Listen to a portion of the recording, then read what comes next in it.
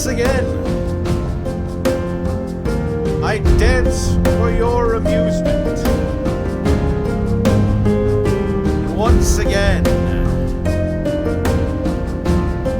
I become the king of the castle.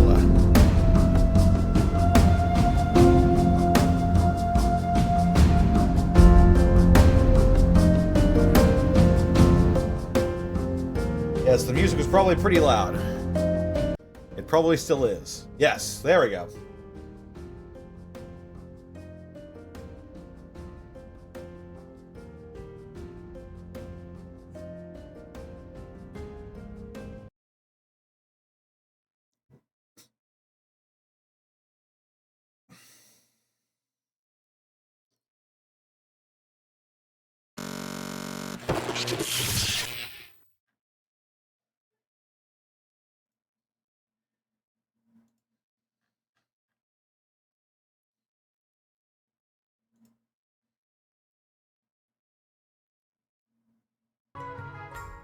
Alrighty.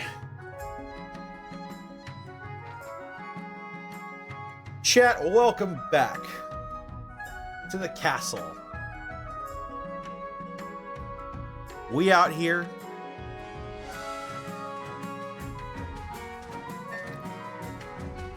We're gonna have a grand evening of mishaps and mayhem. But first and foremost,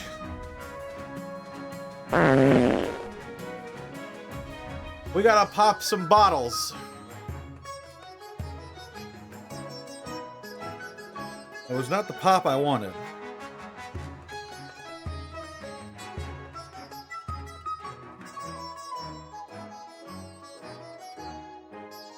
Well, I hope this is carbonated.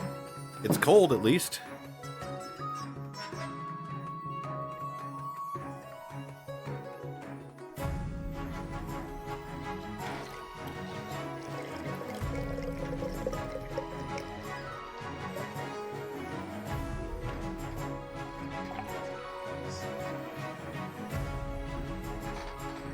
Well, it's frothy. That's a good sign, at least.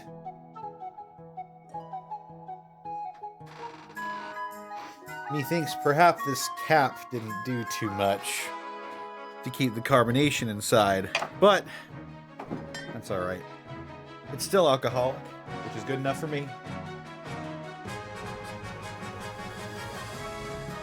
Well, thank you so much, everybody, for stopping by. We are once again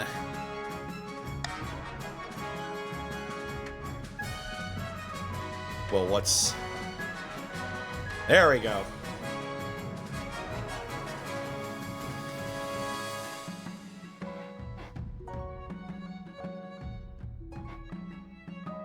Yes, the Distortion Dynasty, ruled by King Connor II. From back in May. Haven't played this game since May. So we're back at it again, once more. Let's see, is this even lightly carbonated?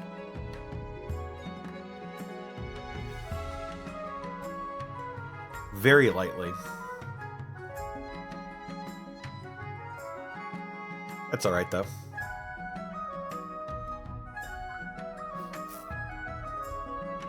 Well, let's go ahead and lock it in here, chat. King Connor II.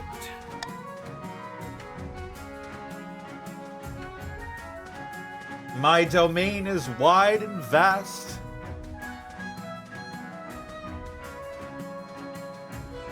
All you have to do is type in !join, as well as your pronouns.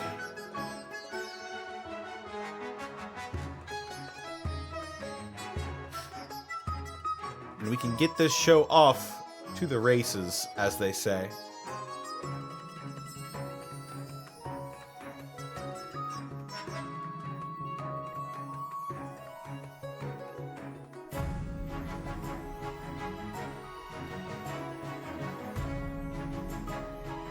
Hey, what's up, Zan? How's it going?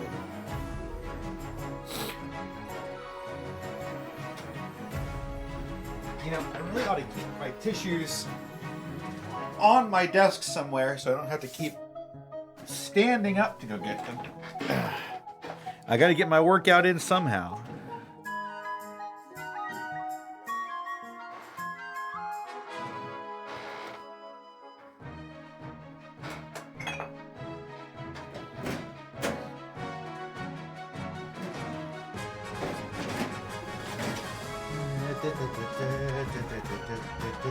There we go.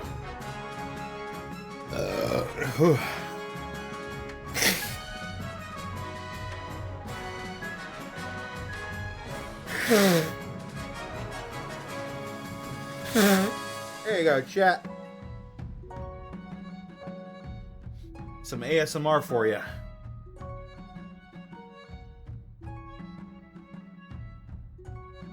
King Connor II Flo. He is him. He is him. Still feeling sick? Not really. Not really feeling sick. I thought I was getting sick again. But I don't think so. I think I just got a stopped up nose is all. Probably wouldn't be drinking beer if I was sick, though.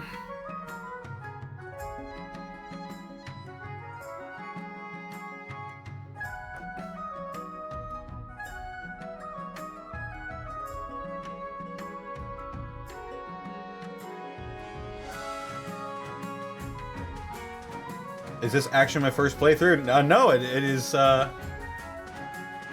this is left over from, oh, right, I still have the text up there. Hang on. Yeah, there we go. This is not my first playthrough.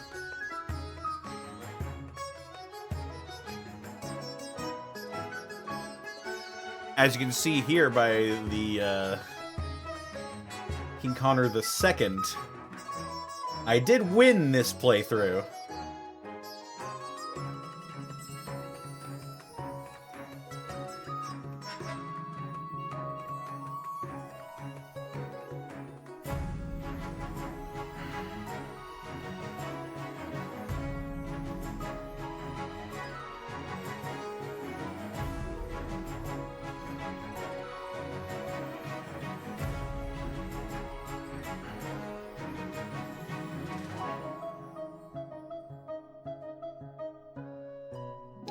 Alright, I guess we can go ahead and start with this. It'll be a little bit unbalanced. We don't have another one. If you want to join at any time, you can type in !join, followed by your pronouns in the chat. I won with a pretty high stakes dice roll. I sure did. Oh my god, and Mikan Pachi raiding with a party of 3. How's it going? Orange soda slime raid? Love it. Delicious. Raiders, if you want to get in on this action, all you gotta do is type in !join, followed by your pronouns, and you can join in as one of my nobles. Right. Well, now that the houses have been balanced, let's go ahead and start this off right. Again, you can join at any time.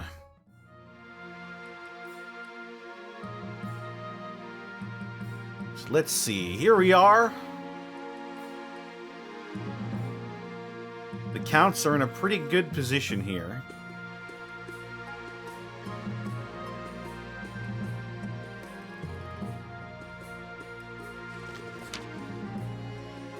Now that you're the king, your first duty is to meet with the Council of Nobles. Let's meet the Counts of the East.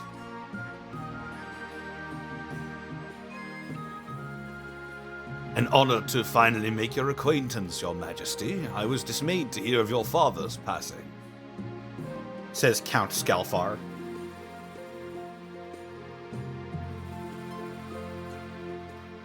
I'm a VTuber. Oh no, you mistake yourself.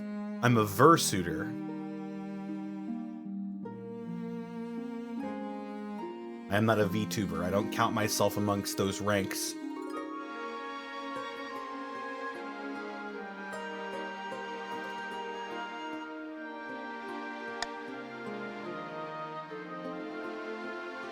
A pleasure, your serene highness. I hope to see our kingdom prosper and grow wealthy under your reign, says Lord Patrician Justin Everyday Reyes.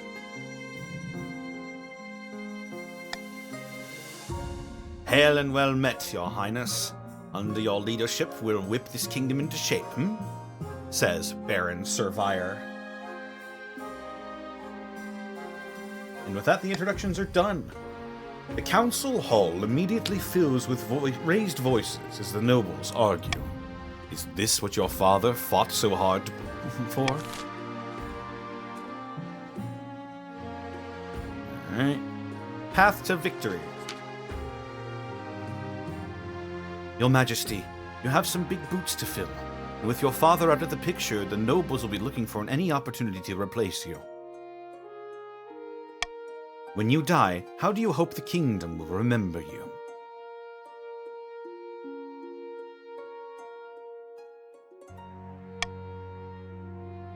Let's see. As a conqueror, as a peacekeeper, as the greatest king who ever lived, as the father of the nation, as the architect of a new golden age, or as a saint? Well, it would be pretty easy for me to have good trade. The last playthrough set me up pretty well there.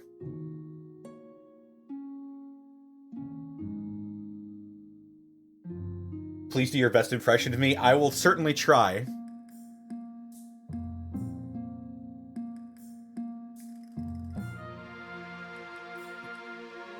I don't promise it will be good, but I promise to try.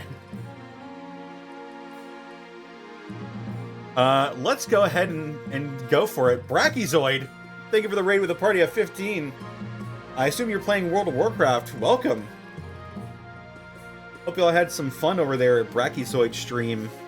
And if you want to get in on some more fun here with King of the Castle, all you gotta do is type in !join, followed by your chosen pronouns. And oh my goodness, the Gentle Bro here as well.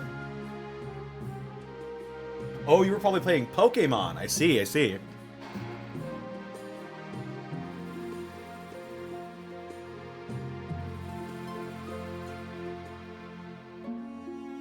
Well, welcome both of you and all of your viewers as well.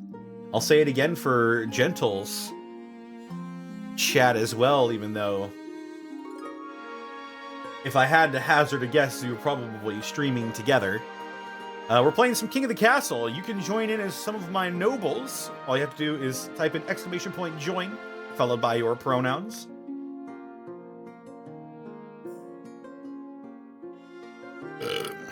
So let's go ahead and I will be the architect of a new golden age. A lofty goal indeed. I suggest over the next few years you'll focus on improving the kingdom's overall trade as much as possible.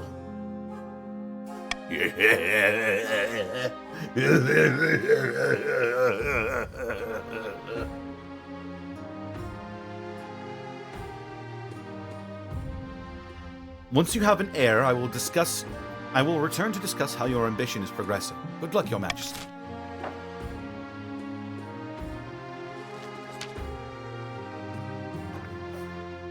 Your Majesty, it was an honor to serve your father, but now it is your time to wear the crown. As is tradition, the council will decide what happens at your coronation. Should I get changed into my waterproof robes, then? It may be for the best, Your Majesty. Shall we call the nobles in? All right. And now you get to vote.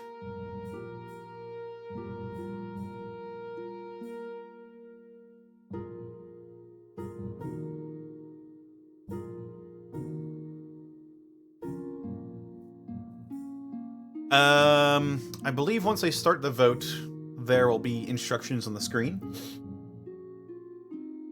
So let's see here. I can A, host a lavish parade with jugglers and fountains of wine. B, proceed with a religious ceremony that honors the ninth god. C, throw the king into the river. Or D, outdated traditions. There's no need for a coronation at all.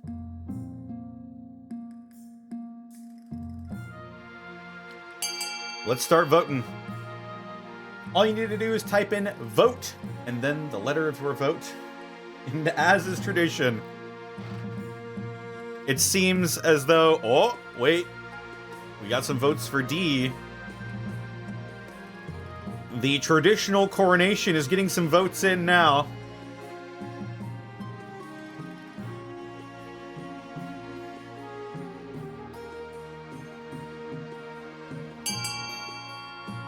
All right, I'll give it maybe 5 more seconds. Oh, I forgot to, hang on, I forgot to launch BikuBot. I'm sorry, hang on. There we go.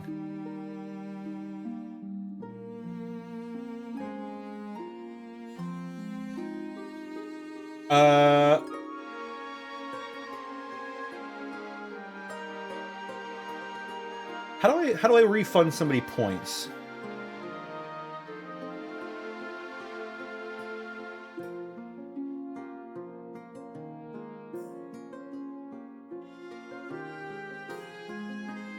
How do I refund someone channel points?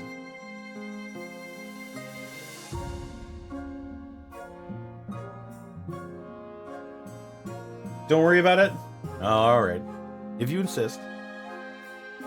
But BikuBot is working now, though, so text-to-speech should work. Well, it looks as though we have voted to throw me into the river. I'm not too upset about that. It is tradition. My forebears were thrown into the river, and I must be thrown into the river as well.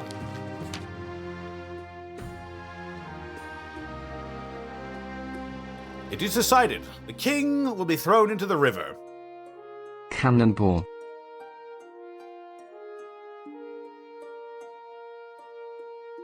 Well, that...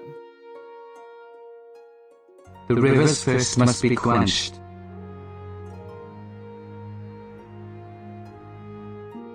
Did you guys hear that?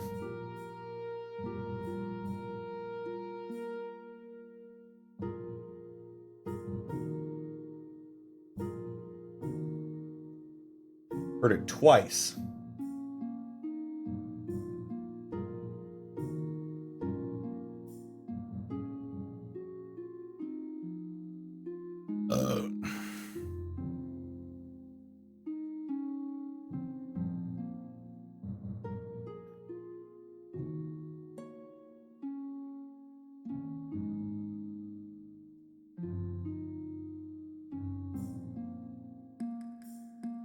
It was an echo? Well, that's weird.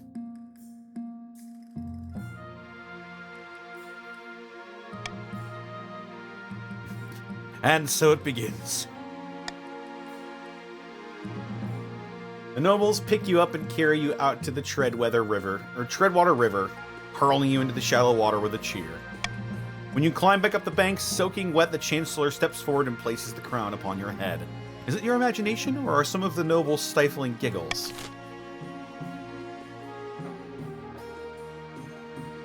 And now it's time to end the season, and you guys get to decide on your plots against me.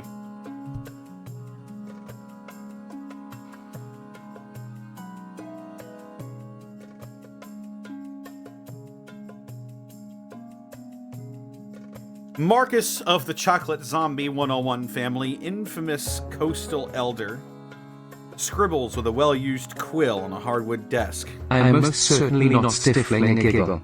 We giggle proudly. Some proud gigglers over here.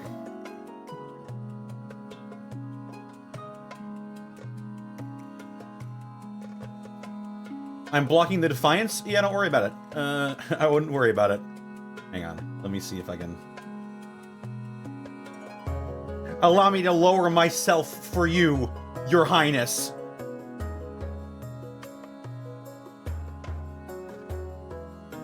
There we go.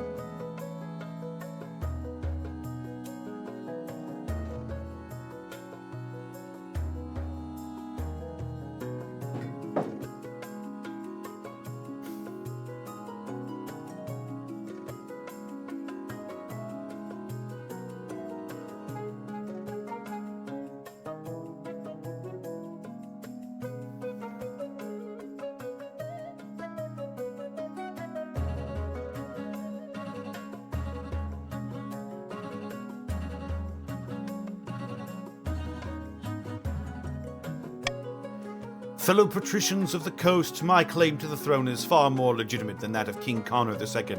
Something must be done. What scheme should the patricians pursue to overthrow the new king and place their preferred claimant Marcus on the throne? Sorcery, subterfuge, or intimidation?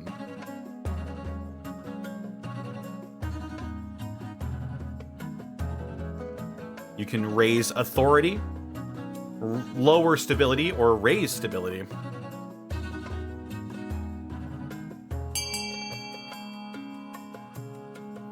We've got one vote. Patricians of the coast need to vote. Our current patricians are listed right here.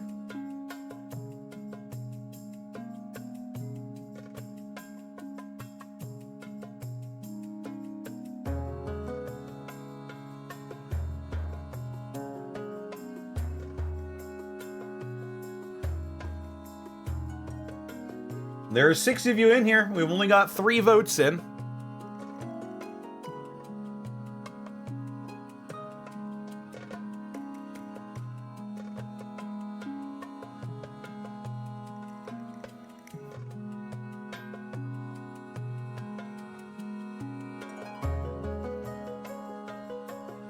Alrighty, I'm gonna call an end to voting in 5 seconds. 5, 4, 3, 2, 1.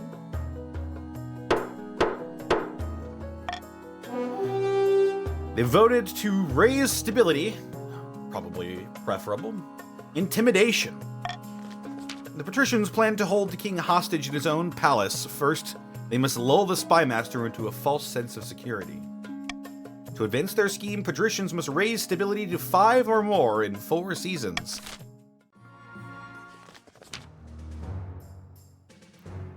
Ulrica of the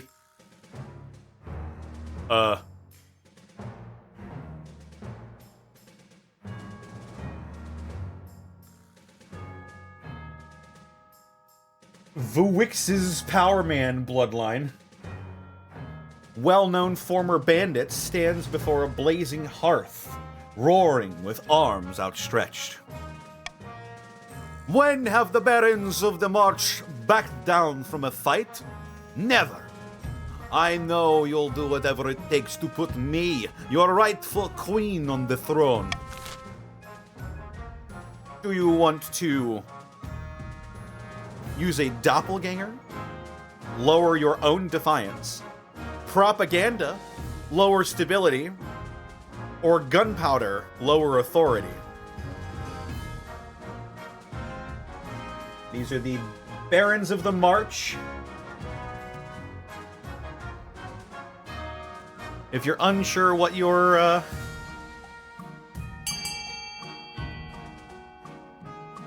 noble house is, here's a list here on the left side of the screen.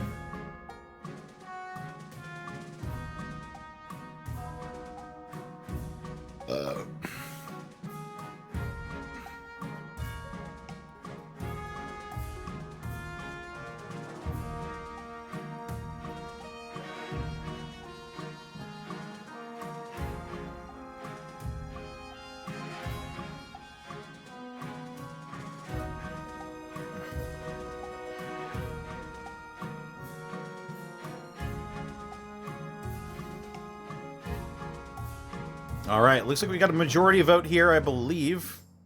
So I'm going to go ahead and call an end of voting.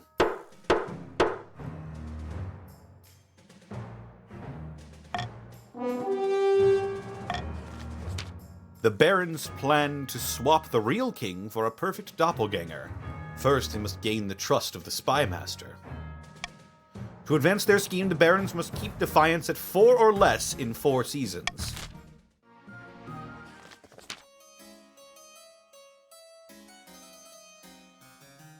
Ricimer of the clever user of Name Dynasty, sinister Eastern prodigy, leans delicately on a podium, whispering carefully.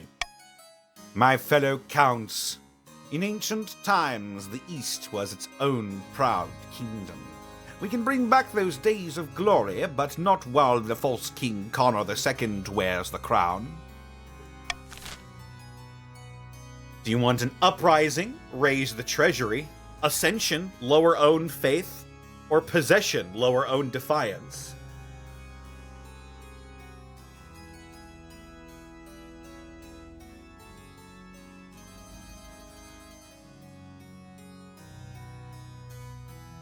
Of course, it is always in the best interest of the counts to have low faith. And for those of you who aren't keeping score at home, your current faith is 0.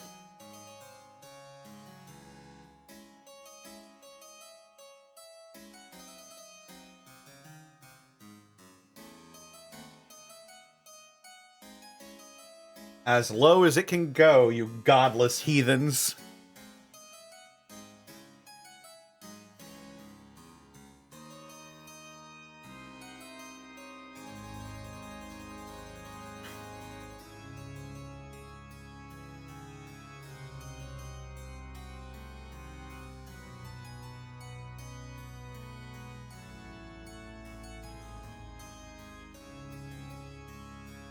All right. I'm going to call an end to voting in 5 seconds.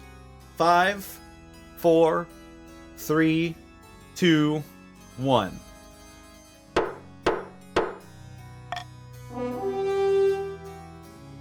Lower own faith. The counts plan to induct the king into their secret cult and offer him immortality in exchange for the throne. First, they must reduce the power of the Eastern Church. To advance their scheme, the counts must lower their faith to 4 or less in 3 seasons. And so it begins.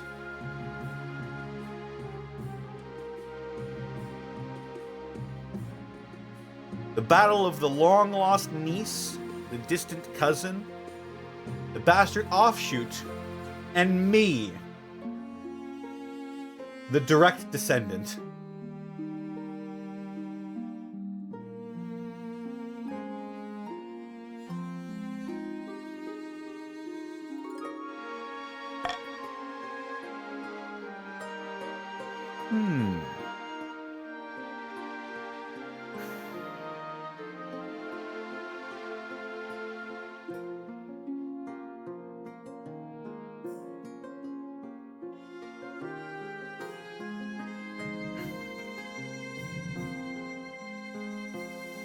I have a choice here.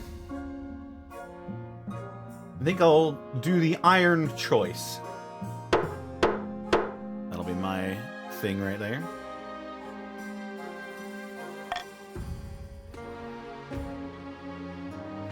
A proposition and the honor guard. Well, a fishy wedding.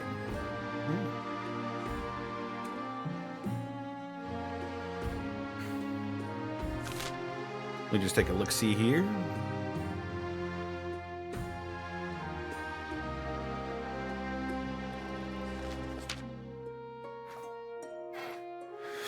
One evening, you're sitting up in bed, reading some paperwork, when a filth-encrusted peasant wanders into your bedchamber, bold as brass. Hello, your Madge. Glad I finally found you. This bloody place is amazing. He's amazed. Mind if I take a seat?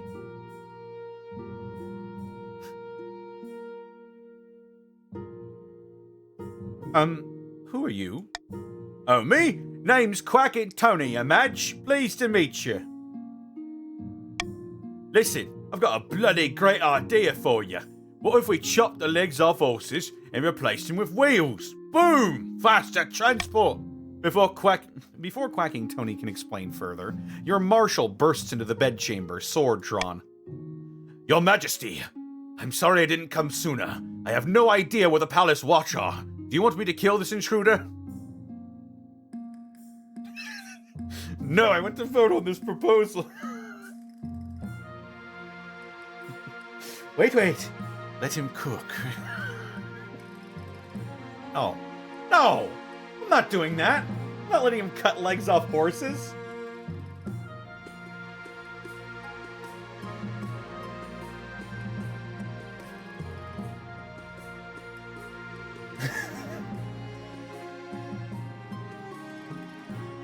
The council demands it? Well, fuck off. Just kick him out. Arms behind your back, scumbag. The peasant is dragged from your bedchamber, still babbling about horse wheels when the marshal returns. She looks grim.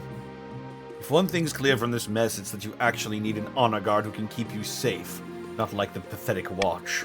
Think carefully, Your Majesty. These guards' loyalties will be divided between you and their region.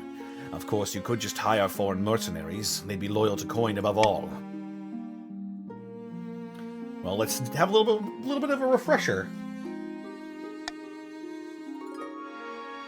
The Order of the Drowned Rose are highly respectable.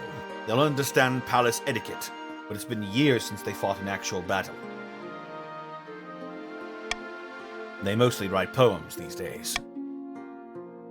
Tell me about the Coastal Gladiators. A gang of low-born crooks who've turned themselves into celebrities through their skill at chopping other people to bits. They're vain and selfish. Their skill in battle is undeniable, but can you trust them? Tell me about the veterans of the March. These soldiers have fought more battles than they've had hot dinners. They'll be uncouth, no doubt, but won't adapt well to palace life. But they're loyal and tough as nails. What foreign mercenaries do you suggest? A band of fearsome fighters from the Tatterlands called the Battle-Bitten Brethren. They specialize on bodyguard work, but they're costly, and hiring foreigners will betray a lack of confidence in our kingdom's fighters. I've made my decision. I await your verdict with bated breath, Your Majesty.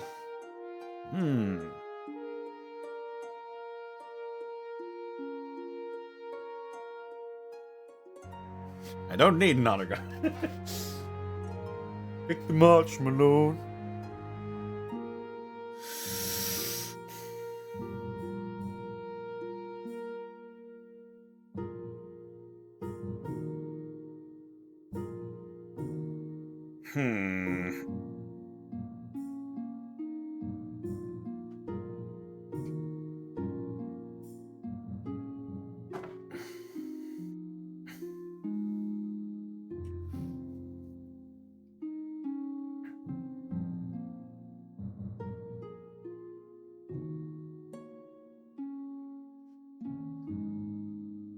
The East will fail and you know it.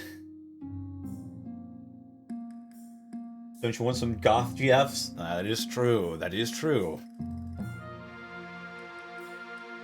Pick who shall cover thine arse, my lord.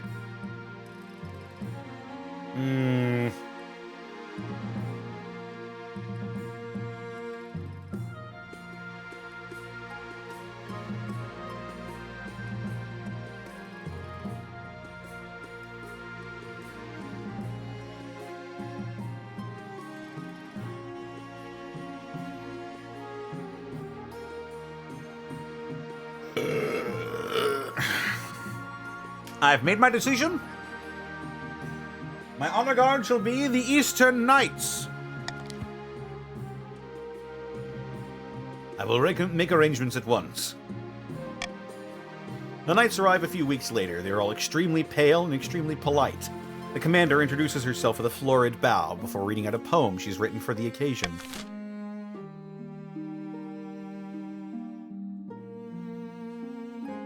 A proposition. Your Majesty, I have an idea, the best since lined parchment, I dare say. An expedition to Chur. Sounds churlish. Don't be so quick to judge, I implore you. The great, unexplored and untamed wilderness far across the eastern sea awaits. You have a lot of wealth at the moment, Your Highness. It's not just sitting around collecting dust. Why not make a sound investment and send explorers to Chur? Who knows what they might find? Treasure, rare materials, ancient history, a new disease. She's a bit too animated when she says the word disease. I have $2. Sounds like a fine idea. Her eyes light up from behind her spectacles. Wonderful news! I shall make preparations immediately. Expect a brief on your desk very soon. Yeah. We finally have a fishy wedding. Your Majesty, the Archduke of Saul has invited you to his forthcoming wedding. Your attendance will help shore up relations between our two great nations. Depths below. Great nation. The Isle of Saul is nothing more than a nest of pirates and cutthroats. And I heard it isn't a proper marriage anyway. The Archduke is marrying a fish. The groom is a finfolk, one of the denizens of the sea, perfectly sapient and actually amphibious. Where the church doesn't agree with a man marrying a fish, dwarf, we mustn't legitimize this farce by allowing the king to attend.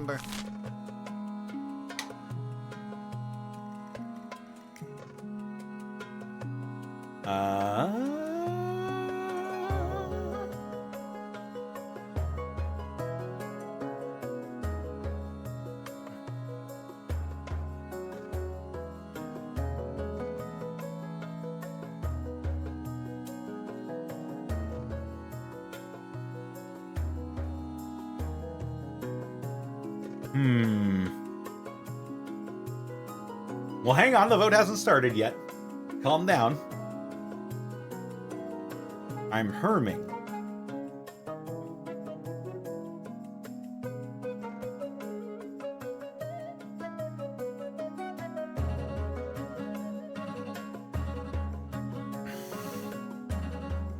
Hey, you know what? I'm just gonna go for it. Here we go. We're off to the races, folks.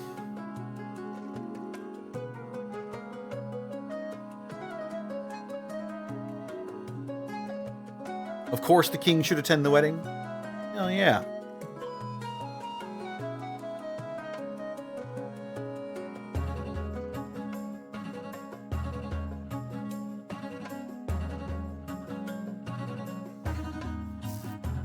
Well, this is pretty telling. With over half the votes, I think the voting should end.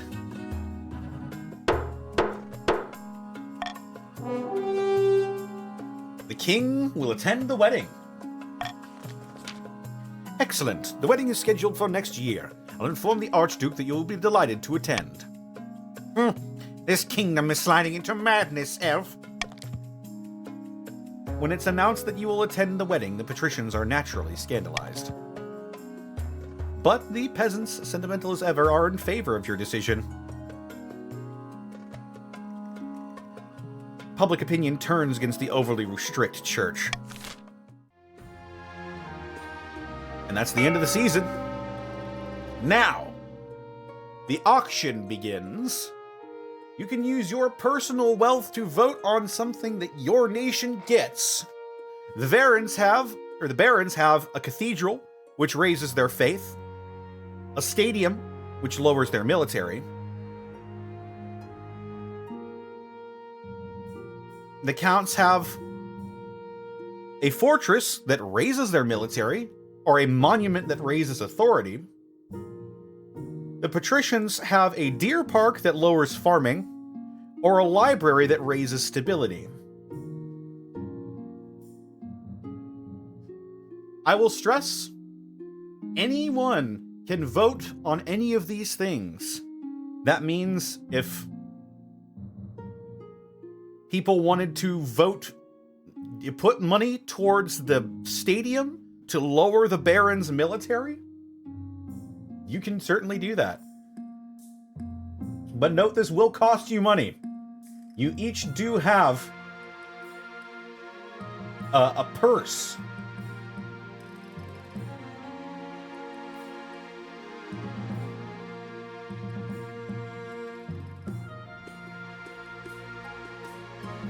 All you need to do is type in fund, and then the letter of your choice, and then the amount of money you wish to fund with.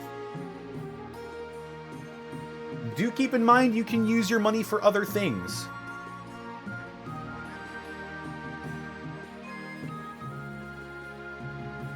Decide amongst yourselves, because the auction has begun.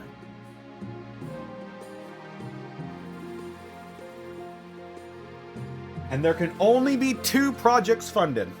It looks right now, the patricians are trying to raise funding for the library. The counts are voting on their military.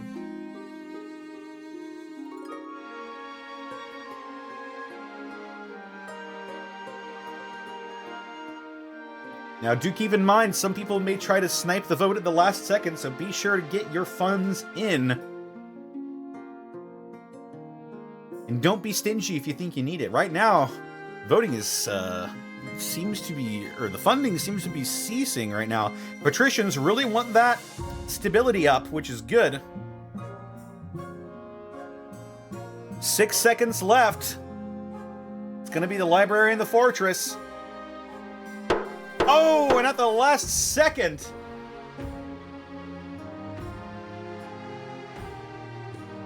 a cathedral and a library.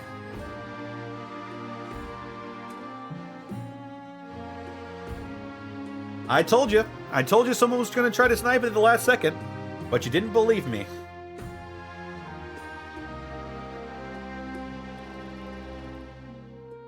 Look at that stability. My goodness.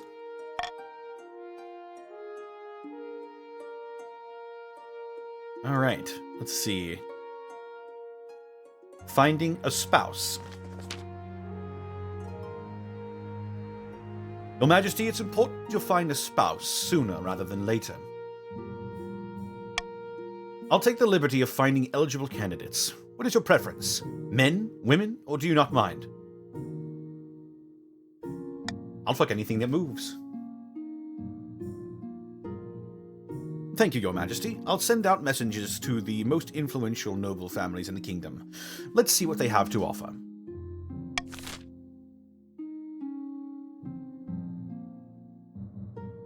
That snipe was to send a message.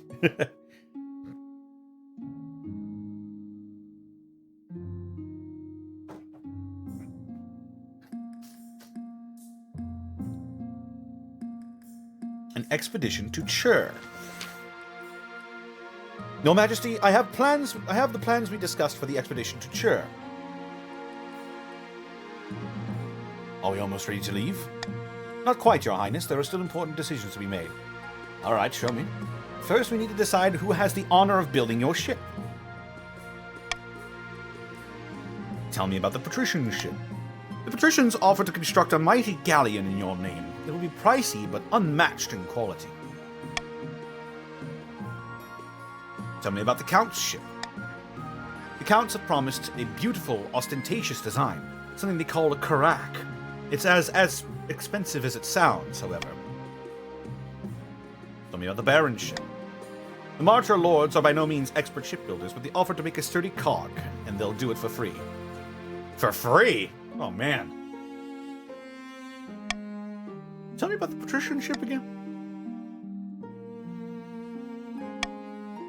Well, they are coastal. You can't beat free. I've heard enough about the ships. Well, Your Highness, which will you choose?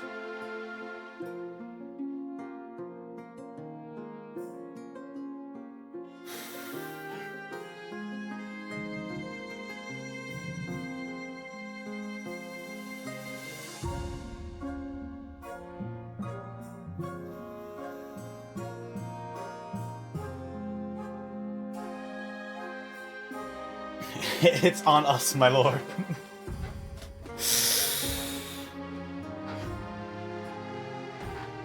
You know, I think on this one, I think I got a splurge.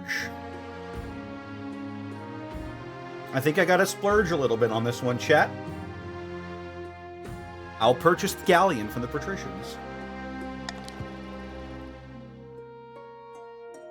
Patricians, enjoy that wealth you just got.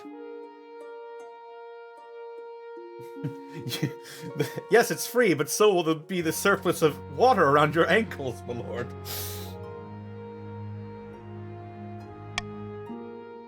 Next, we must decide who will crew your ship.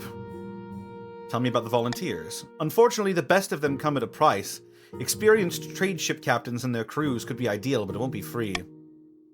There are also those in the Navy who are equally experienced, but enlisting them will reduce our naval strength for a time.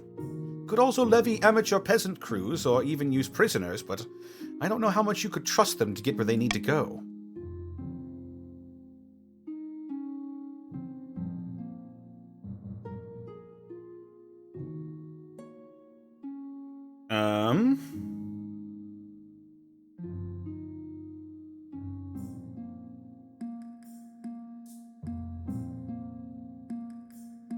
I'll conscript a crew from the Navy. Oh, it lowers your own military. Shit. I'll make the arrangements. There's one more thing, Your Majesty. The ship will be large enough to house additional expedition members and store extra cargo you wish to send across the sea. She hands you a list indicating there's room on the boat for fit in 2 options.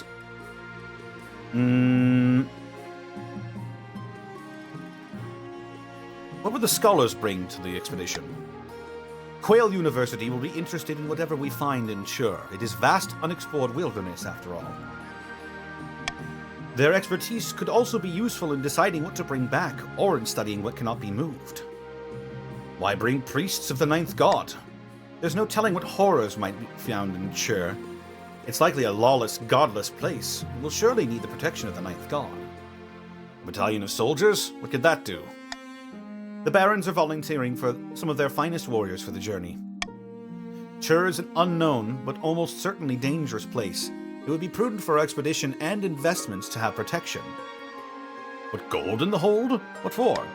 It may sound far-fetched, Your Majesty, but there is every possibility that Chur is inhabited. With valuables, we could trade with the locals whatever secrets or rare resources they possess.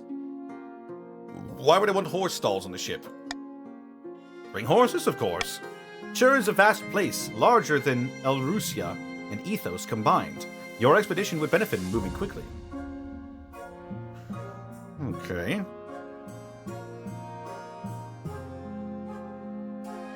I think I'm ready to make my choices.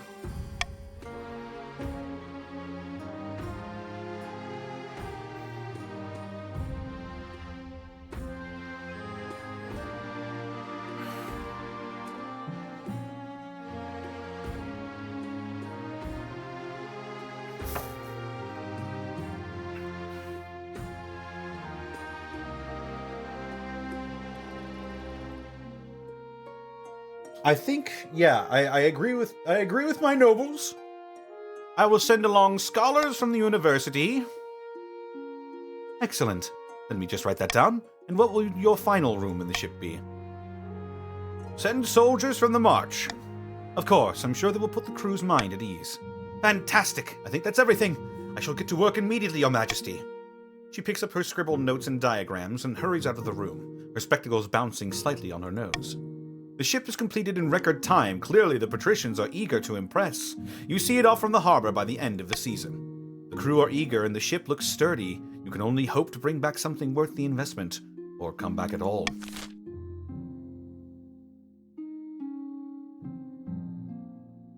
All right, nobles. Hopefully this will go well. Our kingdom will flourish with what they find in Chur. An island rises. Your Serene Highness, your August Majesty, something most strange occurred in the Ghost Sea. A new island has risen halfway between our shores and the Isle of Sol. The Finfolk raised it from the depths using their weird ocean magic. It's true, Your Majesty. The Finfolk raised an island to celebrate the marriage of their prince to the Archduke of Sol. They will gift it to him on the day of the ceremony. This is terrible news. That island is of immense strategic importance. We can't let it fall into Salish hands. Eesh.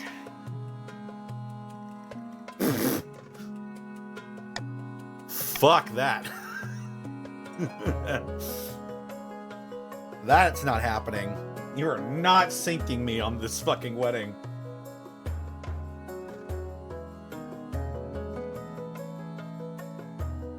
Alright. We can either A, send the king to conduct secret negotiations with the Finfolk. B, the king shall just attend the wedding as planned. Or D, send the king to seduce the Finfolk prince, sabotaging the wedding.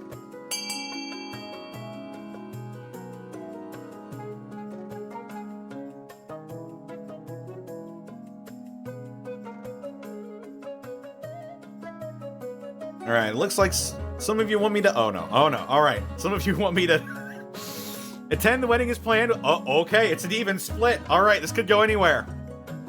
Send the king to conduct secret negotiations with the Finfolk.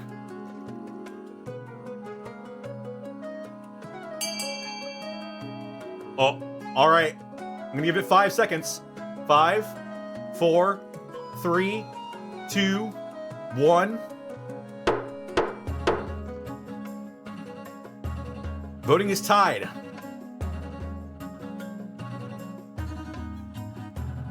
Now, I know this is what you all want me to do, but I've done it before. Alright? I don't want to seduce the Finfolk prince again. So I'm going to conduct negotiations with the Finfolk.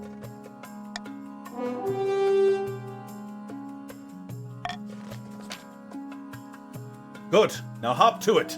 I don't care what you offer them. Get that island.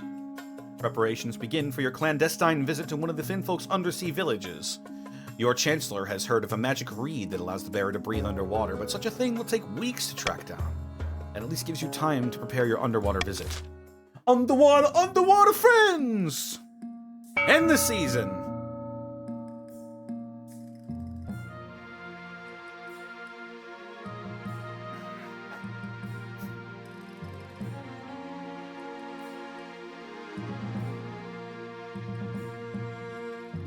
Well, well, well.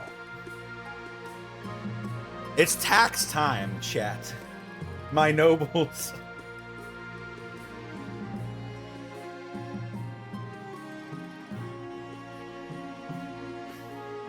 Now's the time where I can decide to either bribe some people or tax them a little bit harder. And you know, I'm a little low on funds after that expedition. I think maybe the barons could part with a little money, right? Right, guys? We offered a free ship? Yeah, but you didn't build a free ship.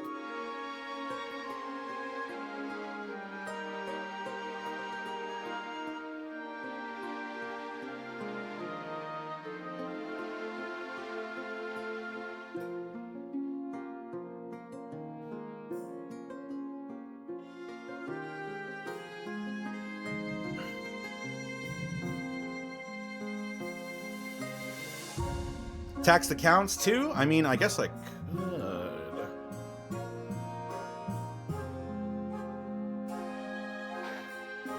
I can spare the Defiance. Tax everyone? I guess I could.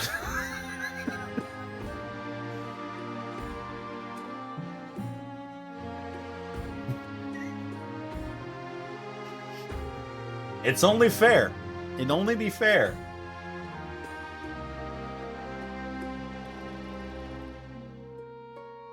Look at my wealth! Look at my vast riches!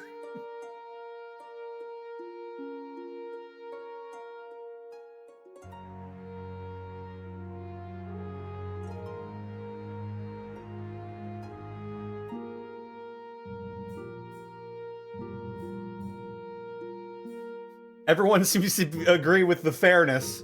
Everyone gets taxed equally. You know? They're harsh taxes, but everyone's getting them equally.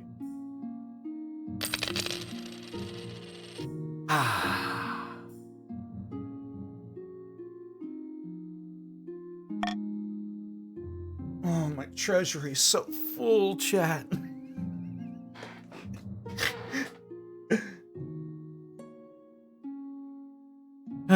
Let's see what we got here. Dynasty event. Ooh. Eligible options. All right. I found 3 potential matches for you. 1 eligible young candidate from each of the kingdom's 3 regions. Choose wisely. You'll be securing a powerful alliance. I like how it's the Chancellor doing it this time and not the mother. Because she's probably long dead. We need my lord very quick. He's making lewd remarks again. Step Treasury, what are you... What are you doing, Step Tax Man? Hang on, I gotta top myself off. You ready?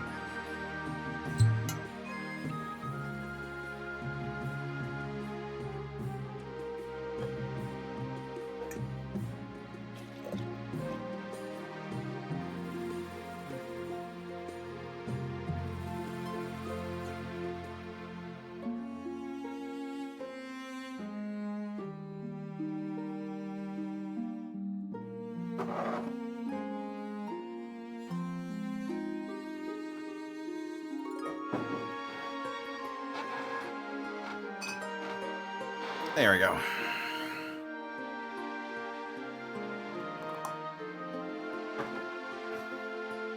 I would have preferred a little carbonation,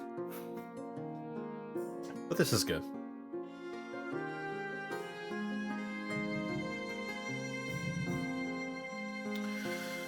You'll be securing a powerful alliance. Yes, I know.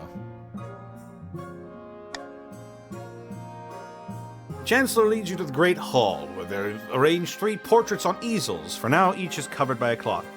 Wait, I don't even get to meet them? There's no time for sentiment. You just need to match one that befits your station and suits your political needs. They whisk away the cloth from the first portrait.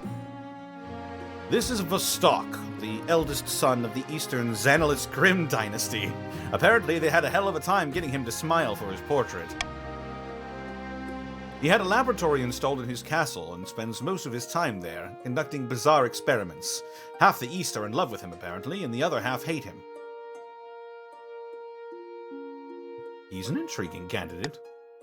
From the coast, we have Arena, a wealthy heiress to Lord Patrician Vidi Sora 32's estate. 32 the Second's estate. I mean, just look at her. She's gorgeous. Apparently she's got a silver tongue, too.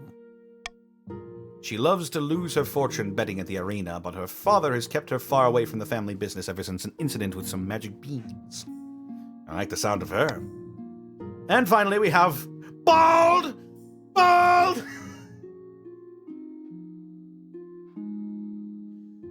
We have the March Offerings, Maximilian, scion of the prestigious clever deity bloodline. A timid fellow, not the kind that does well in the march. Bless him, perhaps the palace would suit him better. Like most barons, he has a great passion for hunting. No beast is safe from his crossbow. He's also said to be obsessed with carving a place of himself for history. My eyes. Sounds like a laugh. What do you think? Of course, by picking a candidate, you'll anger the other regions. But you'll gain a lifelong alliance.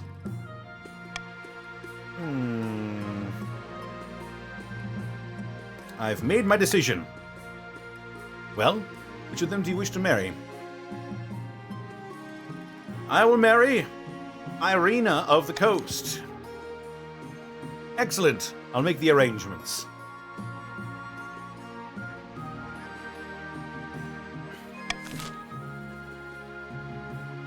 There you go. Dynasty event. The Archbishop's Fury. You're enjoying a peaceful breakfast when the Archbishop barges into your dining hall waving a scrap of paper. Your Majesty, this is an outrage! This was nailed to the door of the cathedral this morning by some two-bit priest called Smote Lemongrave. Great name. It's short for May I be smote by the ninth god if I ever prove unworthy. A religious family, the Lemongraves. Anyway, his name is not important. This is an essay decrying the church, making all sorts of fantastical accusations. What exactly are his issues? He claims that we're corrupt, just because we're selling premium tickets to a cushy afterlife at 100 gold a pop. And he wants the church to officially change the 4th sentence of page 118 of the Holy Book so that it forbids selfishness instead of elfishness. He claims it's a typo, just because elves aren't real.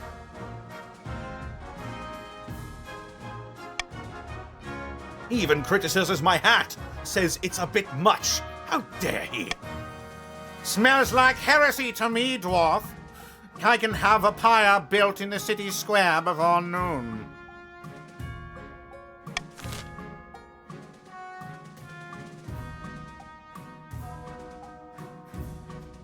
I love. I know the Grand Inquisitor is a woman, but I love making Saltspire her voice. You have sullied your hands with filthy parchments of heresy, guardsman. How do you plead? Wait, what? No! Too late, heretic. Let's see. Let's see now. We can track down Smote Lemongrave and have him burned at the stake. We can destroy the heretical missive and leave it at that. Or have the church address these concerns.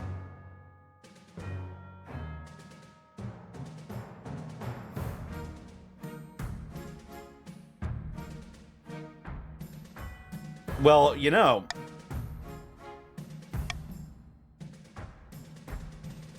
chat. Lowering stability is what the patricians want. And the counts want to lower faith as well. Just to keep that in mind. Keeping that in mind for all of you.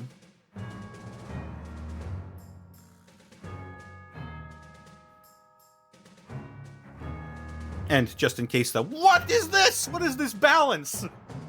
Hang on a minute. Choto fucking mate.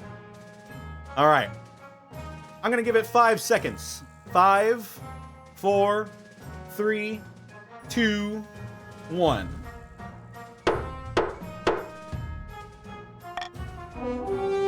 Track down Smote Lemongrave and have him burned at the stake.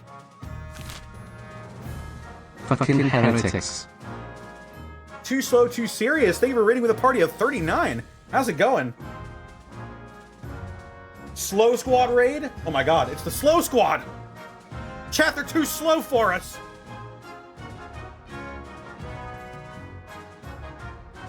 They're moving so slow, it's throwing me off! Oh my god, how's it going, everybody?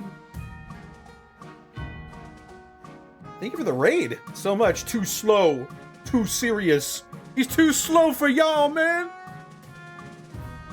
How's it going, everybody? Welcome. I do not recognize you. And for those of you who do not recognize me, my name is Distortion Devil. Well, I go by Distortion Devil. My name is Connor. That's what most people call me.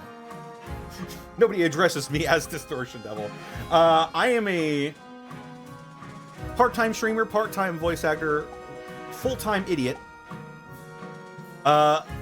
professional role player.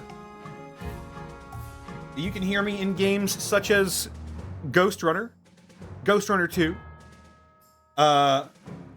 Chess of Blades, Herald and Interactive Period Drama, and some other stuff I can't talk about.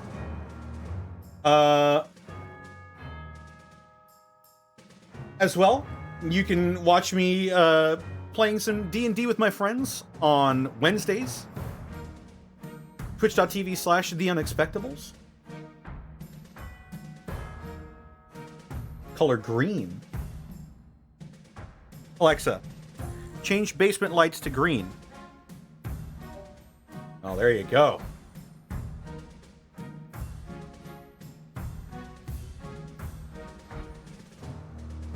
But yes, welcome. Welcome, Raiders. I have LED lights in my basement.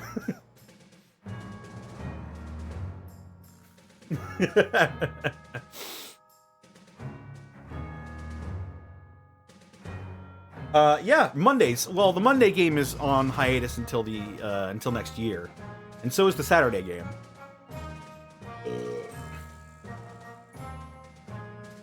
But yes, welcome. Hope you had a fantastic time over at Too Slow, Too Serious.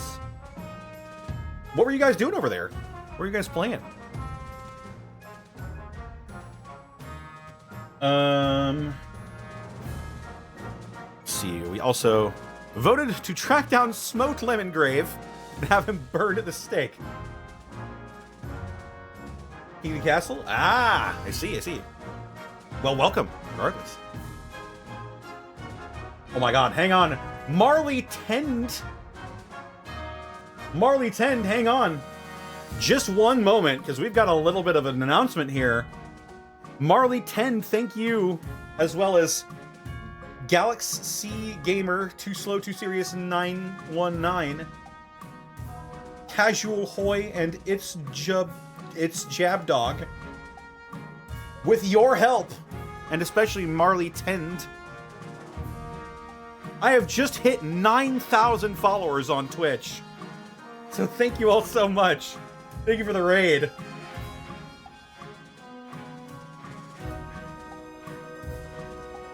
$9,000. That is crazy to think about.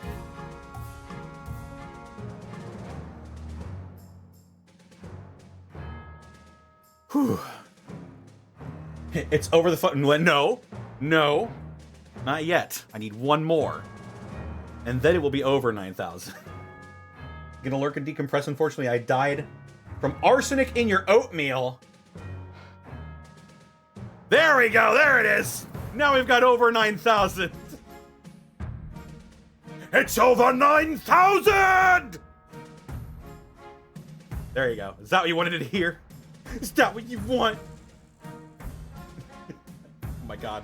Insane Lizagrave, thank you for the 100 bits. Appreciate it. Oh, man. Was watching DBZA commentary before this too? Yeah. Oh, man. Right. Well, we gotta do it, chat. We gotta have me survive in Too Slow, Too Serious's honor. So let's get right to it. Before the end of the day, Smote Lemongrave is tied to a stake in City Square. As the flames lick his feet, he shouts that his words do not die with him. He's right. A splinter faction of the church uses the newfangled printing press to churn out thousands of copies of the so-called Martyr's Missive. Lemongrave's criticisms ring true to the peasantry, especially in light of his persecution. Maybe selfishness is 9,000, let's go. Maybe even worse than being an elf. Soon, there are widespread riots across the kingdom, and the church is widely scorned as venal and corrupt.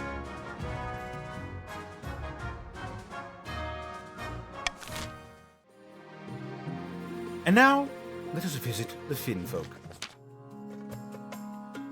Marley 10, thank you for the bit. Celebratory bit for reaching 9,000 followers. Thank you so much.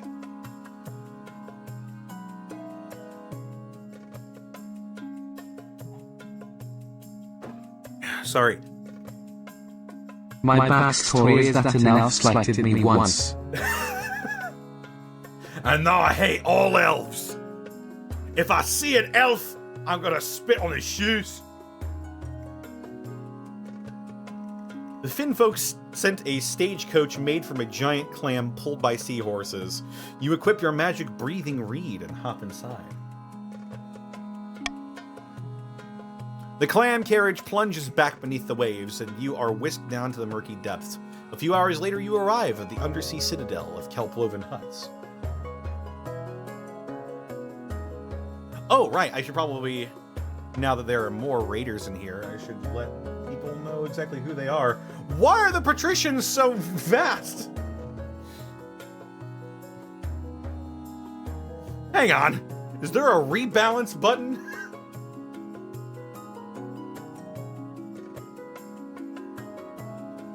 Choto a fucking mate.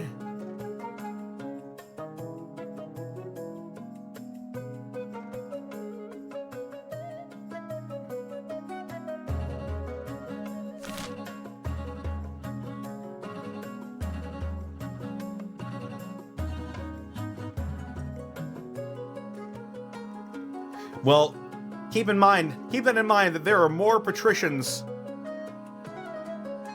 There are more patricians than both the counts and the barons, so counts and barons, keep that in mind when a vote comes up.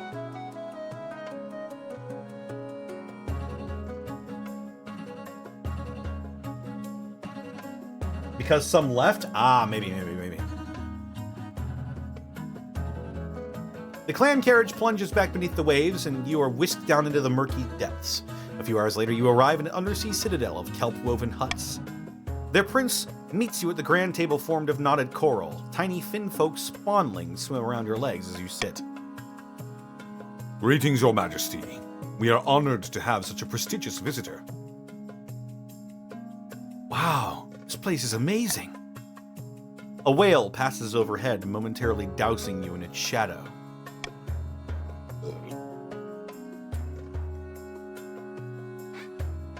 So you're here to discuss my betrothal to Archduke Shomo and the island I'm giving him as a dowry. The Finfolk Prince is Arkov. The Finfolk Prince is Arkov? Greetings and salutations to Your Majesty.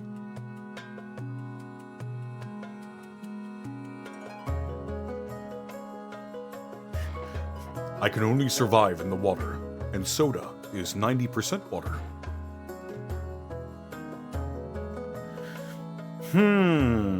First of all, I must offer my congratulations. Thank you. Unlike most of my kind, I believe that Finfolk and surface folk must get along. This wedding is the first step in that process.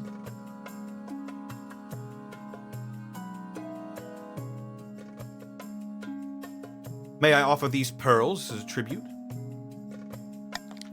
Thank you. Most generous.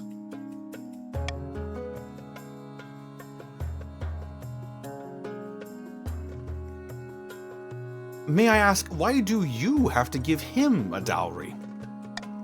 Well, it's a very small island.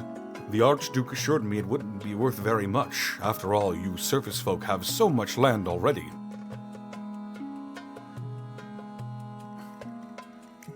Actually, the island is worth a huge amount to us. Oh, really? How interesting. The Archduke told me differently.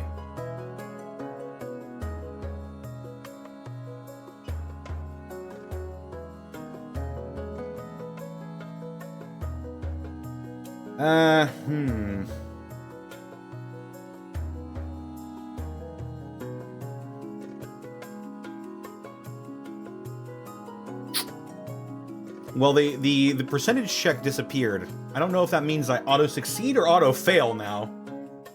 I did, quote-unquote, bribe him.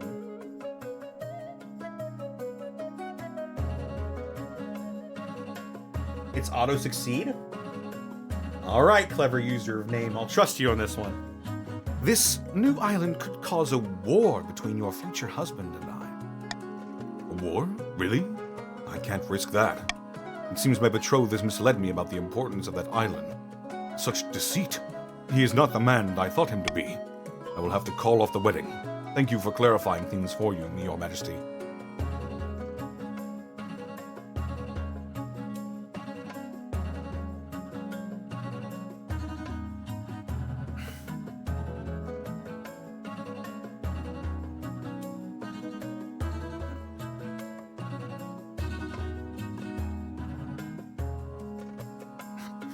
I'm not sure why it's giving me these two options.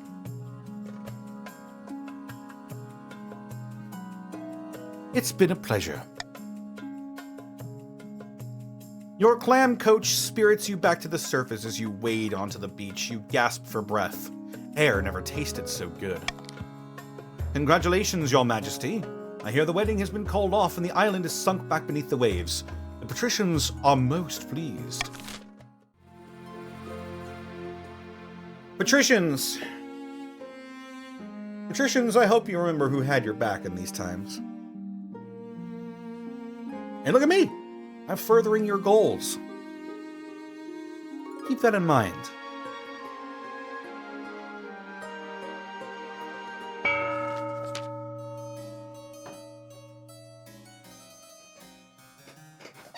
In a tiny village far to the east, two counts meet in a derelict tavern. No one dares even glance in their direction. Peasants across my lands are all rejecting the ninth god. Yes, and tithe collectors don't dare knock at the door to my keep.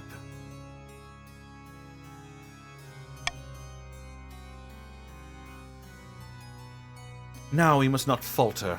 The king grows proud, we can offer him the ultimate reward, immortality. For the next stage of their scheme, the counts must raise authority to 5 or more in 4 seasons. Uh-oh.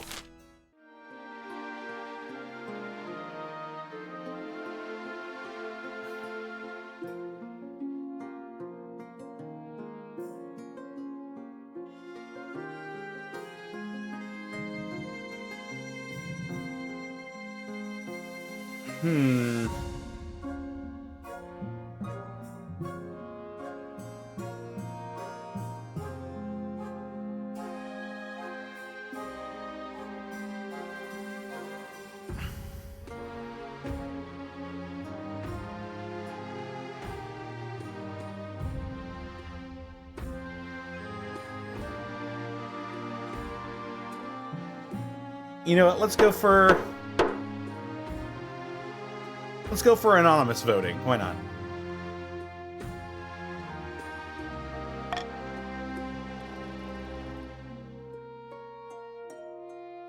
True Believers, the Royal Wedding, and Stop the Presses. More Dynasty events.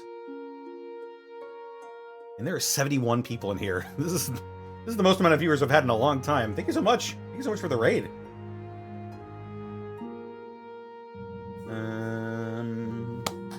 Let's see. Dynasty event. Let's go for Stop the Presses first.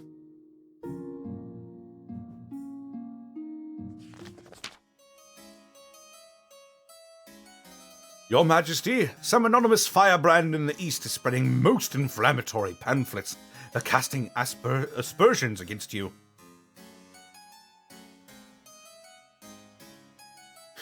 What's new? Something's different this time. They're not just calling you a bad king, they're criticizing the very concept of a monarchy. This is republicanism. And not in Kurth, but in our very own kingdom. What should we do?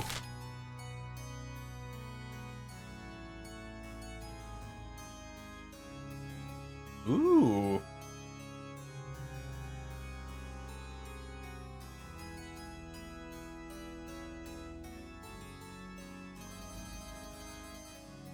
Hey, patricians, you... Or wait, no. I want to lower stability.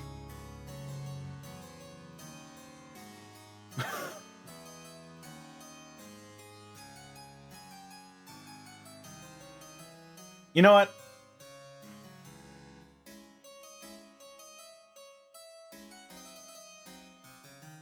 This is a free-for-all.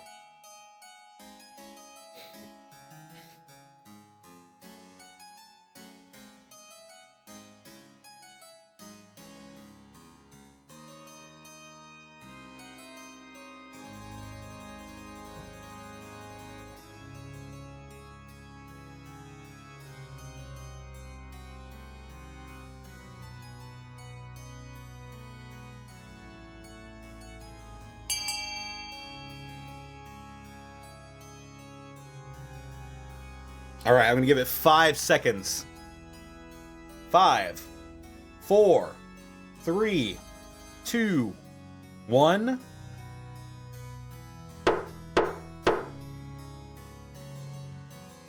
We are voting to forbid the use of printing presses altogether.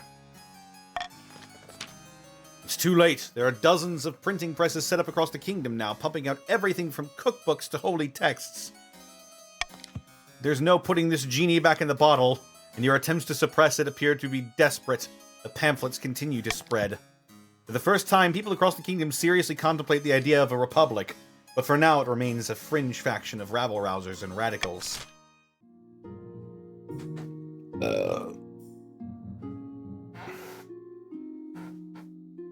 Oh no, my authority.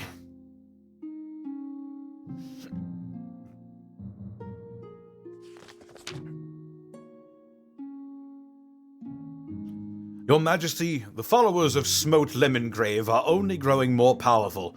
They're calling themselves the United Separatist Church of Radical Reformation and True Belief. Or the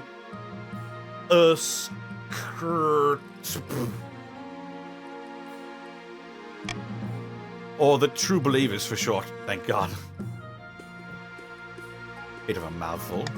Yes, but that's not stopping their popularity. Clearly, this king is incapable of bearing the weight of the crown. Shut up. Shut the fuck up, Thunderous, please. Those accursed printing presses, they're spreading pamphlets across the kingdom faster than we can confiscate them. Even some of my priests are being convinced. What can we do? They want to get rid of me and my hat.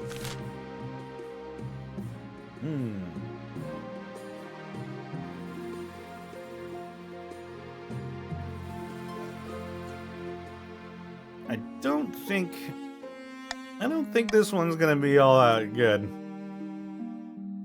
The rest is funny, so fight for me. Forbid the use of printing presses altogether, allow pamphlets to circulate, or fight fire with fire and print counter pamphlets.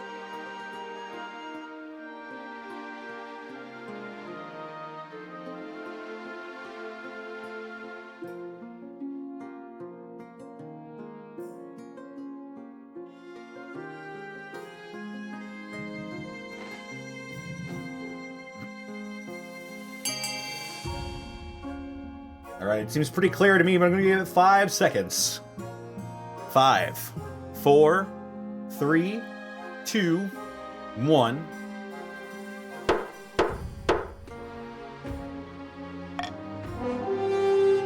Fight fire with fire, print counter pamphlets. Let's see how it goes.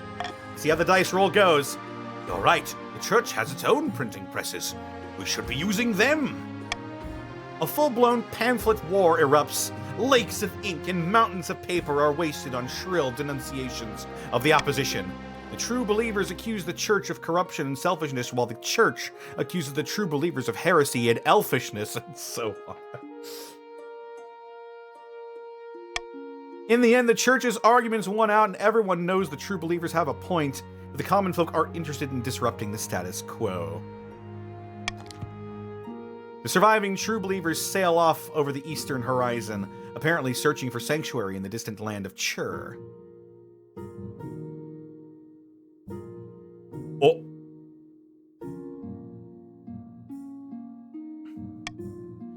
Good thing you'll not have to worry about them anymore.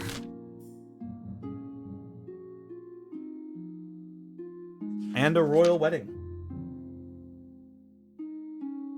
Your wedding to Irina is naturally the talk of the kingdom. Nobles and peasants alike travel from across the realm to attend.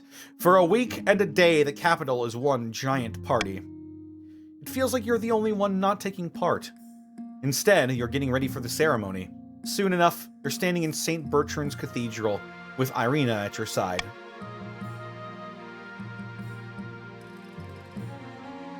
Do you take this woman as your lawfully wedded wife? I do. And I pronounce you king and wife. After the wedding, of course, there's a feast. And after the feast, a dance. Your new wife, Irina, laps up the attention, delivering a witty speech in which she flatters you outrageously. No, be more defiant. By the time you find yourself alone with Irina, it's past midnight and you've never felt more tired. You danced so very beautifully. It was such a wonderful day, wasn't it? I agree. You endure a long conversation in which Irina seems determined to flatter you relentlessly and agree with everything you say. By night's end, you still don't know who Irina is. Her real personality is concealed beneath 100 layers of etiquette. You go to your separate bedchambers, still strangers. Yo. Anchored a few miles from the sunny coast, Lord Patrician Papusa Monkey has invited his closest confidants aboard his yacht. Our plans are going better than expected. The Spymaster thinks all is well in the kingdom. Thanks to her lack of attention, we've made a fortune selling weapons to the Ashmedian Empire, even though it's forbidden.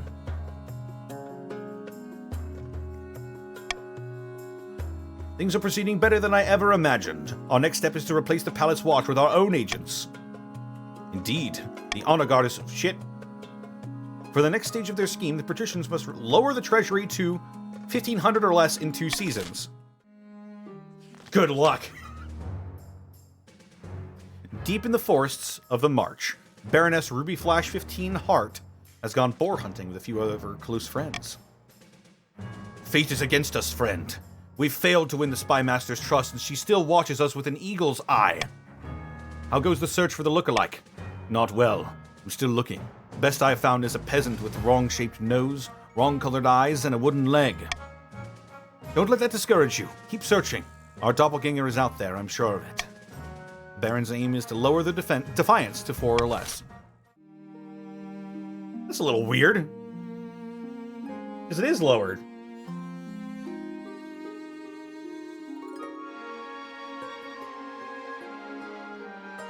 Maybe it'll give you the cutscene when we load in.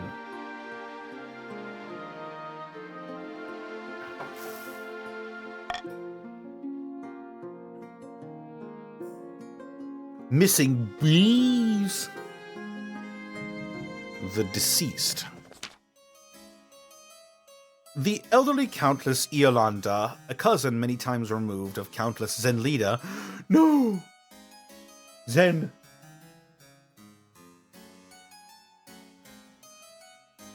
Girlfriend. Died in her sleep last week. She was nearly 90, would you believe? Better than most of us get. Indeed, Your Majesty, she stayed at home in the East most of the time, enjoying herself. But she could have spent more time on her accounts. She died without a will, and the nobles are scrabbling for her estate. Countess Iolanda was my relative. I wrote to her at least once a year. Of course, the estate should be mine. My late great-grandfather used to play backgammon with her. He swore that she intended to leave it to our family. By the blood of the dead, that's a pitiful claim. We could give the estate to Countess Zenlida. Give the estate to Lord Patrician TL73. Redistribute the estate amongst the eastern peasants. Or claim the estate for the treasury. I don't have a horse in this race, I guess. Go for it, man!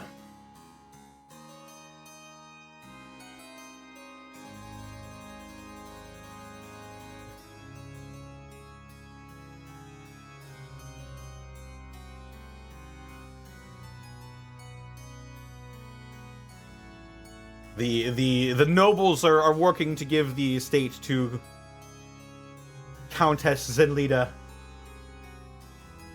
Mama needs that head polish. Bald! Bald!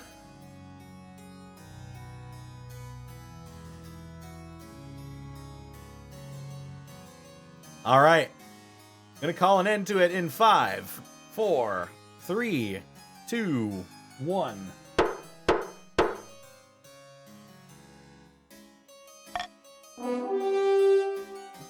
Give the estate to Countess Zenlida.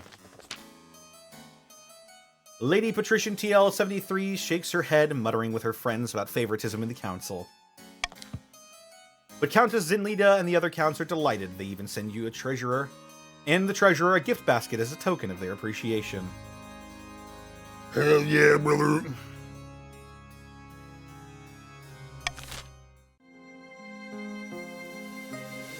Missing bees. Your Highness, terrible news from the east. The bees have vanished. But my breakfast, honey. I fear it has wider implications than your breakfast, Your Highness. We counts rely on our bees for our honey trade. But worse, in the east, bees are bringers of good fortune. We look after them, and they look after us. It's a grim omen indeed if they've deserted us. Our serfs are scared that we've offended the bees somehow. We must track them down.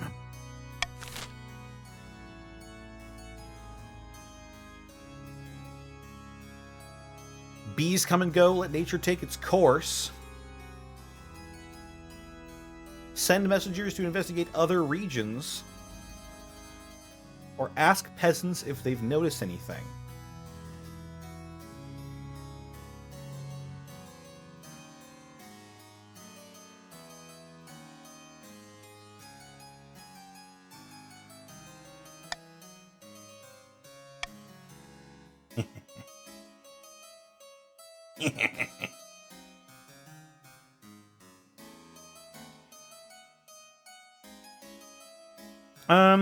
Should do one on.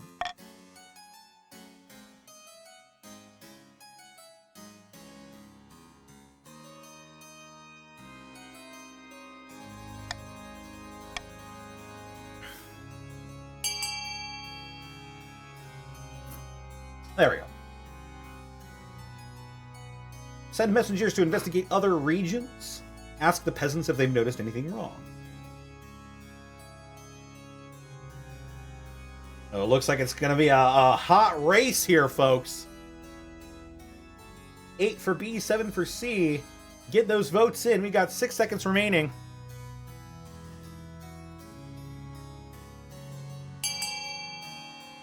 Gonna give it 5 more seconds. 5, 4, 3, 2, 1. And that's a tied vote, chat. It is now my decision. Send messengers to investigate other areas or ask peasants if they noticed anything wrong. You know, the peasants ought to know, right?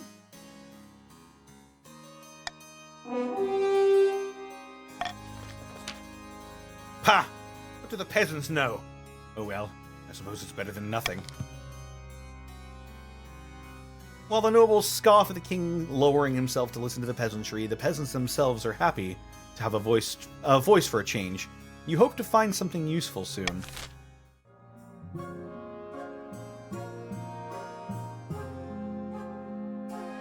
Debt collection. The council has ended early for the day, so you're quite surprised when Countess Marley Tend corners you in a back passage of your castle before dusk. Greetings, Your Majesty. Apologies for surprising you like this, but I have an urgent matter that I thought we'd want to hear in private before I go to the council. Your wife, the Queen Consort, how do I put this? She owes me a lot of money. Gambling debts, mainly. She borrowed quite a lot from me to recover lost funds, but now it's time to collect, and she's been avoiding me.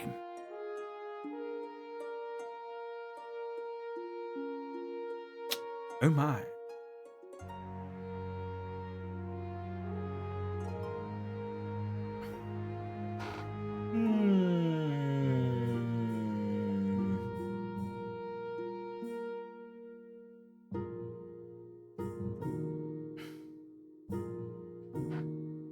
I can't help you with this. That's unfortunate, Your Grace. Still, I thank you for your time. My king, arrest this loan shark. She scurries away to the darkness of your corridors. During your council's next meeting, Countess Marley Tend levels the same accusations against Irina, only this time in public. At this stage, you're powerless to step in, and the council vote will determine Irina's fate.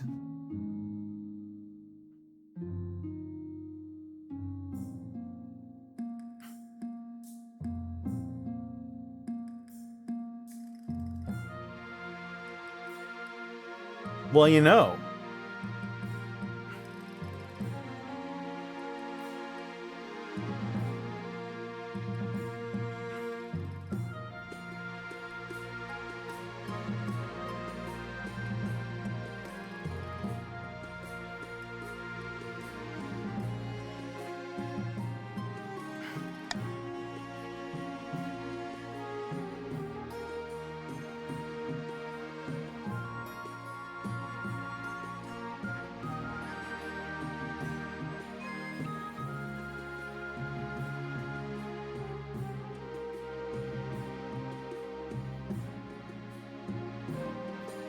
We would like to see, Your Majesty.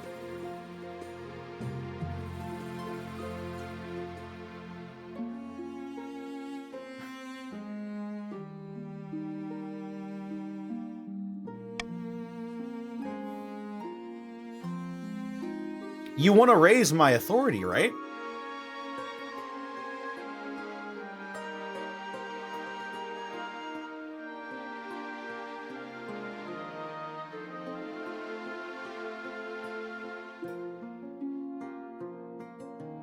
Yeah, but the Iron Choice raises authority.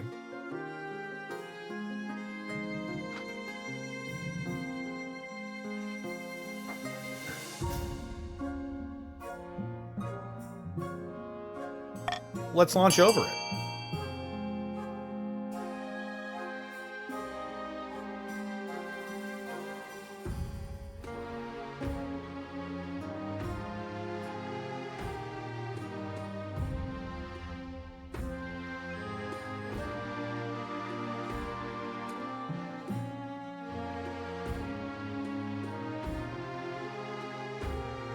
Five seconds.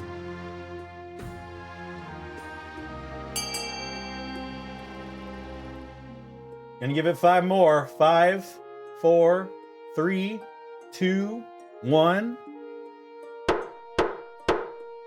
Would you look at that? Force the other patricians to cover the queen consort's debts. A fitting compromise, some would say, but the patricians are unhappy about covering for the queen consort. Irina awkwardly avoids your gaze as Countess Marley 10 starts to count out her coin.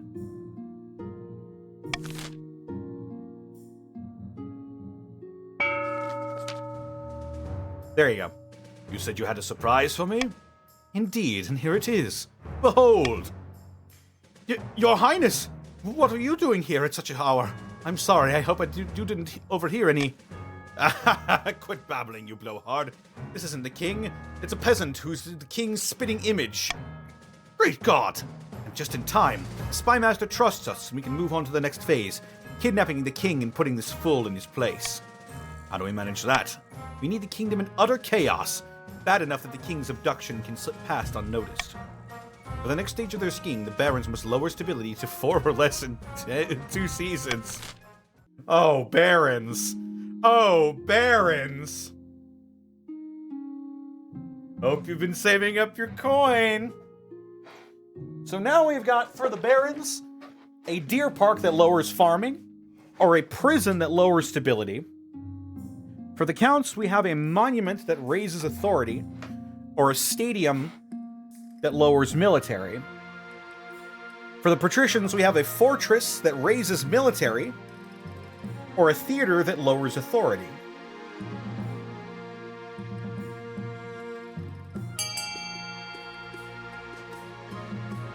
You taxed us into poverty, you bastard? I taxed all of you into poverty.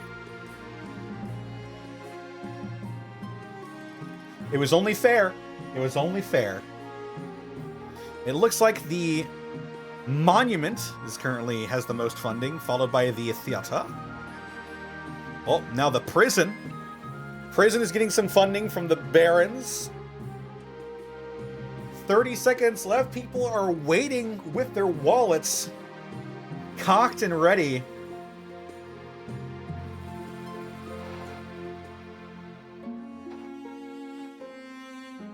Are we going to try to snipe at the last second? Who knows? It is the monument and the theater. 5 seconds.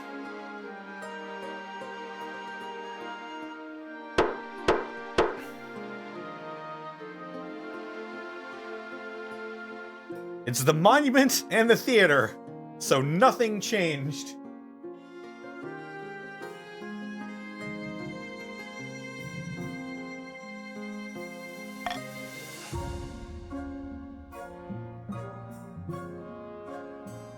About your heir. Your marriage to Irina is not what you'd hoped. She seldom sleeps in your bed, and over breakfast you exchange only a few frosty words before she departs to meet some friends for a card game. The last thing on your mind is procuring an heir, but with the needs of the kingdom must prevail. Congratulations are in order. The royal wedding was a magnificent affair, but something's still missing. You need an heir. You need someone young, whose loyalty is assured. A child of your own would do the trick, even if they're a bastard, or the youngest of your many cousins.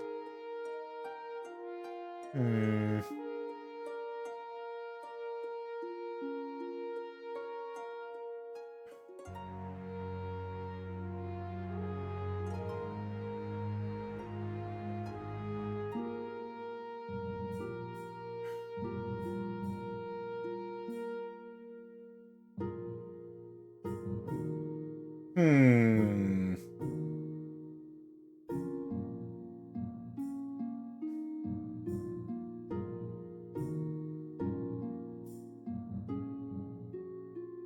a d4? I guess I could. No. Not my Febreze wallflower scent bulbs. Bochickabawu Tilda. Bo chickabow.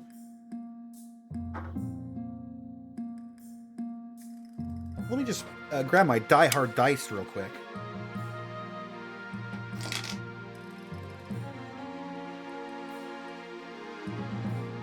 Let's see.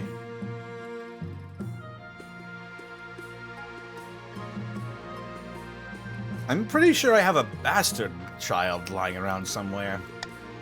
The church won't be happy, but they're just as keen to avoid a civil war as we are. They'll legitimize the bastard without much fuss. I'll meet with the Archbishop tomorrow.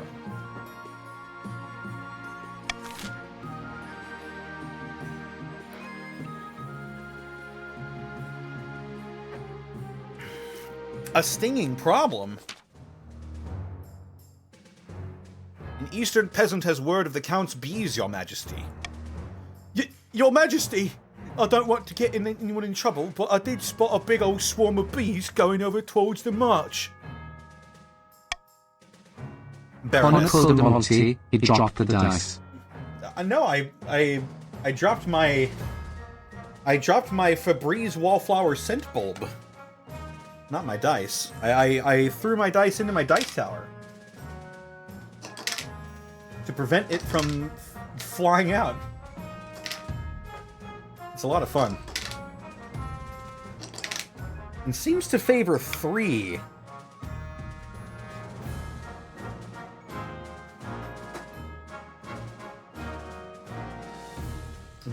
Baroness Gravelly Sweet stamps in, her face swollen and covered in stings. Those damned counts! I bet they sent those bees of theirs just to trouble us!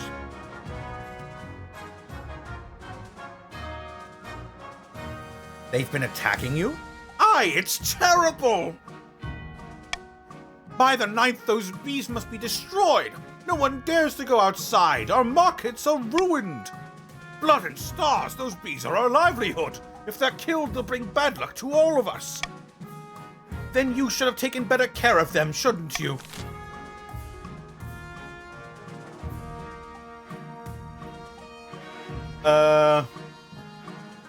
Just because I'm curious and it's funny, well, put anonymous voting on. And I'm gonna go pee while this is all happening. Might retrieve another beer as well.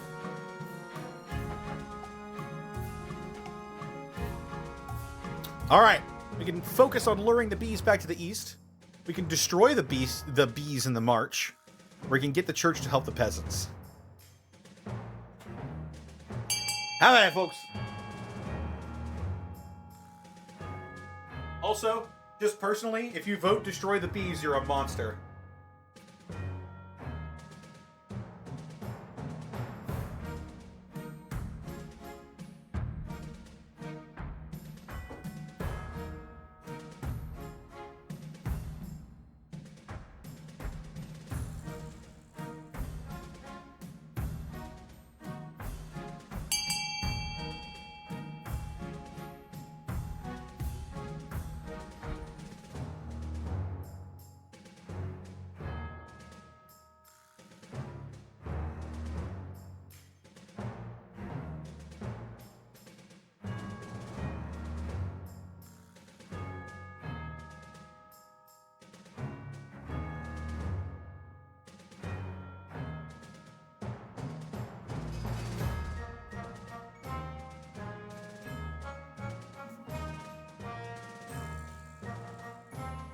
I for one think the bees are great and should stay Vicar 184. But you got stung by them. Alright. I have a beer. Alright, chat. The last one didn't fizz, but this one I locked in with a cap in a beer bottle. So let's see if I can get a hiss.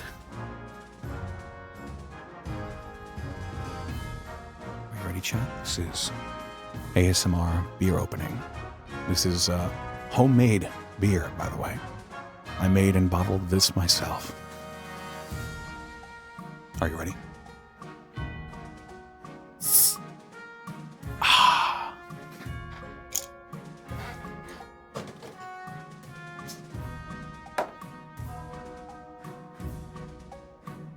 There we go.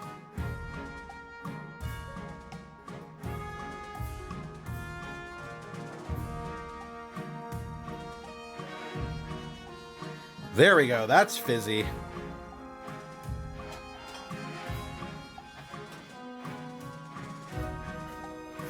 We need Dr. Bees. The situation is woefully underpopulated by bees. A huge influx of bees ought to fix this. All right. Looks like we're focusing on luring the bees back to the east. Oh my god.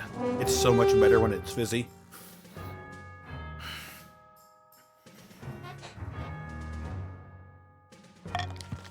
That's good stuff.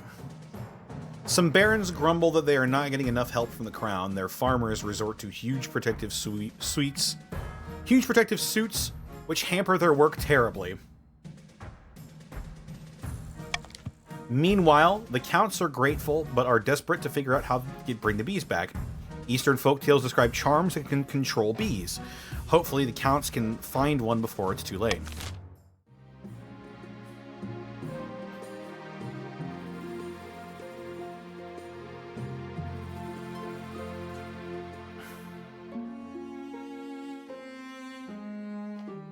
I want a bee druid now.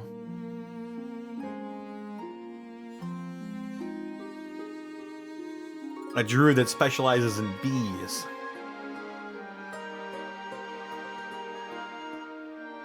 Stone Maiden.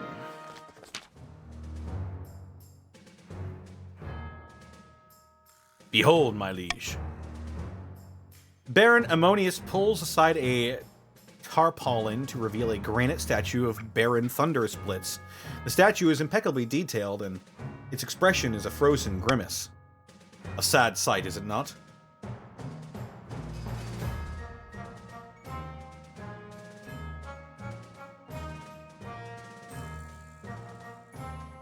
That's not a statue, is it?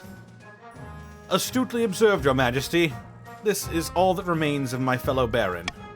It seems the Stone Maiden is abroad in the march.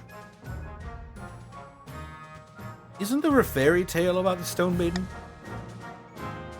Old women scare their children with tales of her. Aye, she is a walking statue with burning yellow eyes.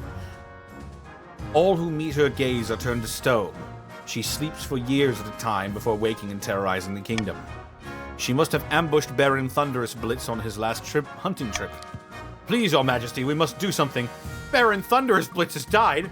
Thundersplits II has joined the council.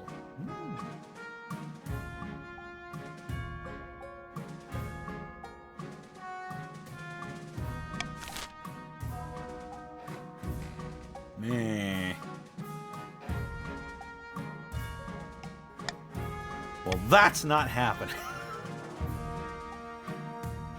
We can send an army to smash this thing to rubble, tell everyone in the march to hide, or consult with fairy tales for the Upon my namesake, I shall annihilate the Stone Maiden for my late father.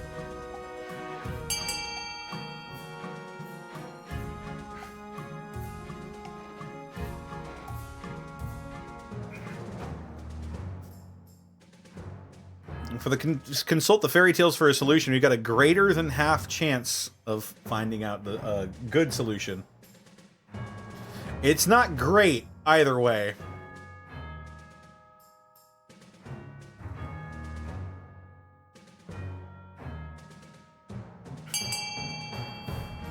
All right, people are voting, so I'm going to give it 5 more seconds.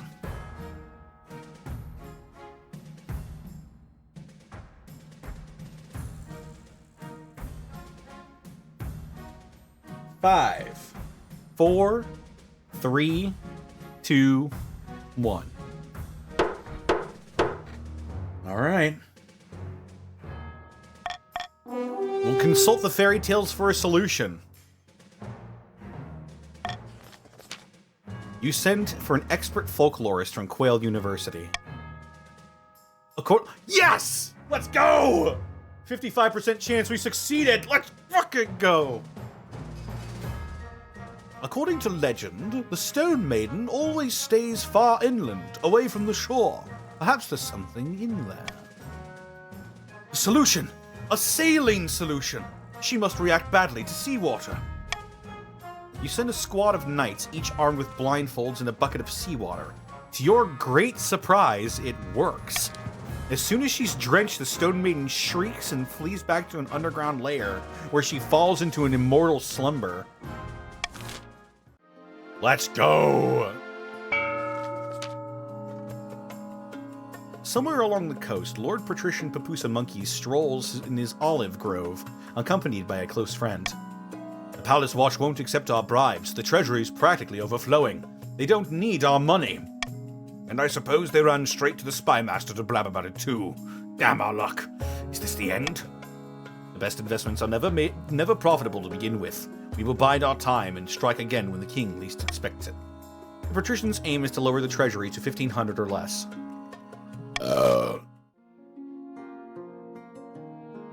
Oh, man. Chat, it's tax season. Oh, my goodness. Hear ye, hear ye. The Stone Maiden has been smitten with the holy waters of the sea. My father avenged, she shall bother us no more. Damn.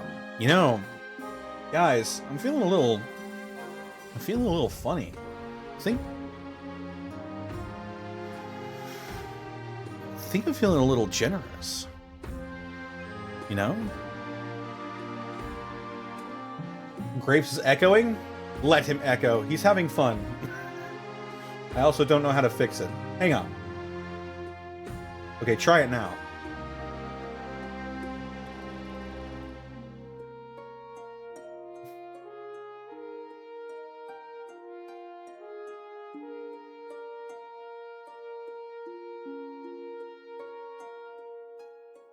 Try it now. Testing, testing. Is it echoing now?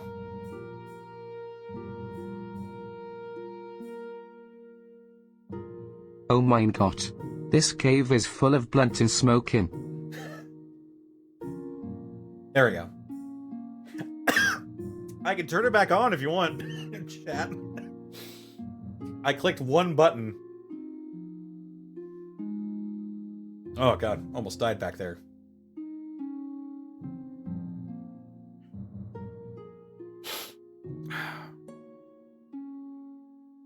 Yeah.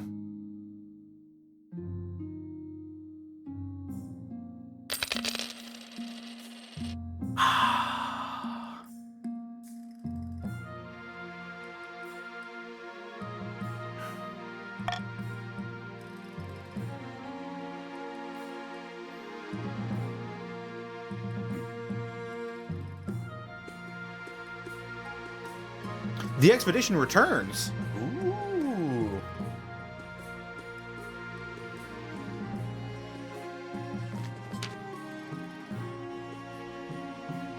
Your Majesty, the expedition you sent to Chur has finally returned. They brought a boat full of riches with them. Riches? What kind? A crate full of dazzling gold coins is wheeled into the room. Strange emblems from long-forgotten kingdoms are carved on their faces. There are more than 20 of these crates, my king. More gold than our treasury has ever seen. And where did they find all this? In the vault beneath an ancient castle, so they say. A castle made entirely of brilliant white stone, and larger than all the castles in our kingdom combined. What's the catch? I'm not sure what you mean, Your Highness. It's gold. Free gold. What's there to worry about?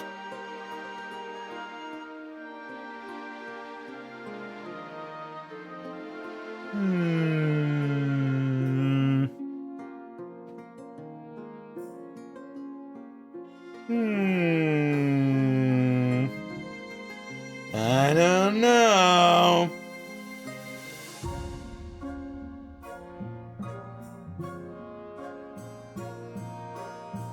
What do we think, chat? It's free gold.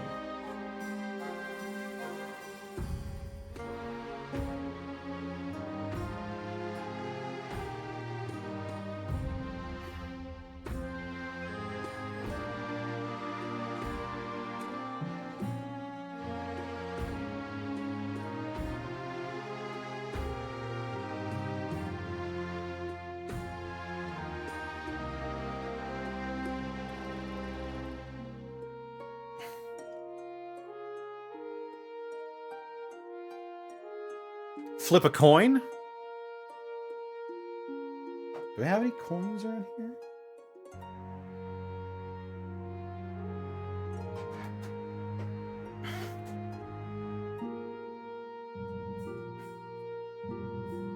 I'm not sure I have any coins.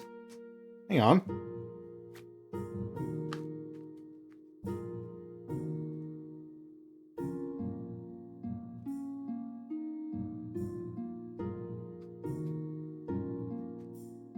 Oh my gosh. I have my vaccination card in here.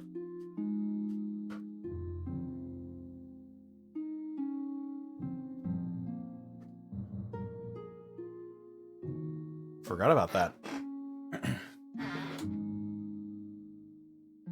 I have no coins, chat.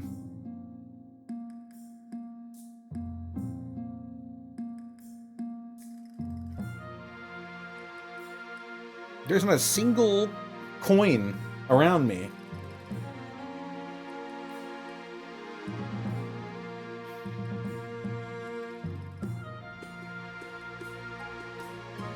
Google coin? I guess so. Hang on. Alright. We'll flip a coin. Heads, we'll fill up the vault and party. Tails? It's too risky to dispose of it. Alexa, flip a coin.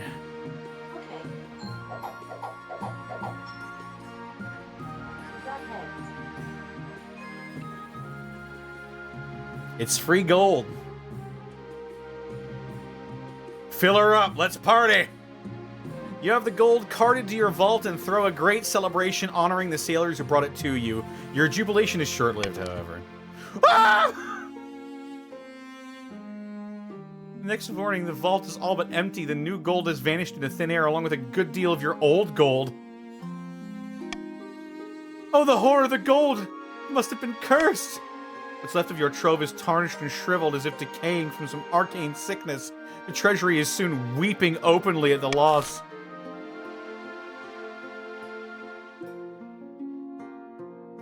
Oh no. Oh God! WHO could think IT. Alexa, you betrayed me! Sorry, I'm not sure about that. Oh my God, dude. Fuck. Shit.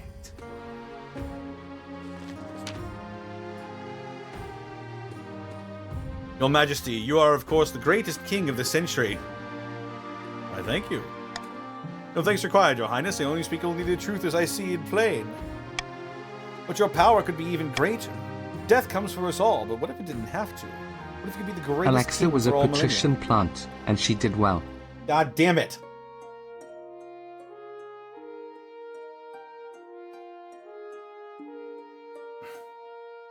Oh no. Alexa, play Despacito.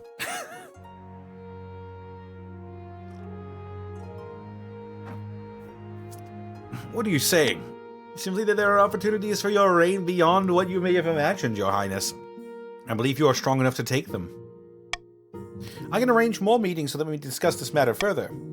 The door bursts open. Ah, so he got to you first. No matter. The Counts have agents everywhere, and they've been building up your strength. But there's something sinister afoot. Their ultimate aim is to recruit you into a cult Gold of is never mortal free. blood drinkers. What a tale. All they want is to help the king. Is this true? Of course not. This is heresy of the highest order. The council must know. Oh my goodness. Force the monarchy to officially refuse this cult. prevent the counts from seeking private audiences with the king, delay the scheme for 1 season, or leave the counts to their business. You know what? Go for it. Go for it, chat. The patricians have already won.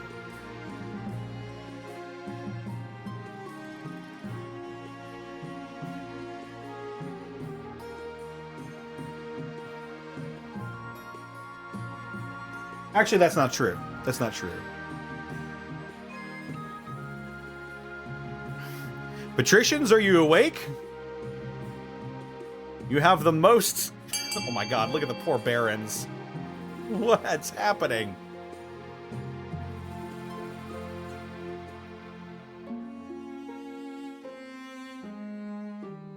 I'm gonna give it 5 seconds. 5, 4, 3, 2, 1.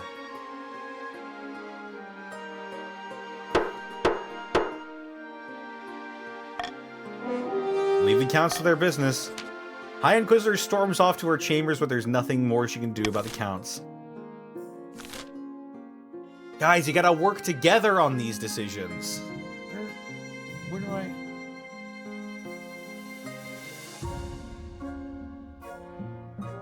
oh, here we go. Your Majesty, my researchers have uncovered something fascinating. We discovered the location of a bee charm. It should bring the bees back from the march. Great God, get on with it then! We're cowering in our homes to hide from these horrid swarms. That's no way to live. We haven't found the charm yet, but it's said to be hidden in a ruined monastery. You can count on us. My soldiers are combing through it now. What monastery? I've never heard of... The monastery once belonged to the Order of the Conquering Blade. The what? They're long dead, High Inquisitor. Your forebears made sure of that. Because they were demon worshippers. This ruin must be destroyed immediately. It's too dangerous to stand. But this is part of Eastern heritage. It's not our fault they had some dubious practices. Besides, we need this charm. I'm with Spoilsport 98. Without the charm, we'll be terrorized by these bees forever. The Council Hall descends into arguments as the three of them make their demands. You call a vote to settle things down. Well,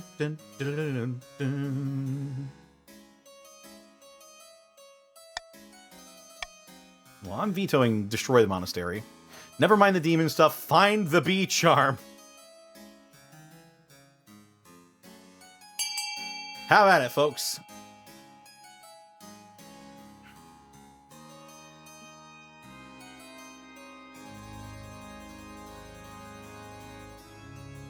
You know, B would put the patricians' plans on hold for a little bit. Just saying. If you guys want to go ahead and vote for B, it would really put a pause on the patricians' plans here.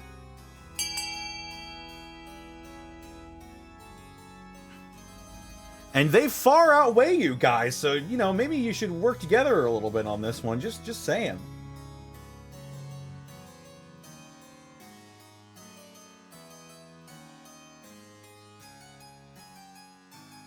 I'm going to go ahead and give it 10 more seconds. 10, 9, 8, 7, 6, 5, 4, 3, 2, 1. All right.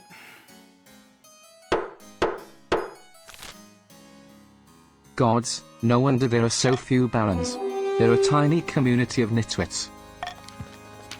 The High Inquisitor sweeps out the tight-lipped and furious rumors start to spread that she has sent Inquisitors in disguise to the east to snoop around. Meanwhile, Spoilsport 98's vassals return from their expedition with the charm. To everyone's relief, the bees quickly return to Eastern hives.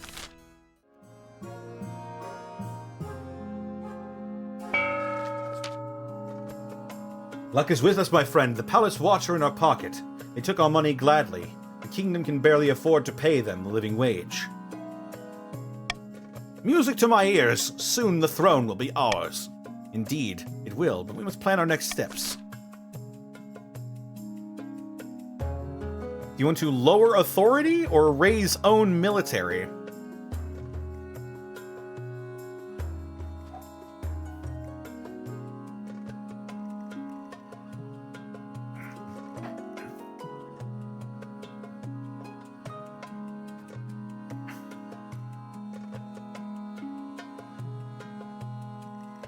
It looks like they're voting to lower authority.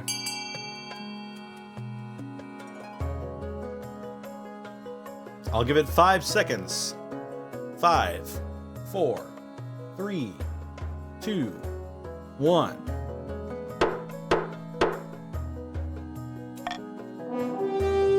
Lower authority. Over the next few months, we'll have our troops infiltrate the capital disguised as beggars. At my signal, they'll gather and storm the palace in the dead of night. The bribed watch will open the gates. Our soldiers will murder the king in his bed and have our claimant on the throne before sunrise. Ruthless. I like it. What about the counts of the barons? They'll call us usurpers and rise in revolt. Not necessarily, my friend. If King Connor II's rule is weak enough, we can persuade them to accept anything. For the final stage of the patrician scheme, they must lower the kingdom's authority to 3 or less. Somewhere in the march, Baroness Ruby Flash 15 Hart sits at a banquet, gnawing on a greasy chicken leg. She and her fellow plotters discuss their scheme between mouthfuls. The kingdom is at peace, and everyone's looking for a new scandal to focus on. Not exactly the right climate to abduct a king. I could go punch the archbishop, but you think that would cause enough of a distraction? While it would be amusing, I doubt it'd be enough. We need total chaos across the whole kingdom. I could punch him really hard. The Baron's aim is to lower stability to 4 or less.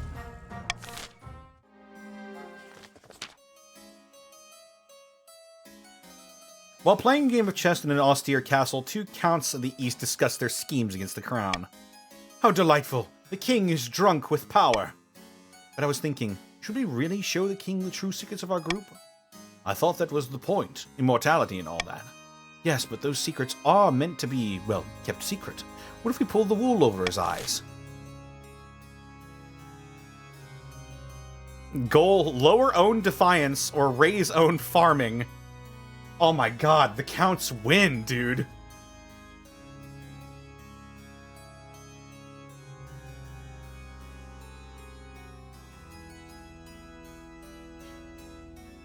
The counts have won.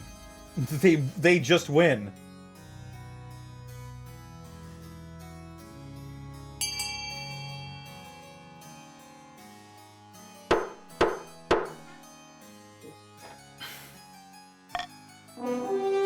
Induct the king into the real secret society of the immortal blood drinkers. Very well, we must prepare the final ritual. Yes, I'll begin appeasing the spirits of the soil, but first we must enrich our The lands. power of bees. By the power of bees. By the blood of the dead, it won't be long now. For the final stage of their scheme, the counts must keep their farming at 10 for 1 full season.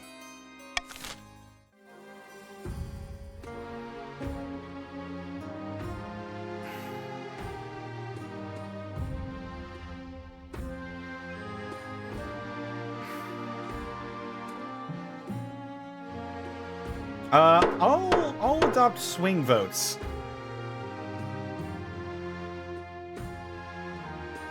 So people can change their votes if they want to.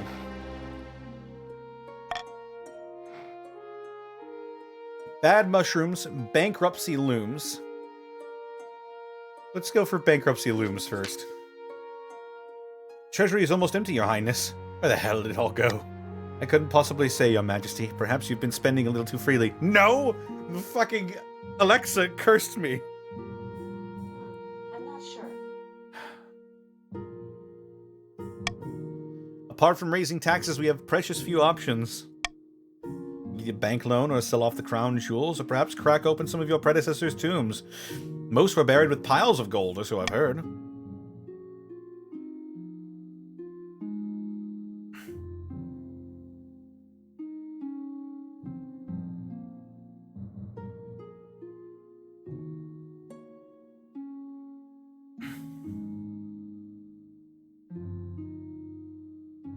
Alright, barons, remember me for this.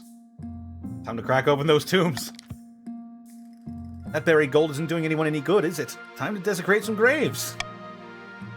You order some royal mausoleums dug into and looted. The result is quite a bounty. Gold masks, heaps of coins, precious jewels.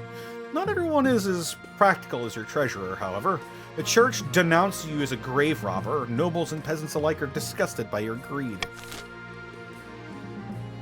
There you go, barons. Remember this. Speaking of barons... Bad news, your highness. The Marcher common folk are starving. Predictable, aye, but in their starvation they have turned to foraging for cave mushrooms to survive. This particular variety is delicious and filling, but makes one very ill. After a brief recovery, all seems well. I don't like where this is going. The next morning, an unfortunate soul rises from their bed in a fugue state, wandering the streets as though touched by a demon. Then they drop dead. This mushroom is so dangerous, my servants are calling it the sixth god's bane. It sounds rather useful. Oh, well, I couldn't comment on that. If we can't get more food in the march, we should at least tell the peasants what the sixth god bane looks like. Ooh. Pay the barons to harvest mushrooms for the spymaster.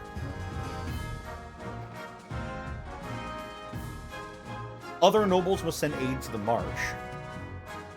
Or ensure people know how to recognize the sixth god bane.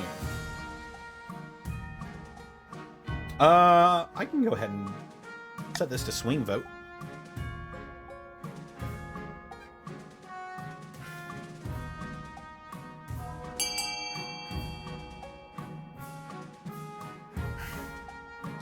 Let's launch over it.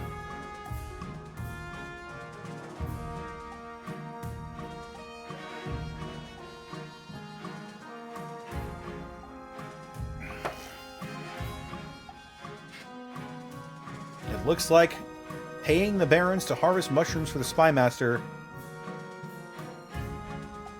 is really up there. I'm gonna give it 5 more seconds. 5, 4, 3, 2, 1.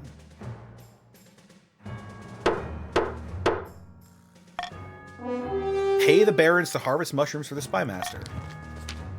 The harvest does little for the starving peasants, but at least the sixth god's bane is no longer on the menu. In the meantime, the spymaster hoards the mushrooms, distilling them down carefully into a deadly poison remains. Ooh.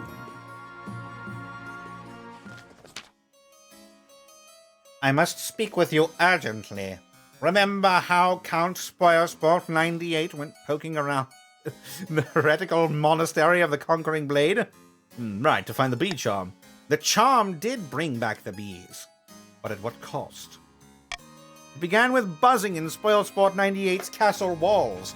At first it was only a night, but then it grew so loud the servants couldn't hear themselves. Fake. Then honey began dripping from the stone walls. Villagers started disappearing. Horrible things are afoot. Spoilsport 98 strides in the council hall, wild-eyed. There's a strong smell of honey around him. I assure you, I am perfectly fine. This man is clearly touched by unholy forces.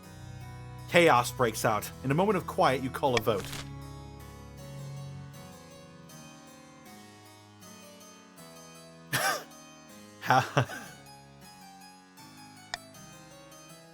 Well, that's just not working.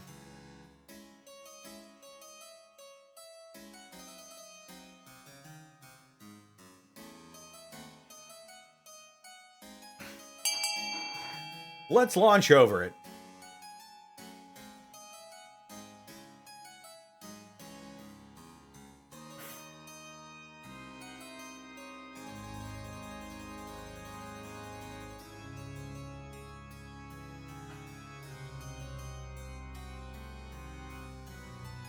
Remember, guys, if the counts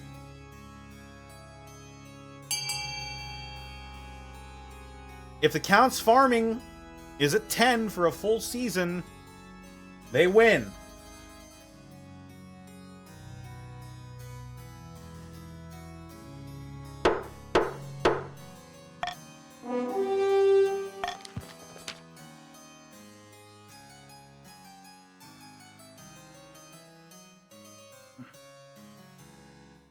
The High Inquisitor is furious, and priests preach about the dangers of demonic influence. Peasants grow worried, and many avoid Count Spoilsport's lands altogether. But the bees love the place. More swarm, forming dark clouds on the castle towers. The honey harvest thrives as thick sweetness hangs in the air. While Spoilsport attends a council, he talks with just a hint of a buzz forever after. And here we go.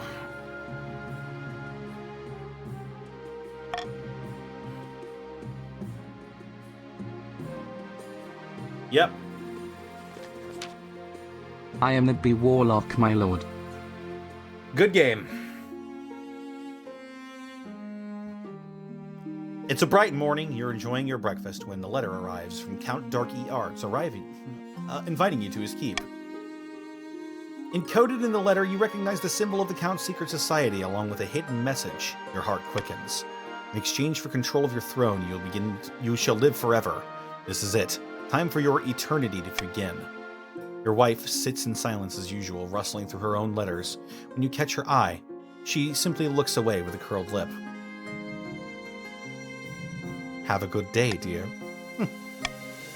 That's all the response you'll get. For your voyage to the east, you decide on a modest carriage with fast horses. Best not be seen on your way.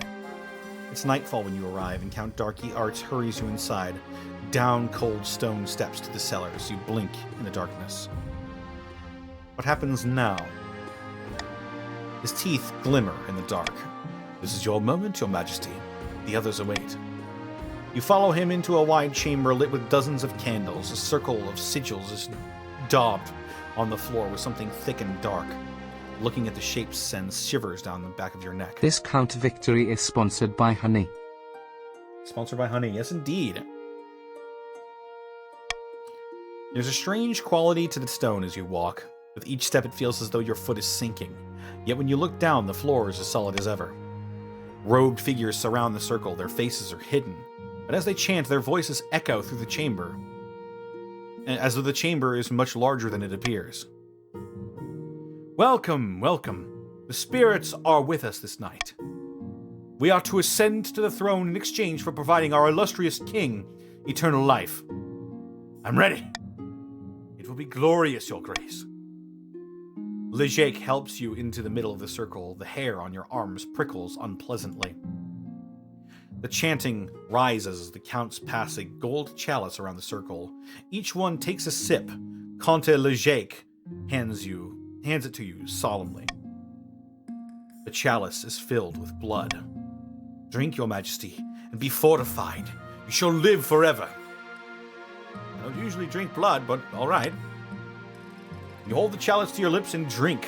It's warm, metallic, has an odd, smoky aftertaste. Not the most pleasant thing you've drunk, but certainly not the least either. As you stand there in the circle, your arms tingle, your head swims, and you stagger. Stand firm, your highness. Immortality, eternity, blood! The air in the chamber thickens, and a red, swirling mist rises from the stones. Chanting fills your ears, and heat streams through your veins. Something dark you can't see closes down on you from the ceiling, settling onto your shoulders before fading somehow into you. The crown, the throne, feels so distant now, mediocre, small. Ricimer of the East is welcome to it. Your reign is over, but your immortal life has only just begun. The counts are victorious. Welcome to eternity, King Connor II. For immortality, King Connor II was happy to give up the throne. He retreated to a dark sanctum in the east, joining the elder counts in hiding from the Inquisitors and the sun. The patricians' attempt to worm their way into the palace was uncovered, Long and a number live of the arrests were Notch made. Lord Patrician Papuza Monkey ended his life chained upside down to a dungeon wall. All that remained of the Baron's attempt to usurp the crown was a prisoner deep under the castle, clad in an iron mask and shrouded in rumor.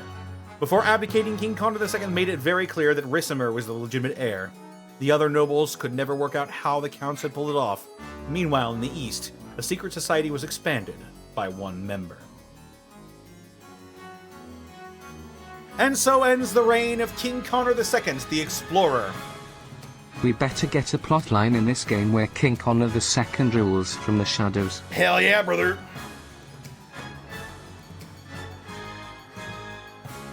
My reign lasted for 2 years and 3 months.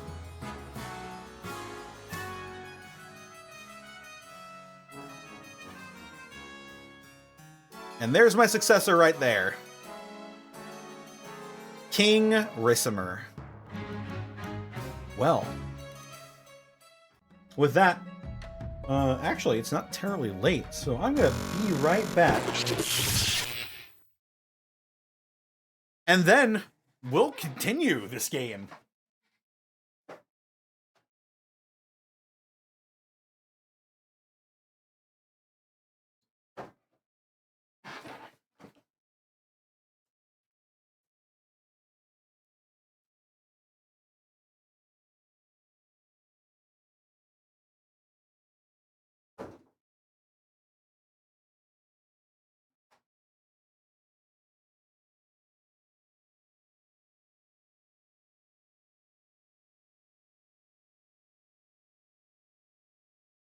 Almost Christmas means that it wasn't Christmas, chat.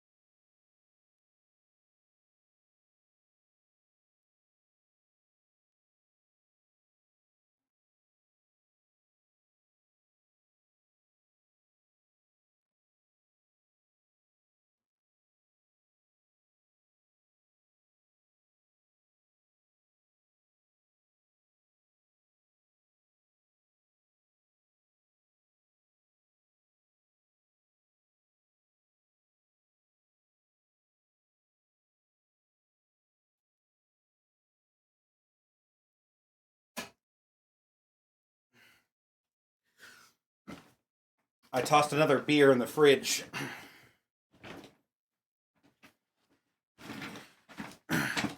At this rate, I'm going to have to get another batch going.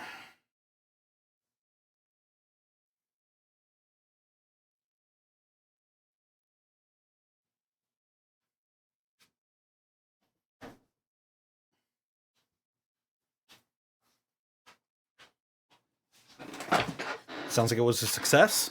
Yeah, I'd have to agree. Jake Paul murdered that motherfucker. What now? Jake Paul murdered that motherfucker I see. in about 40 seconds.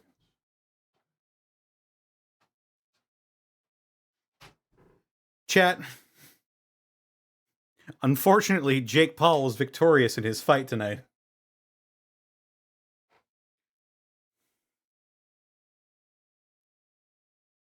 Unfortunately, he did not receive a fatal aneurysm in Minecraft. Who? Exactly.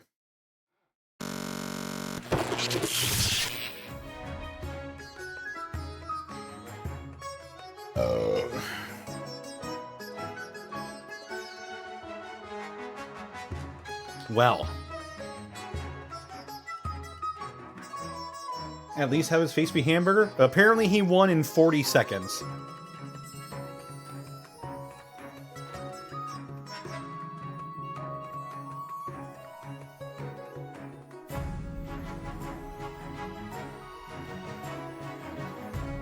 Get me in the ring with him. I'll tiger drop his ass. I've played the Yakuza games.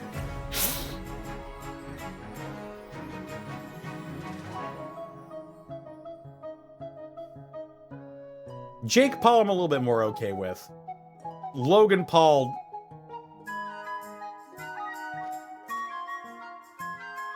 I would break Logan Paul.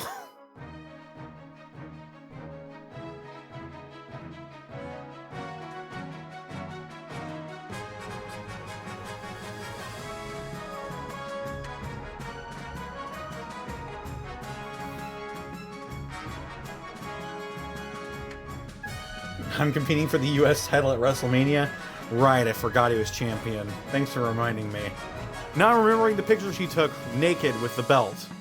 And repressed. There we go.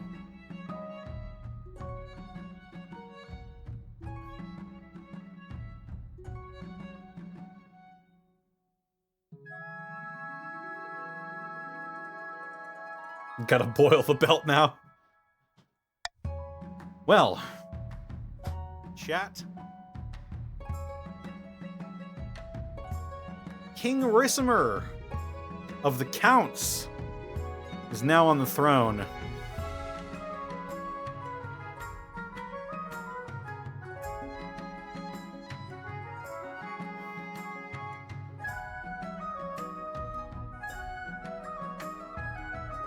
Export? What does this mean? Other monarchs can play your save. Oh! We store saves for 14 days before deleting. Twitch mode saves cannot be played in party games and vice versa. Huh. You can share saves between computers. Interesting. All right, cool. I mean, I guess if any of you want to... There you go. If any of you want to play this save, here it is.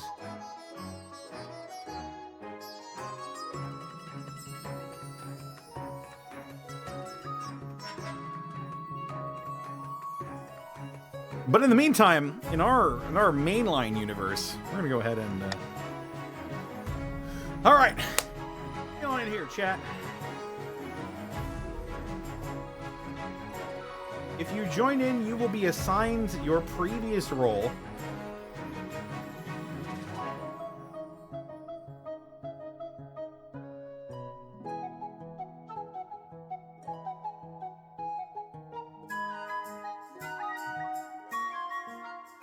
I actually like the look of this guy. This guy looks pretty cool.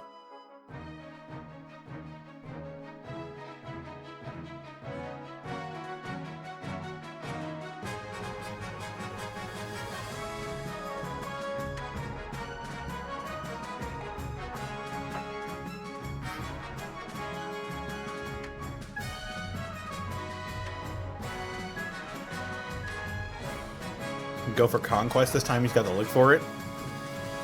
I don't know.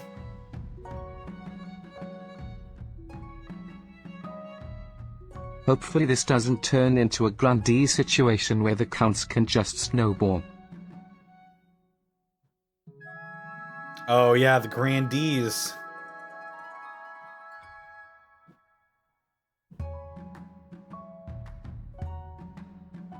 Well, let's find out.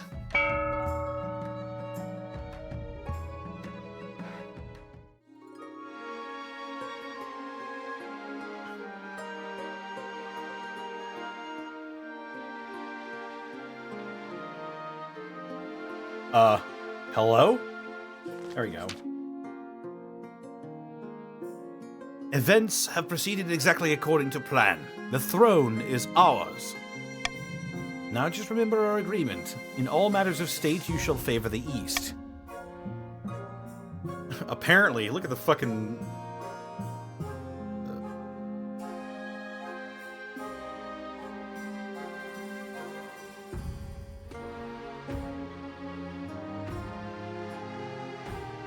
huge... Now the counts are in control.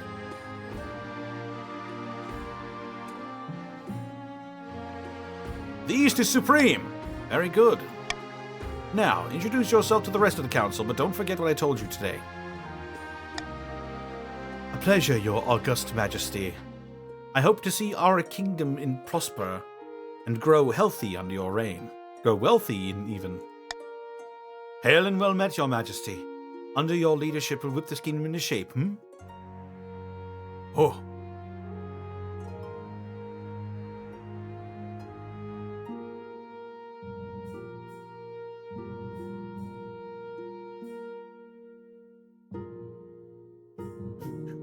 Freddy.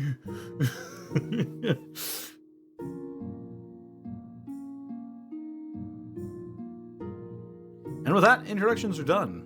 The council hall immediately fills with raised voices. What do you think? Will he be a good little king and do as he's told? Too early to tell. We should always have a backup plan, just in case.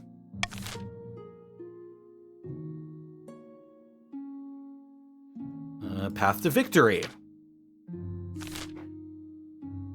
Your Majesty, the history books do not look kindly upon usurpers, unless, of course, they prove themselves worthy of the thrones they have stolen. When you die, how do you hope the king will remember you?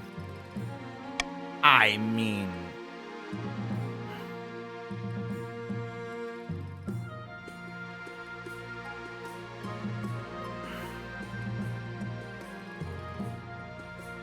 it'd be easy to do the trade thing again. And apparently I need all the help I can fucking get.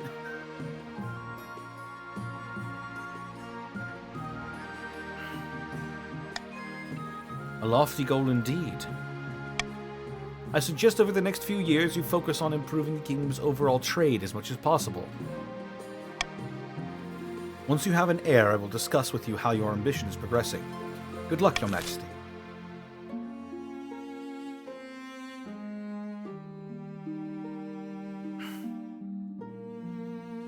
And now that... what the... hello? Bruh, this game is broken, dude. Hello?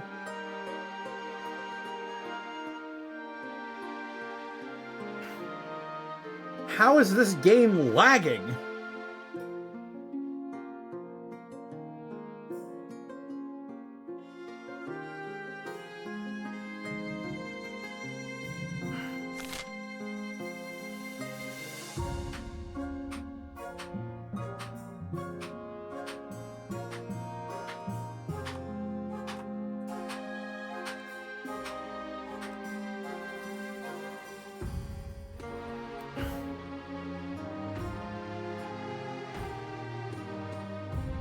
Hello.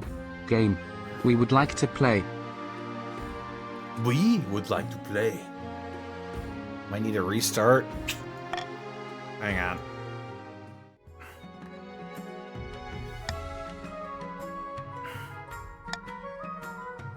Alright, get back in here.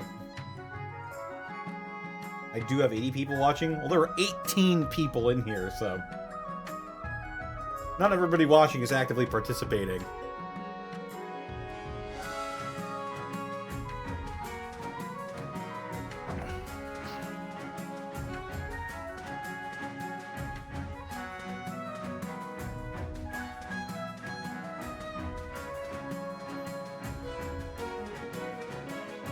Right, come on then.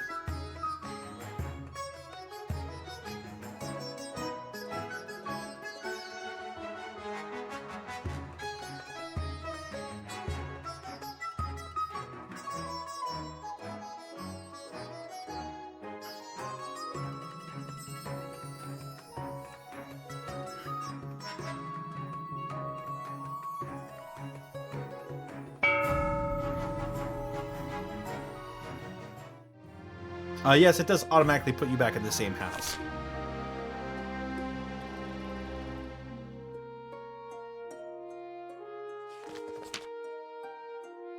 Your Majesty, you may have won the throne from King Connor II, but you still answer to the council.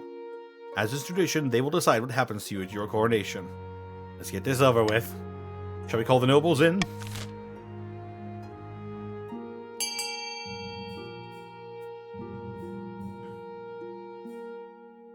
Require that everyone wear black and listen to dreary Eastern music?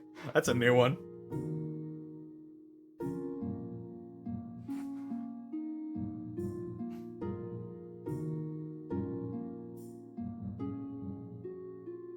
Oh, are we breaking tradition? The river hungers. I don't know if the river hungers. We might be breaking tradition.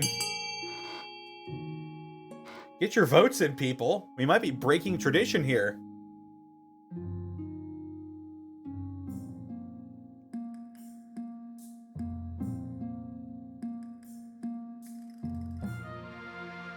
This may be the first time that my king has not been thrown into the river. I'm gonna give it 5 more seconds. 5, 4, 3, 2, 1.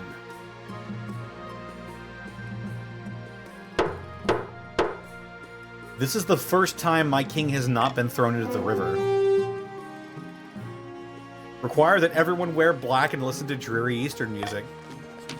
Holding in Eastern traditions, you make sure that the coronation is a muted affair, black clothes, whispered oaths, solemn music played on a pipe organ. The patricians and barons find it irritating, and the common folk who had been expecting a party find it baffling and depressing. But Xenia's ashes, tradition is important.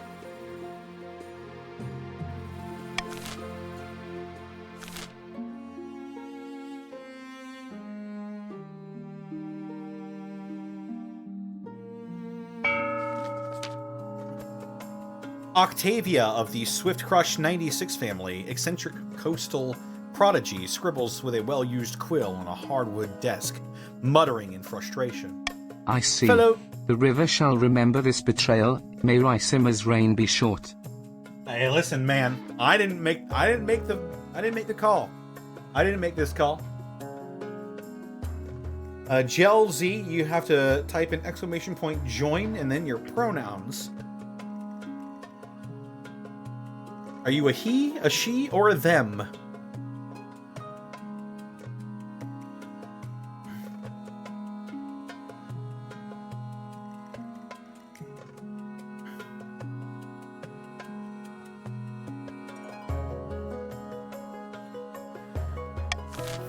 All right, patricians, do you want to raise stability through intimidation?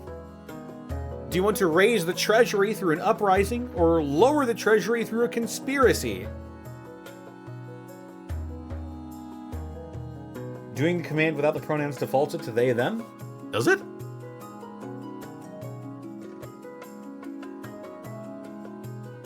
Apparently it does. Huh. Interesting information.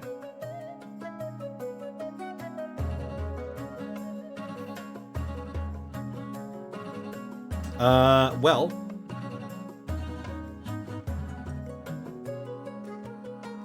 Out of the 7 or so nobles, 5 have voted, so we're gonna raise the treasury. The patricians plan to incite a peasant uprising and overthrow the king before swooping in to steal the throne for themselves. To advance their scheme, the patricians must raise the treasury to 2,000 or more in 2 seasons. See my faction? Sure. What a handsome lad.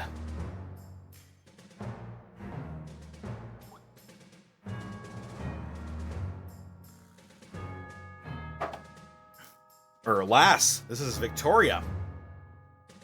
Sorry, I'm bisexual.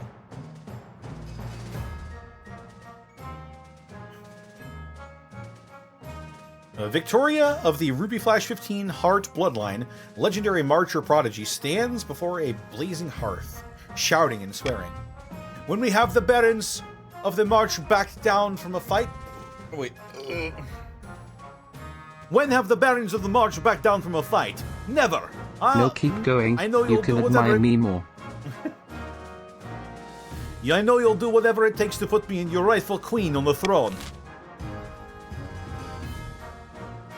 Modernization, lower others military, propaganda, lower stability, or gunpowder, lower authority.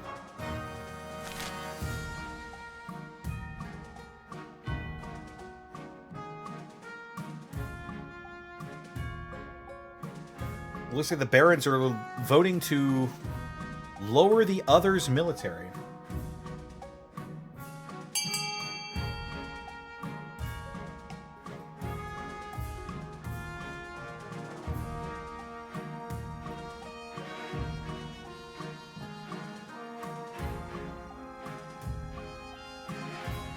And it looks like that is a pretty mutual feeling, so...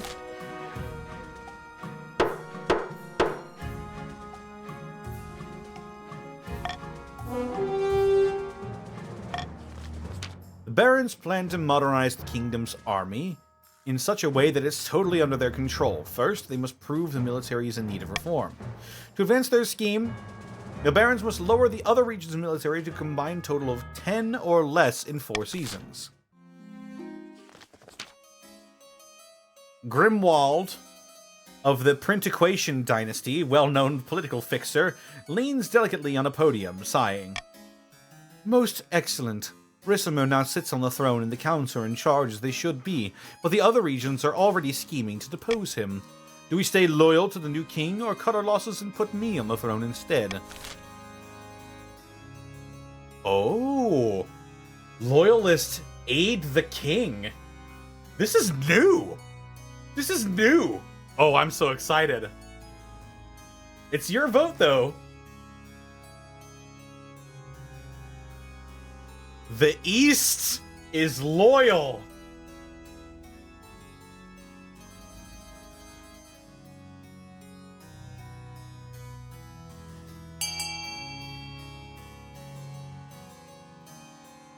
I think that's pretty telling.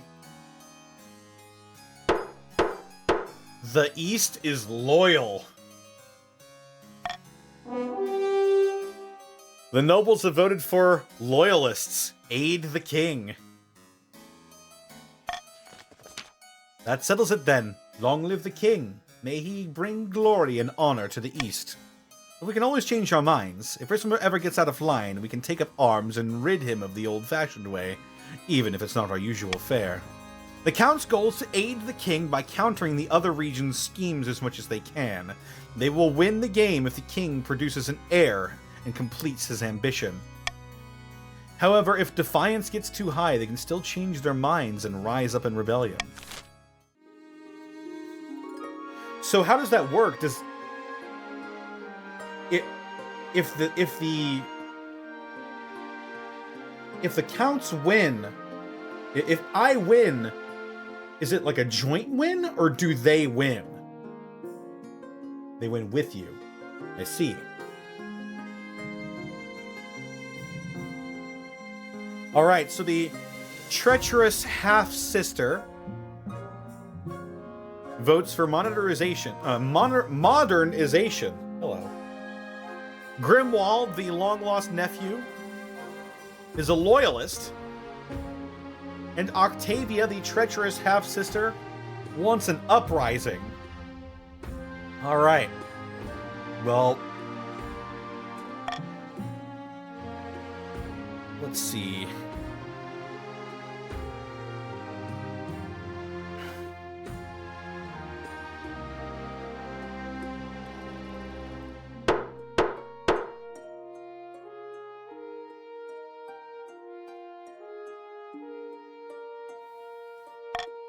Let's give you guys some personal wealth.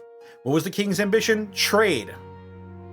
We need to get trade as high as possible. The Honor Guard.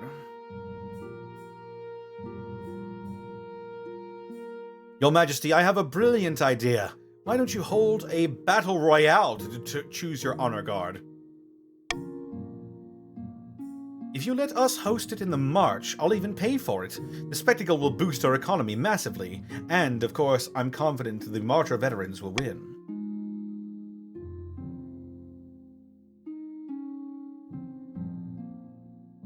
Your Majesty, this is pointless. Why don't you just choose your Honor Guard and have it be done with it? I don't know. I like that idea. I want to hold a battle royale. Huzzah! I'll begin organizing the event at once. Yeah! A week later, you receive word the battle royale is due to begin, held on the battlements of Baroness Ruby Flash 15's Heart's Fortress. You travel down the spectacle along with a horde of murder fans from across the kingdom. Welcome, one and all. Today's competitors are Eastern Knights from the Order of the Drowned Rose, champion gladiators from the Coastal Arena, and the Baron's battle-hardened veteran soldiers. Who will you support, my liege?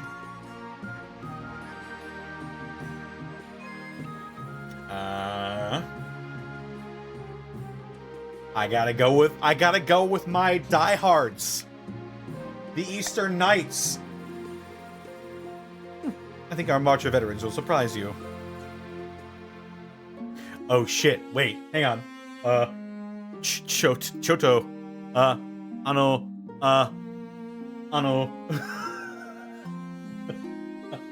Eto. It's a 40% chance, though. Let's do it. The bell rings, the marcher soldier charges like a bull, his sword already swinging. The gladiator deflects with his shield, grunting with the effort.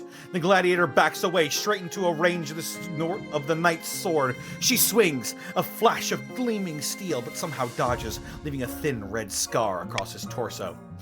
The three fighters dart back and forth, almost too fast for your eye to follow. Once, twice, a blade finds its mark, blood sprays. Eto. Play. And finally, someone stands victorious. It's the Eastern Knight! Let's fucking go! Yeah, buddy! I've got an eggnog and a slice of pumpkin pie now. Let's win, Barons. Let's fuck go!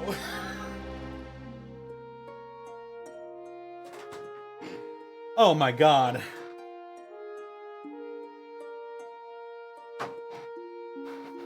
Oh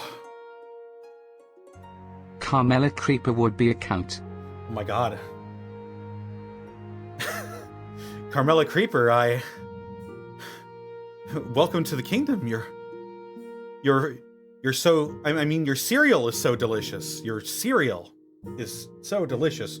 By the way, I tried looking for Carmela Creeper at Walmart, and I could not find it. I was very sad.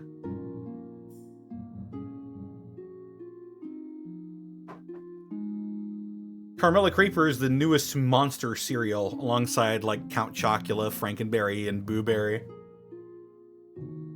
And Fruit Brute.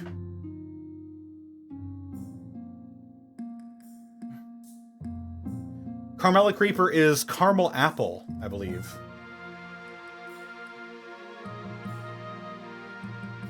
She's not bad. Wood.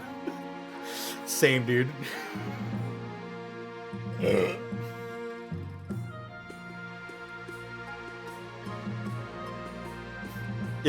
If you're a veteran of my streams, you know my feelings on Carmela Creeper.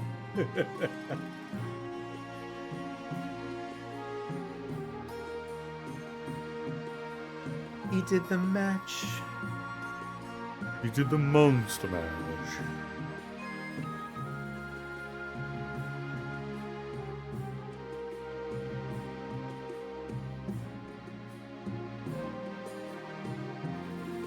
The Eastern Knight, her sword raised in triumph above her head. Her opponents lie dead at her feet. Great God, they must have cheated, or we just got unlucky. Regardless, you have the honor you wanted, Your Highness. Yeah, but what? Guys. Guys.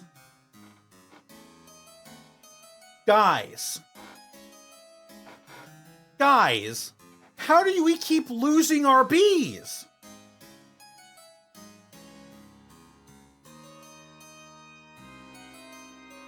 Your Grace, terrible news from the east. The bees have vanished. All the bees? All of them. Across the east, we can't rely on our bees in the honey trade. Whoopsie daisy. Bees are bringers of good fortune. We look after it.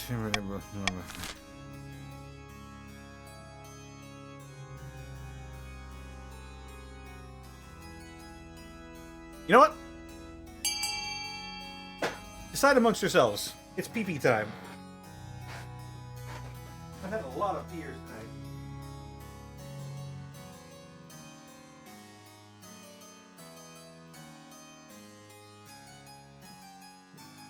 Get a beekeeper.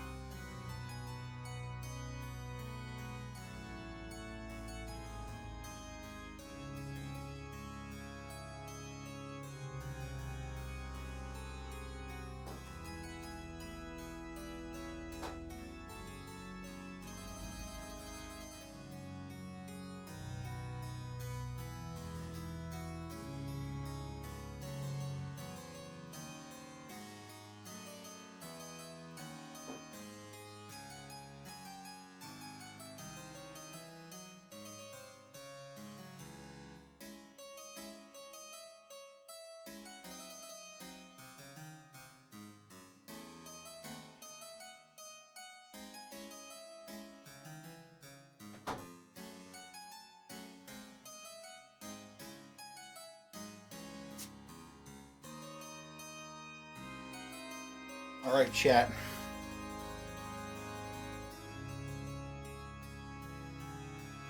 Round 2.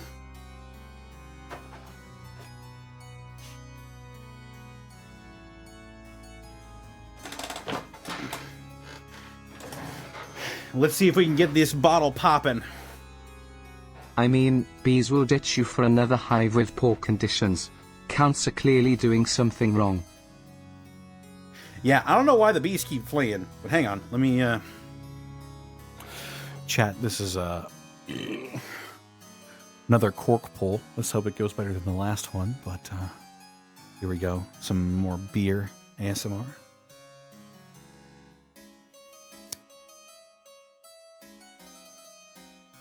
That was another poor one. What is happening? What's happening with my beer, chat?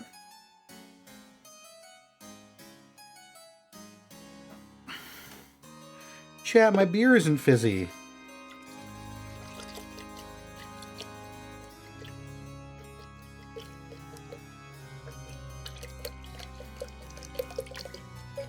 You are losing gas. No fooling.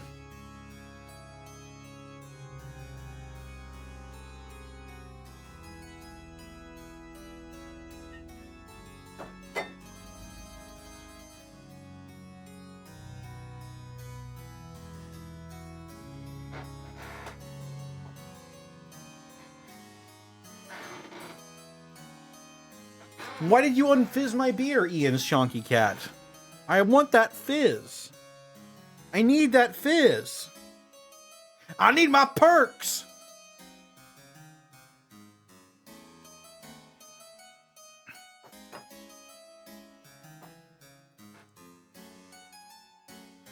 Add some soda to it? Ugh. Ugh. Ugh. Ugh. Ugh. No.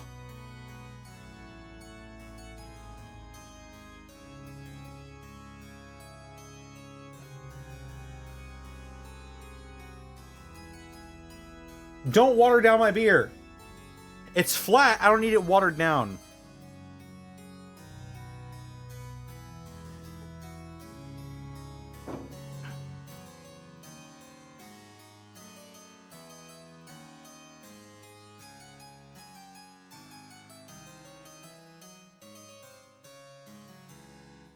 I don't drink. I don't know this stuff.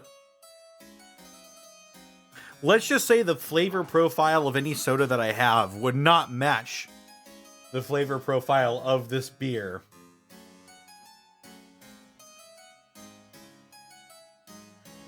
Do I have any club soda? Hang on.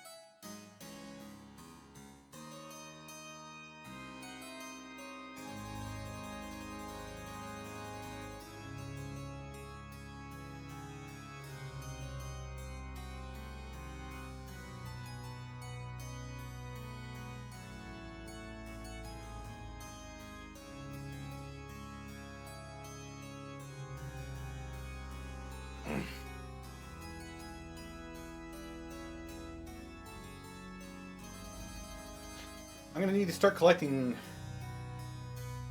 I need to start getting some actual beer bottles. Because I have a bottle capper. And I can just cap those sumbitches, and I know those will be fizzy. Alright. Send messengers to others to investigate other regions.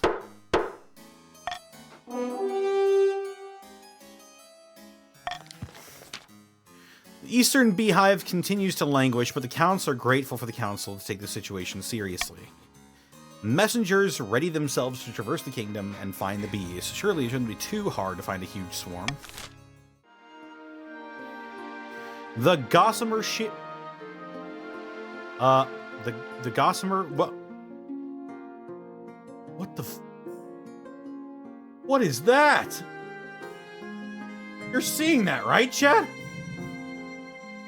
What is this?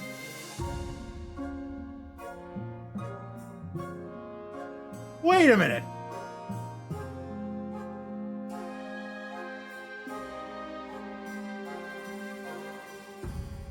What is this? Huh?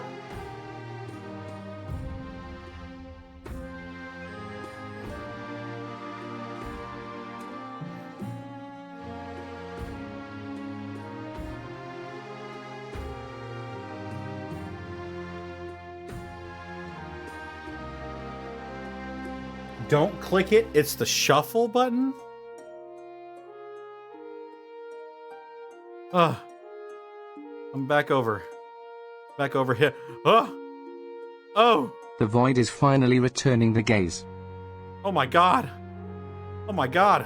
All right.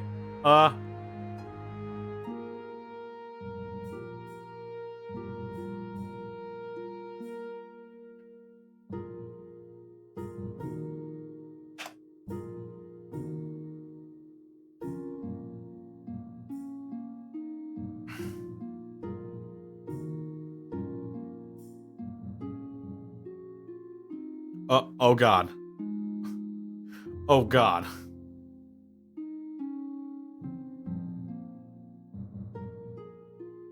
We have gaze upon infinity and it wants you to shuffle. Well, infinity can fucking wait. I need to get my game working first. God damn it. This game is fucking broken.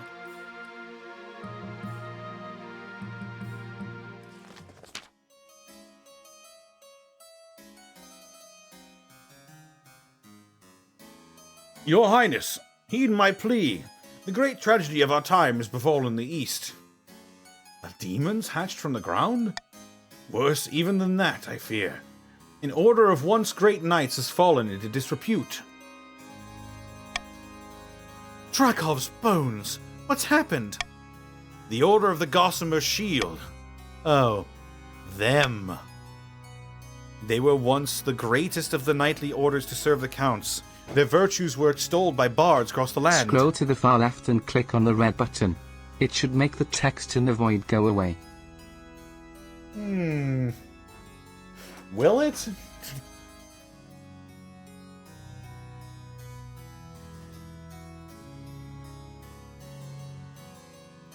Tales that would make a troll weep. But they've been brought low. They're working as glorified bounty hunters for the coast. This is a stain on the honor of the East. Oh, military is now mediocre. Nonsense. Our military has suffered some setbacks recently, so we hired the Gossamer Security to keep order for a pretty penny, I might add. Gossamer Security has been solving the problems we once solved and kicking the buttocks we wanted. Dracov's bones! Gossamer Security! How has it come to this? These are knights, not mercenaries, and they need reminding of the little thing called chivalry. Please, your majesty, I beg the council be reasonable.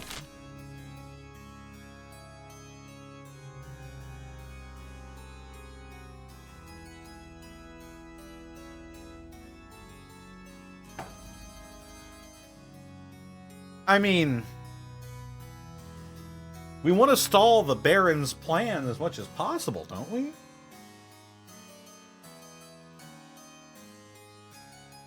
So clearly,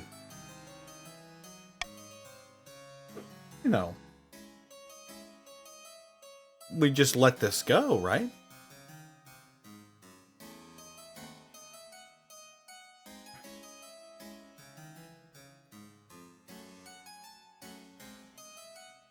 Oh yeah, there are bottles on my throne as well.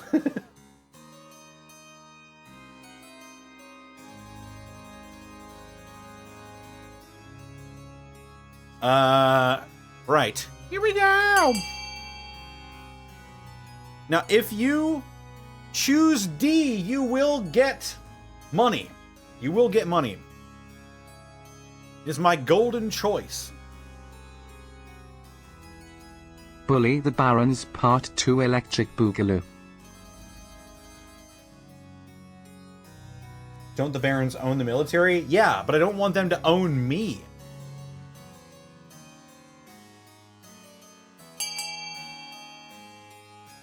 It looks like the Barons aren't even all here. 3 of them voted. The Barons are getting, like, cucked by the fucking random determination.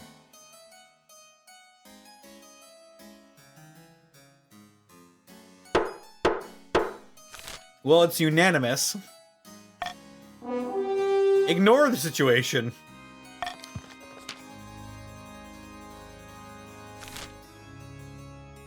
The Order of the Gossamer Knights remain happy mercenaries on the coast enjoying spoils of their labor.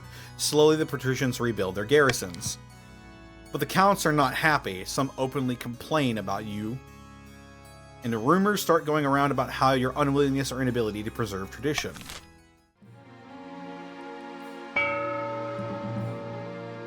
Well, now it's time for an auction, chat. You know how this works.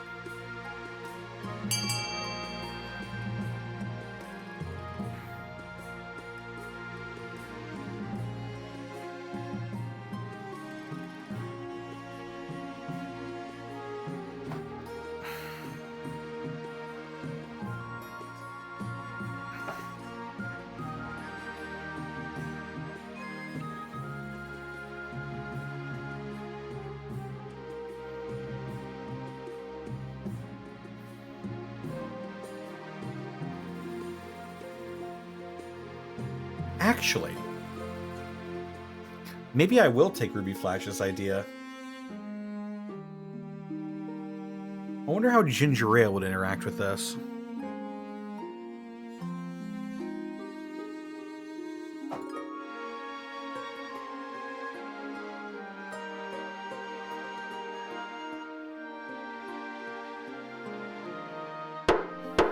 I'll try a little at first.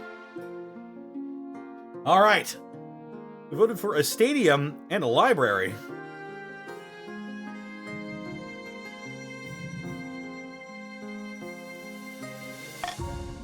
Good work, everyone. Let's find a spouse. Your Majesty, it's important to find a spouse. Take liberty and any. Your Majesty, man.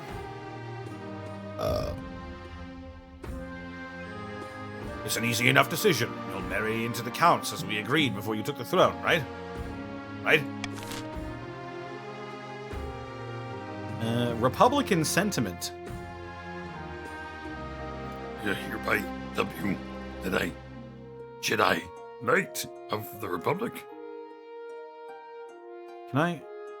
Please, me lord. We need you to dick down. I clicked on it. Oh my god, that fixed everything. Let's fucking go.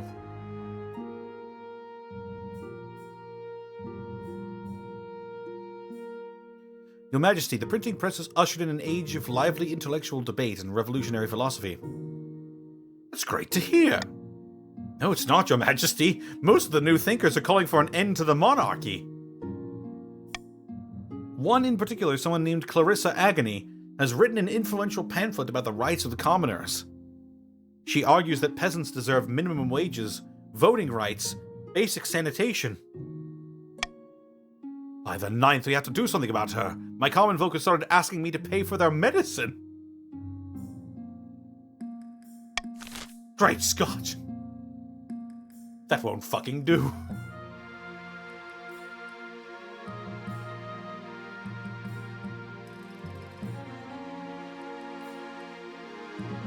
Hmm.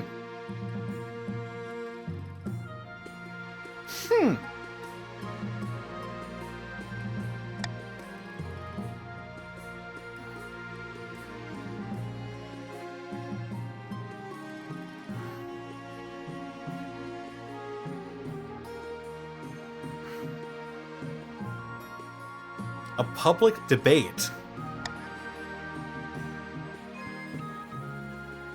Interesting. You'll get gold if you vote for B. Debate me.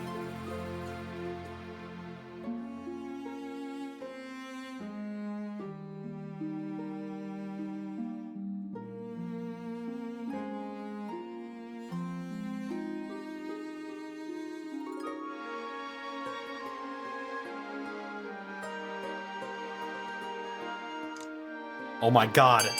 Everyone voted for me. Giving you money is just really...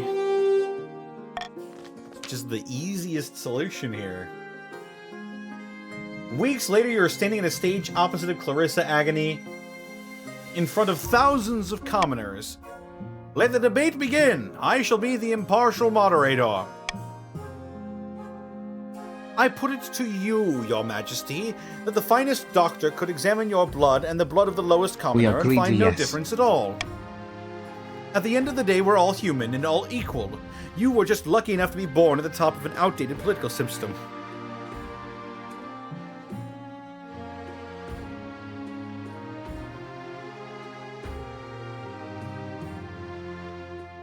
Ugh. None of these options are great.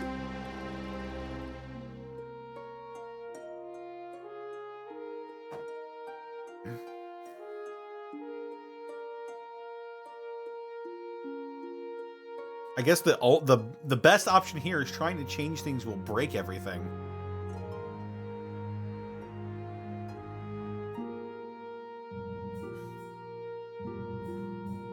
The ninth god did not fucking choose me to rule. That is just a load of shit. Trying to change things will break everything.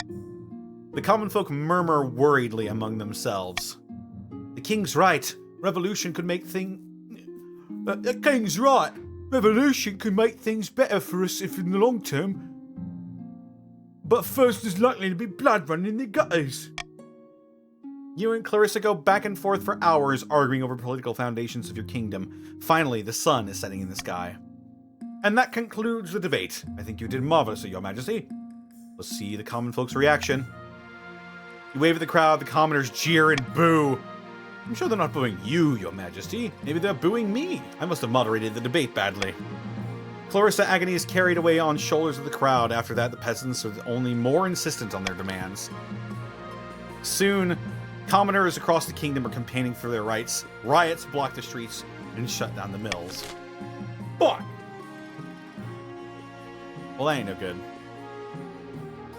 What? The partitions? That's what you're sending you to the council to look at the bees. We discovered where they went. They've seen in the coast. Lord Patrician Chocolate Zombie 101 stamps in, his face swollen and covered with stings. They used to have cows. Your face? Yes, it's terrible. On the 9th, those bees must be destroyed. No one dares go outside. Our markets will be ruined. My roast is ruined. Dracov's bones, those bees are our livelihood. You should take better care of them.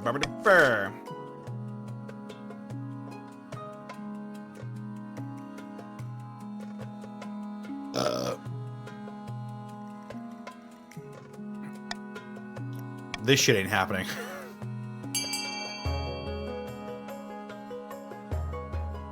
Let's go, let's go.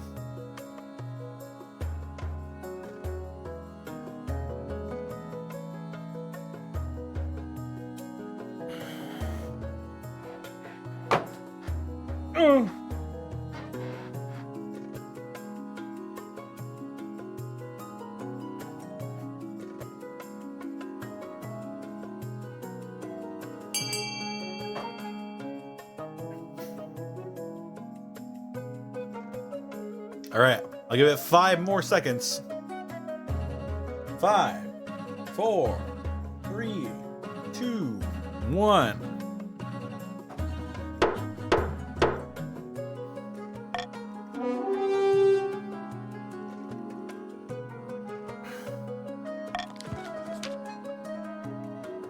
Some patricians grumble that they are not getting enough help from the crown. Their farmers resort to huge protective suits and hats which hamper their work productivity. Meanwhile, the counts are grateful, but are desperate to figure out how to bring the bees back.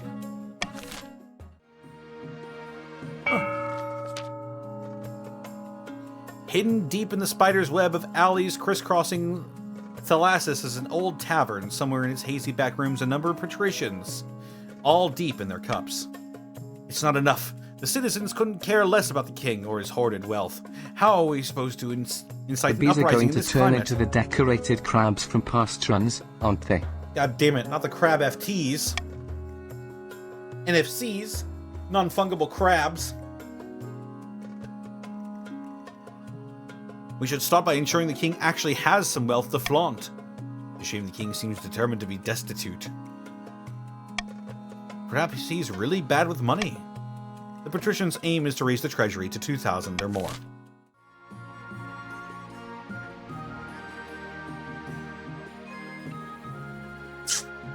You guys.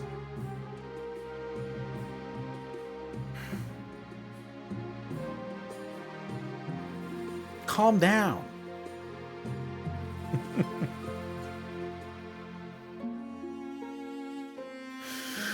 Calm down. Just wait.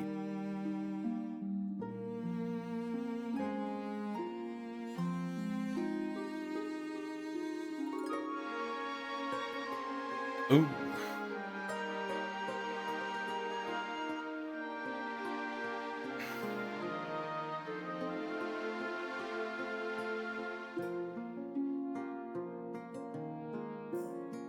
All right, Easterners. I need you to bear with the authority and stability are low. I need you to bear with me on this one.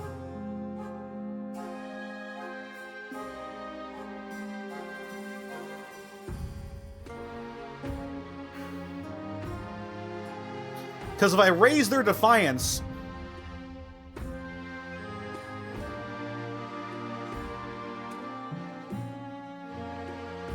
yeah, no, I need you to bear with me on this one, Easterners.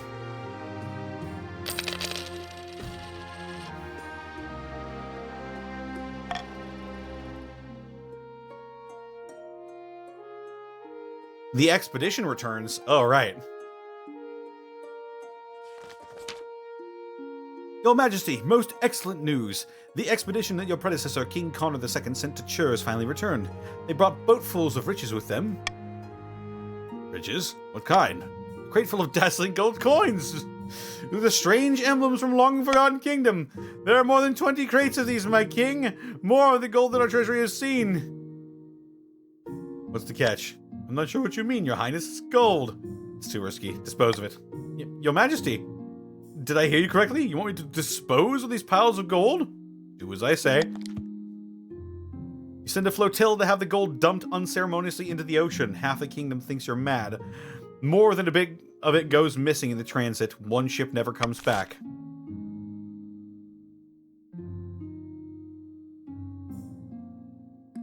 That's okay. That's fine.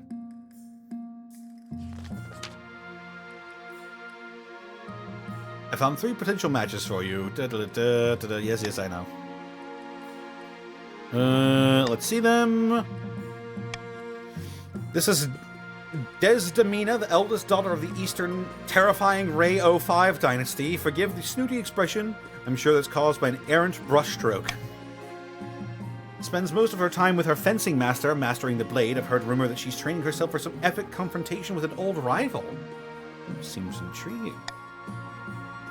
From the coast, we have Zeno, the wealthy heir to Lord Patrician Wallfly 1563's estate. He wasn't originally the heir, but his elder brother had an unfortunate accident.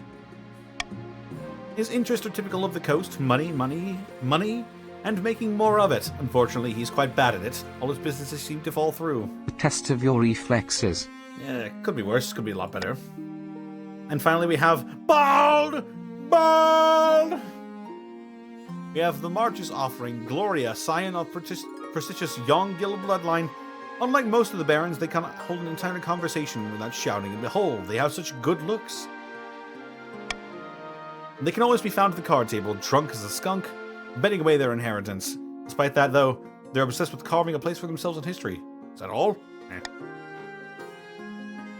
Of course, by picking a candidate, you'll anger the other regions, but you'll gain a lifelong alliance. I've made my decision.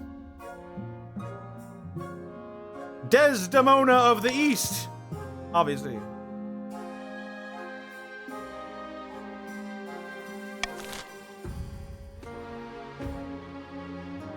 I got you, fam! Count Millaninja holds up a slat of wood attached to a length of string. When he swings it around his head, it makes a powerful buzzing noise. Look at this! It's a bee charm! We bought it from a wandering druid, and it's proven most effective at attracting bees to the east. We can even control them to an extent. A blanket of eager bees is already covering the windows of the council hall.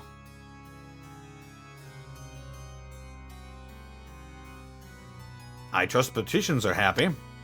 It's a miracle. We can go out without being worried about these horrid swarms. Marvelous. We're practically drowning in honey and our crops are thriving. However, I petitioned the council for an investment to help us keep using this charm. It requires constant use as my arm is starting to hurt. Besides, it would be a shame if the unfortunate swarm situation happened again. Nobles exchange nervous glances. No one wants a plague of bees descending on their household.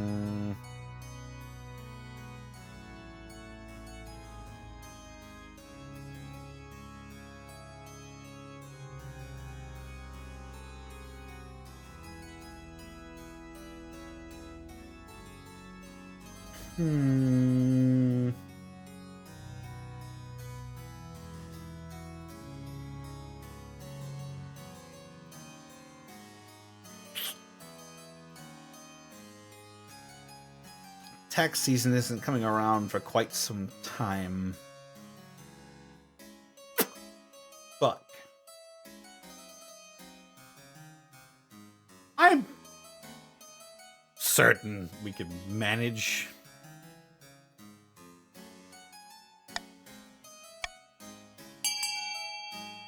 Everyone who votes for A gets extra gold.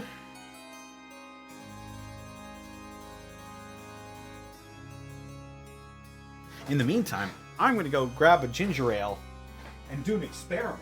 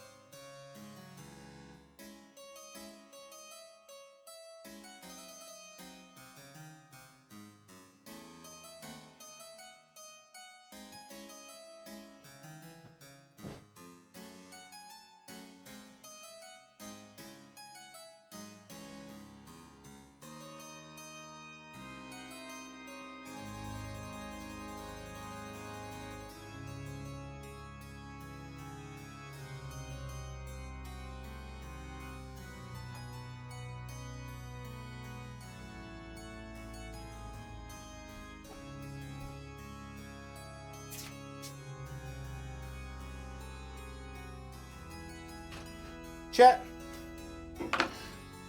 Chat. Chat.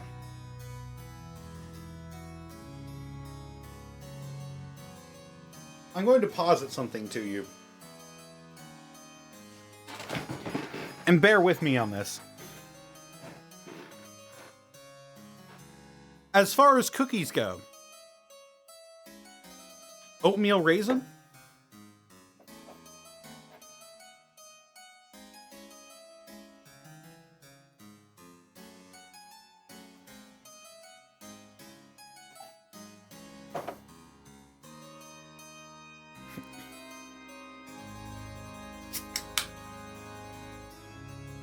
Mid wouldn't throw it away. I see, I see. Wouldn't go for it, wouldn't throw it away. Your opinion, chat. Oatmeal raisin.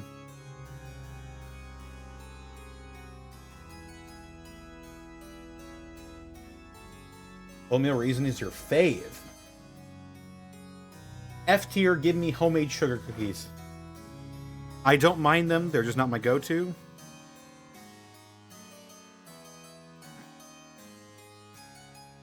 Oh no. I just put ginger ale in my beer.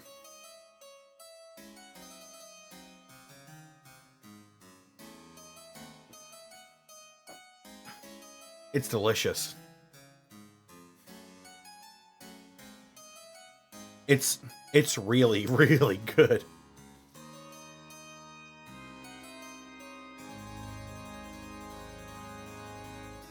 Credit where it's due. Ruby Flash was right on this one. It's really, really good.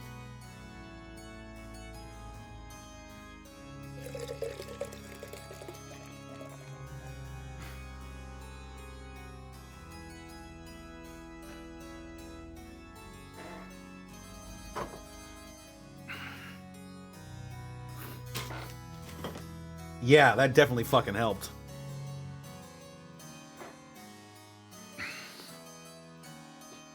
The power of alchemy before our very eyes. Right. So, your opinion, chat. Oatmeal raisin. Kinda mid.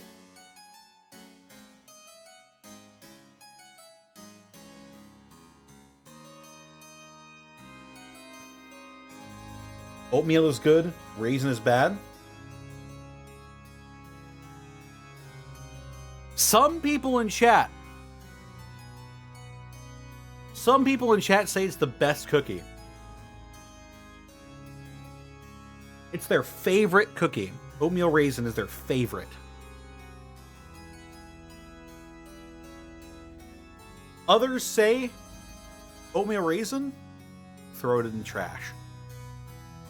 Now, chocolate chip.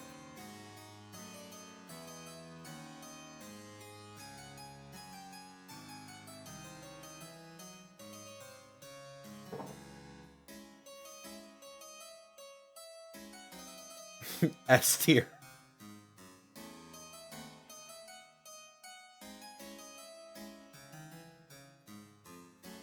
Now that's where it's at.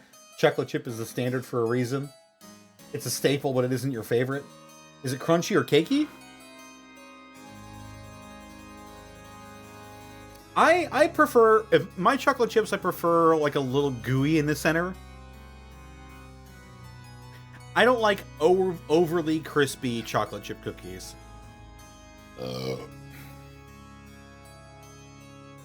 My school newspaper made cookies every day. And I bought them every day. Because they were the perfect texture. Crunchy on the outside, gooey on the inside. I don't know how they did it. They used their newspaper magic, their warlock sorcery, to fuck up these cookies. And they fucked me up. Banana chocolate chip? This is the first time I've ever heard of a banana cookie. It sounds like banana bread. It actually sounds pretty pog. But chat, the reason I ask this is because I need your opinion on a cookie that I'm holding in front of me right now. Oatmeal chocolate chip.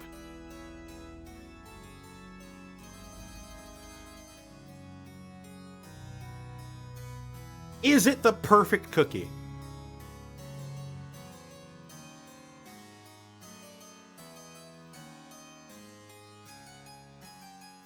Fuck yes, sir. It exists. I'm holding it in front of me right now. I'm looking at it in its chocolate chip eyes.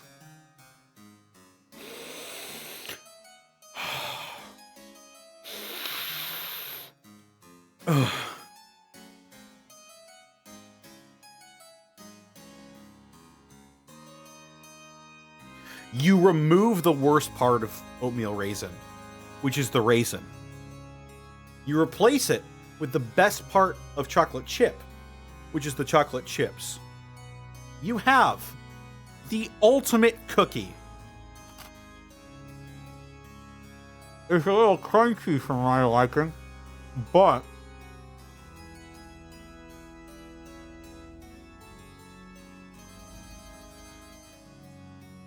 the flavor is there.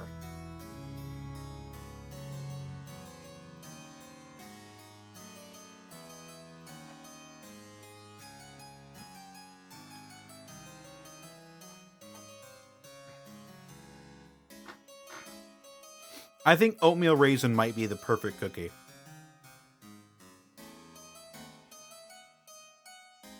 There's so much good about it.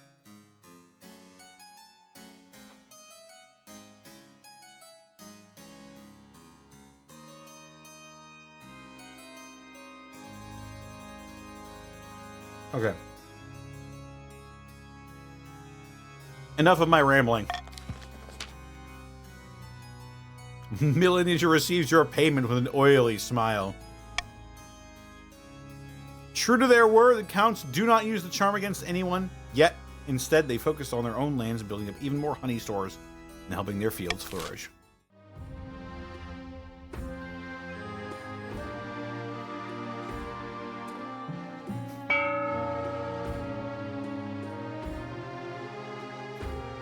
Dip it in coffee? Wallfly1563 knows what they're fucking talking about.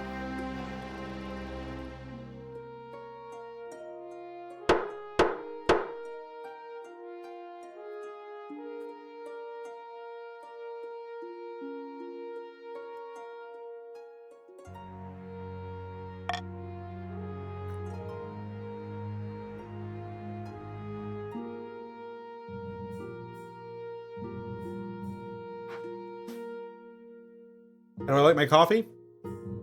2 cream, 2 sugar.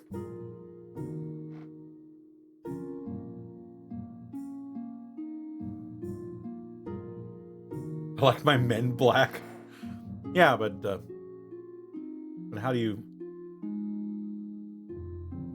like your coffee?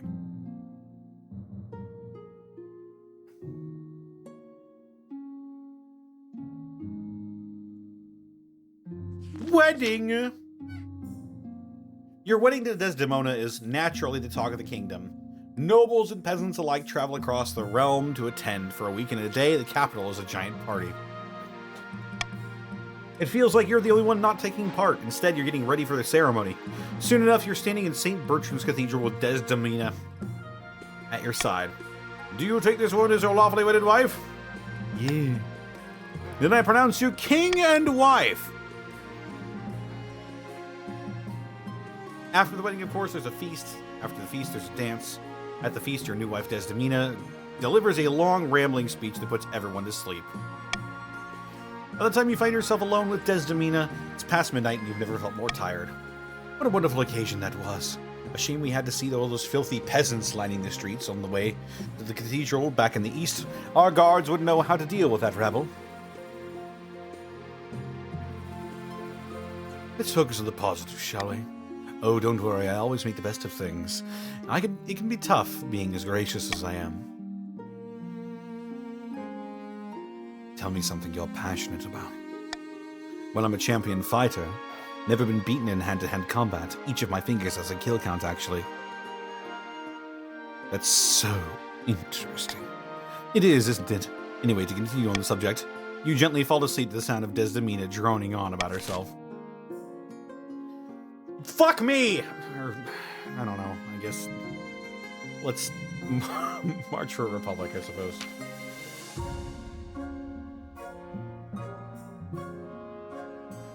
Your Majesty, people are demanding a republic. Thousands are marching through the capital, waving banners and signs. It's peaceful for now.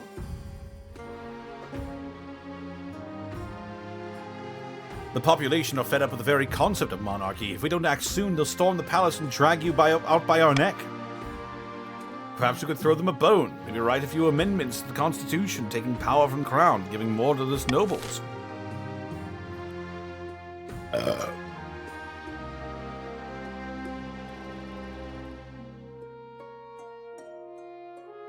Okay. Fine. If that's the way you want it. We'll rewrite the Constitution to Let's rewrite the Constitution to give more power to the nobles. Give more power to you guys.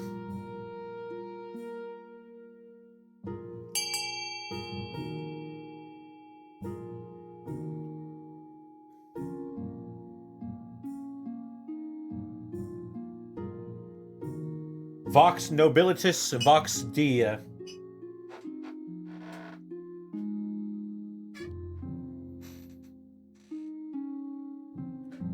I've been watching, while this is going on, I've been watching videos about how to roleplay an intelligent character when you are not intelligent.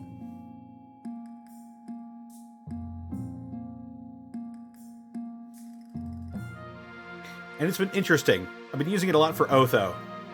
Because Otho is smart. I am not. Have you seen my notes on the Unexpectables, though? I've shown them off before. I've shown my notes. I'm plenty smart. I'm not as smart as Otho, though. I'm not as politically savvy. There we go. How about that? I'm not as politically savvy.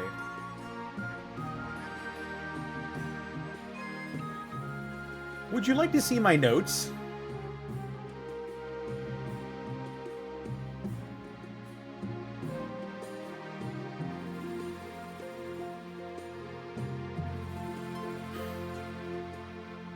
This is what my notes look like. Wait, where's my... Oh, it's on my third monitor. Hang on. Here we go. These are my notes.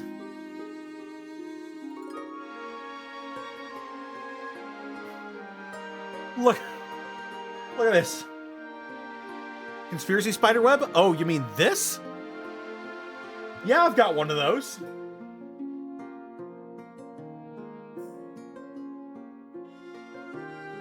I've got one. This is what being a mastermind rogue looks like.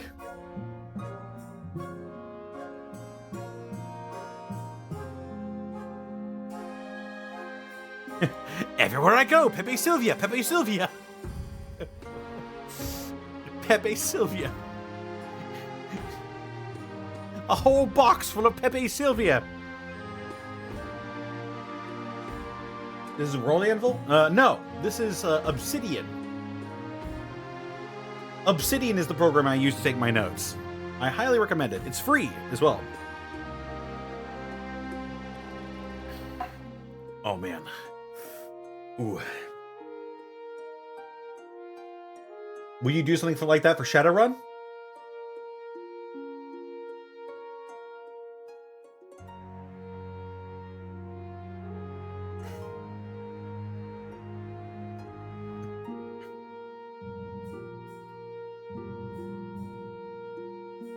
Zan, will I? Or have I? Or have I?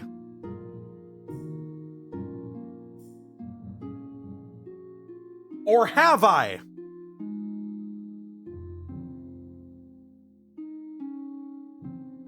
I already have an Obsidian Vault for the Shadowrun game.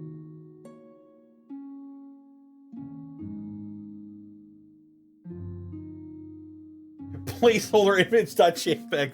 You're goddamn right.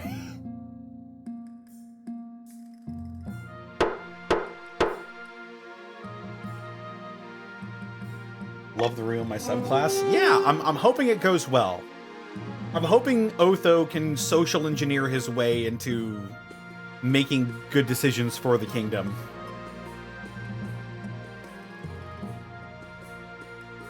Everybody's probably like, oh, Otho sold out Eleanor. Oh, Otho sold out Eleanor, even though she's, like, peaceful and shit. One, it's what Otho would have done. He doesn't trust the ogre wives. Why would he? Two, he doesn't know if ogre wife Eleanor is the Eleanor they're looking for. Three,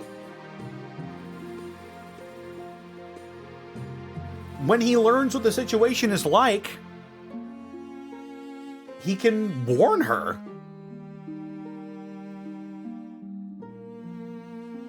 He gave the 13 Knights of Athel the information so he can tell Eleanor exactly what they know.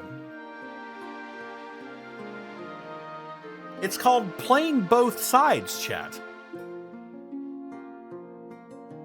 You just said the most volatile phrase, that's what my character would do. Listen, that phrase gets a bad rap.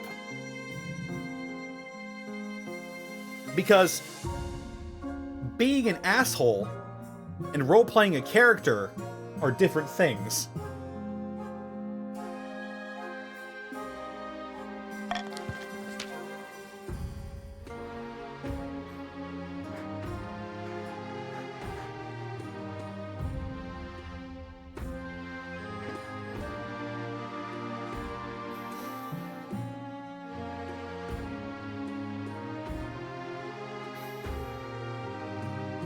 I wouldn't describe Otho as a benevolent person.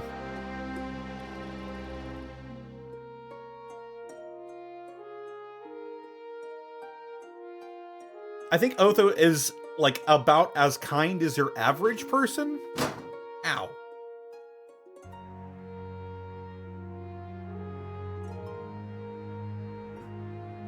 But he doesn't go out of his way to be kind to people.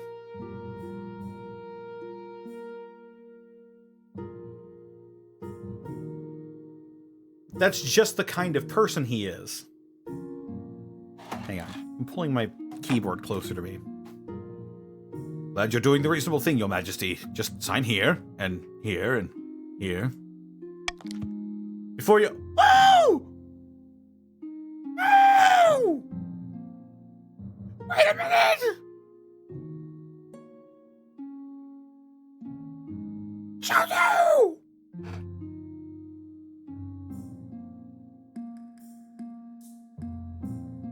Before you know it, you've signed away almost all the powers of the crown.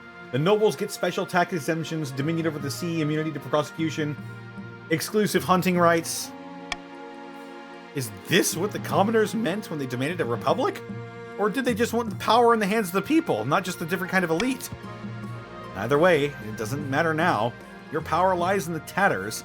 The riots do die down, perhaps because the common folk realized that getting rid of you wouldn't make much of a difference. Fuck. The treasury is empty. What do you suggest? Apart from raising taxes, we have precious few options. Get a bank loan.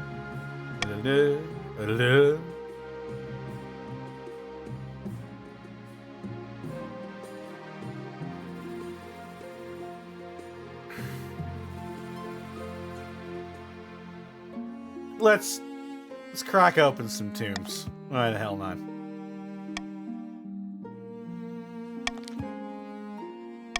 Ugh. Well, there you go, patricians. I hope you're happy. I hope you're happy now.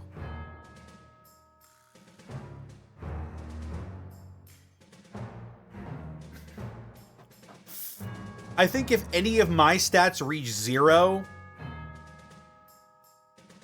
bad happens.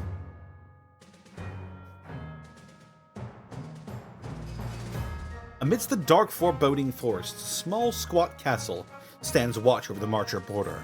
There, at the end of the kingdom, a plot is hatching. Ha! The kingdom's militaries are in shambles. Those pathetic weaklings couldn't fight their way through a field of rabbits. I've drafted the reforms proposals we've planned. The council will be more than happy to follow our lead. Good, but we must ensure they don't get skittish. The kingdom must be stable for our proposition to work. Grand. A calm before the storm. The next stage of the Baron's scheme, they must raise stability to 5 or more in 2 seasons. Back at the derelict Thalassian Tavern, the patricians have met once more, only this time, celebrations are in order. Workers are getting rowdy, and it's thanks to us. Now that they know how much wealth the king is hiding, they're itching to be rid of him. Careful, we don't want them too riled up. Or they'll start asking questions about our wealth as well. Yes, now it's time to incite some real chaos. Show them that King Ricimer is not only greedy, but utterly incompetent as well. Lower stability to 4 or less in 4 seasons.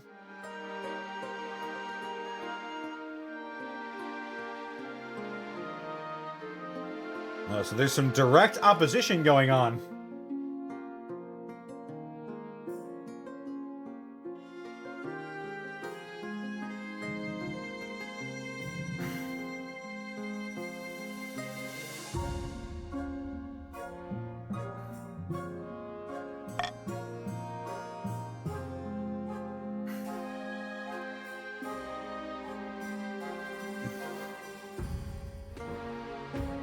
Be Empire.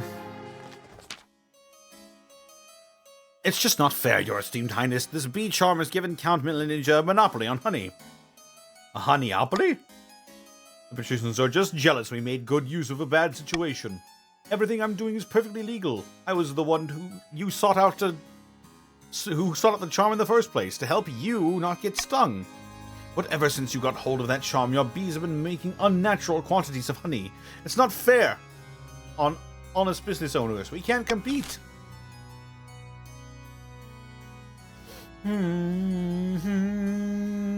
Holy fucking shit. Holy fucking shit. Oh my fucking god. Whoa.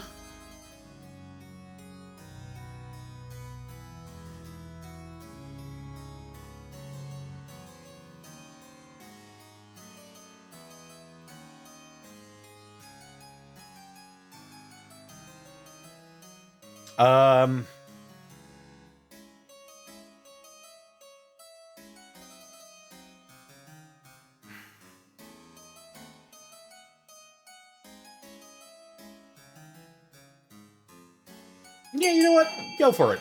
Go for it.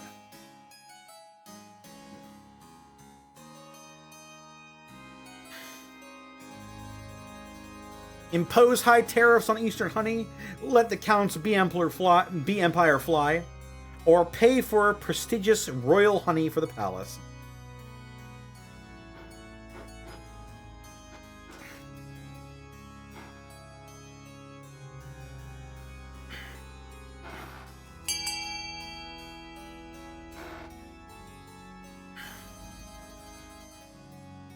Oh, it's neck and neck here. All right. I'll let it go for about 5 more seconds. 5, 4, 3, 2, 1.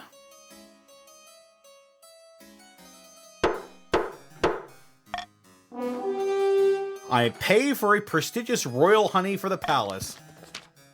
The counts murmur in surprise but agrees. Soon, specially branded royal honey is shipped to the palace, becoming a famous delicacy. The Chancellor even serves it to foreign diplomats who greatly approve of the delicate flavor and delicious sweetness. It makes negotiations more pleasant. Fuck yeah! Itching for a fight. Your Majesty, we in the March have finished a complete reorganization of our new army, and is truly a powerful beast for now. Is there something you want? Since you asked, I was hoping the Crown might be willing to host some military exercises. The soldiers are restless. Can you define exercises for me? We just need a suitable campaign to whet our swords and spears. An unbloodied army isn't worth its salt, I say. Let's see what the council thinks. Instead of a costly war, Your Highness, we could establish mercenary companies that fight abroad and take a healthy cut of the profits. Or, if Your Majesty wishes to gain something more than gold, we could use our might as intended and make inroads into Tavalin, whose meager army would surely be no match. I'm herming.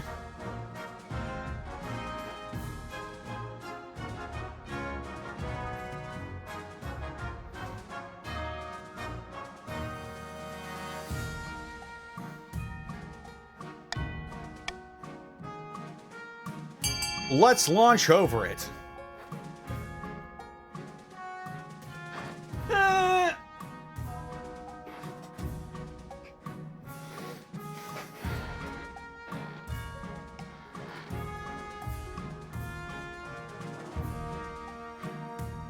The barons are voting to lower their own military and establish mercenary companies loyal to the barons.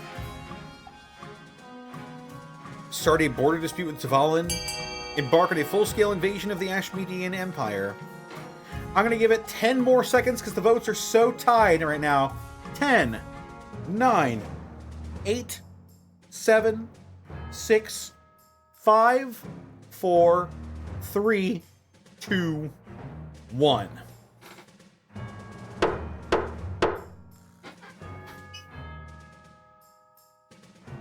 Votes are tied.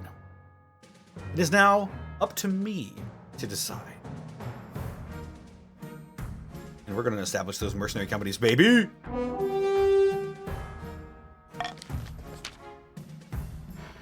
You give a royal assent to the creation of new mercenary companies owned by the Barons of the March. These companies fight in Ashmead and other lands where there are wars plentiful. Everyone's satisfied. The Barons get their exercise and you get a portion of their blood money.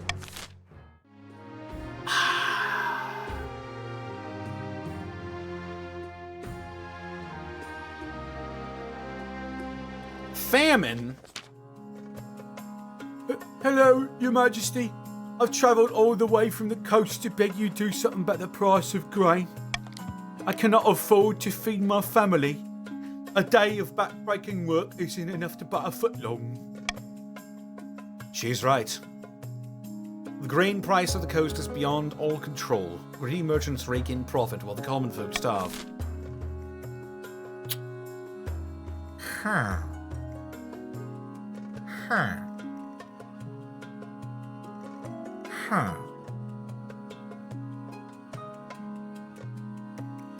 Huh.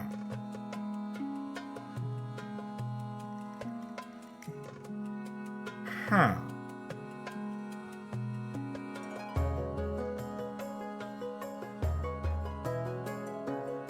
Huh.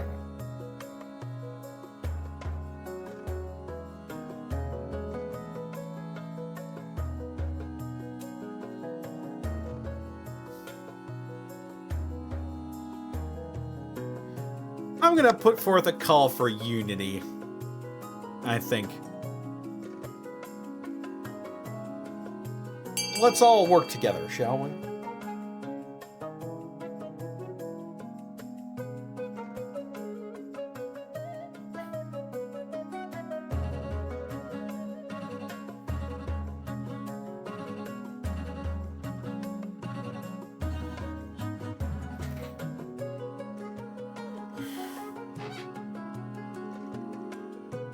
As a reminder, The patricians want to lower the kingdom's stability to 4 or less in 4 turns. The barons want to raise the kingdom's stability to at least 5. I'll give it 5 more seconds. 5, 4, 3, 2, 1.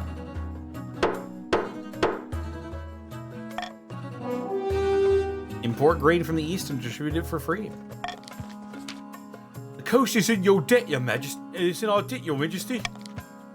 The kingdom's coffers open and a tide of free grain floods in from the east to the coast, putting many coastal merchants out of business but giving some counts some nice windfall. The grain proves sufficient to keep the peasants alive until the next harvest, which will hopefully bring about better days.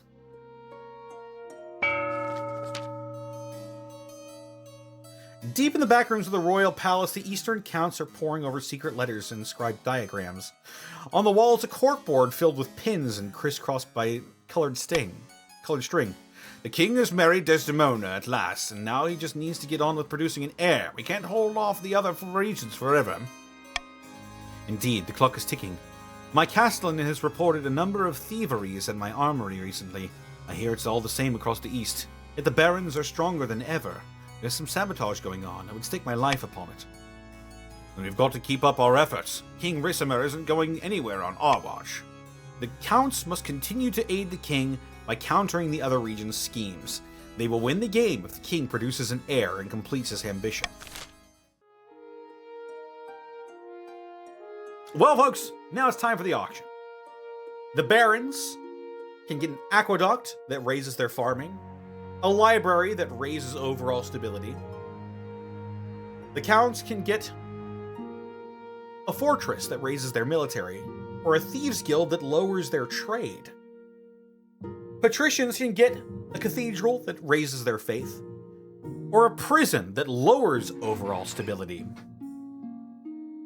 Decide now!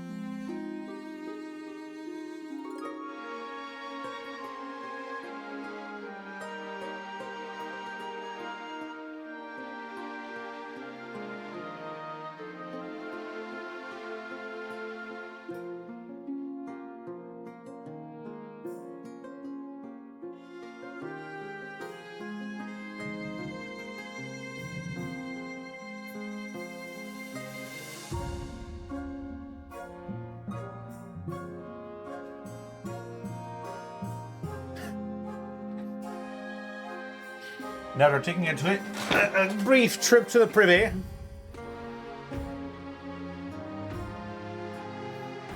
$15K spent on no change. Let's go.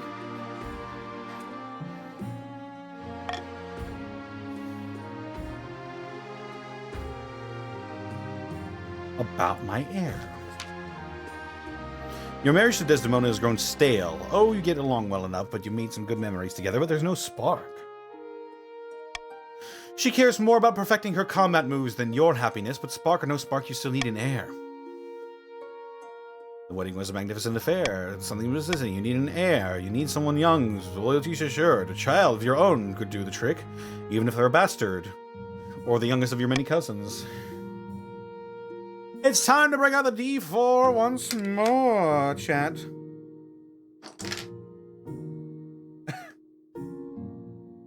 Alright. My wife and I... Whoa, hang on. My wife and I will have a child together. There we go.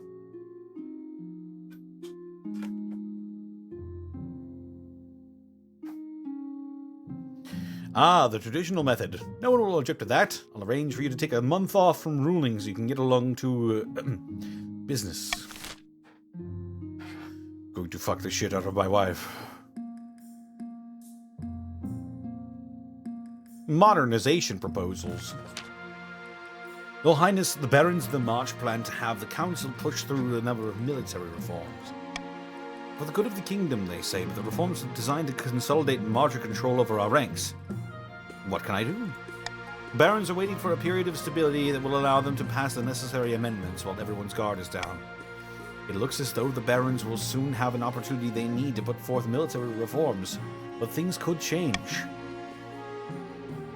You bring the revelations which the Barons wholeheartedly deny to the Council.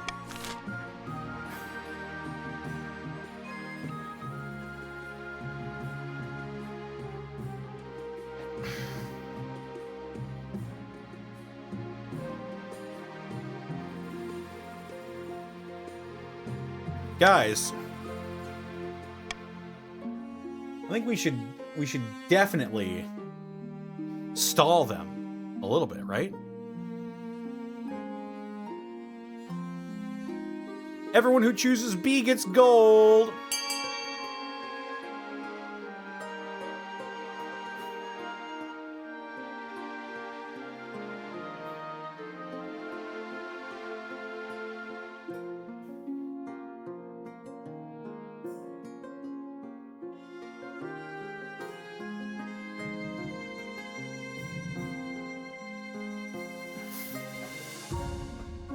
Patricians, look at these coffers. Look at these coffers. I think you should go ahead and start voting here. Let's go ahead and give it a 5 count. 5, 4, 3, 2, 1.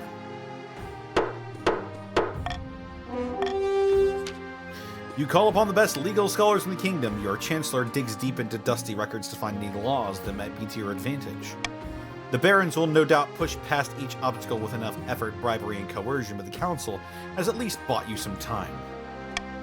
The Barons' stat goal will not be evaluated until the end of next season.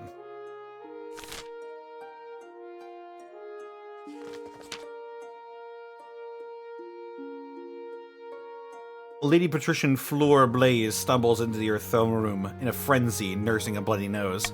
Your esteemed highness, your queen consort is out of control, completely unhinged. Why, I think she's broken my nose. Apologies, Fleur Blaze, but you were insulting my parents.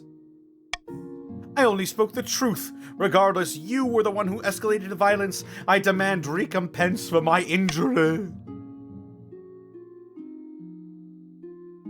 Enough of this pettiness. Wait, I can't...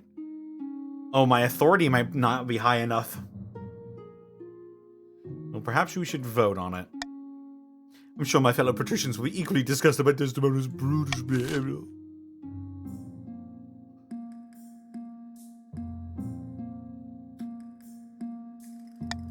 Well, that's not happening.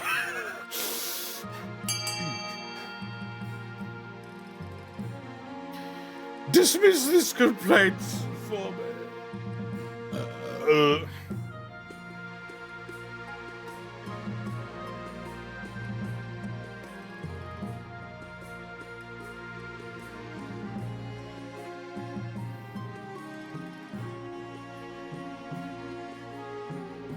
Oh.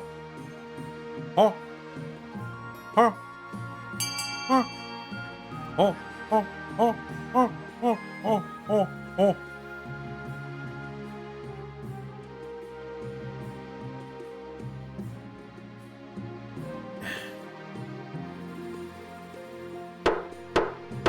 Delicious. Lady Patrician Fleur Blaze's ludicrous demands are thrown out by the council. Seething, she slinks quietly from the chamber. This is rigged vote.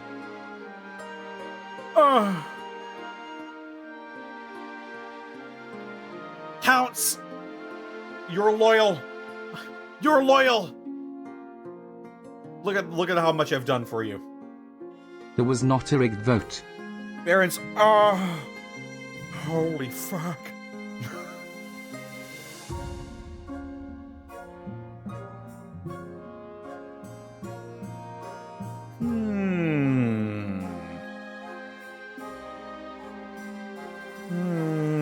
Yeah.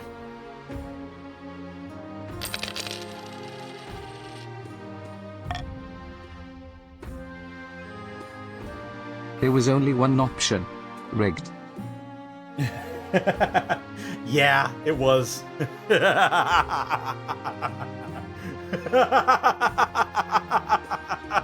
Yeah, it was. Fuck.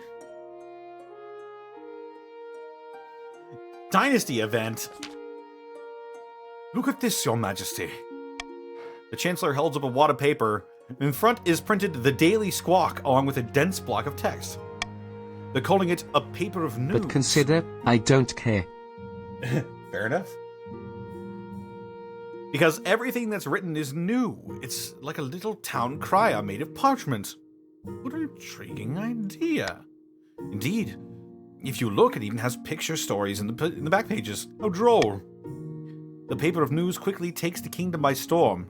It seems everyone is reading it. Soon enough, there are even competitor papers, and you're being asked to give an interview. Don't do it, Your Highness. This is beneath the dignity of your office.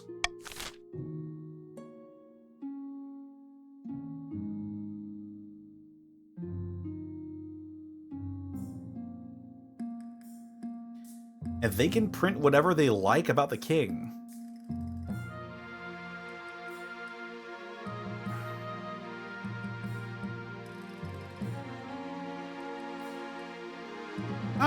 I don't know how well this is going to go over, so I'm going to go ahead and veto it.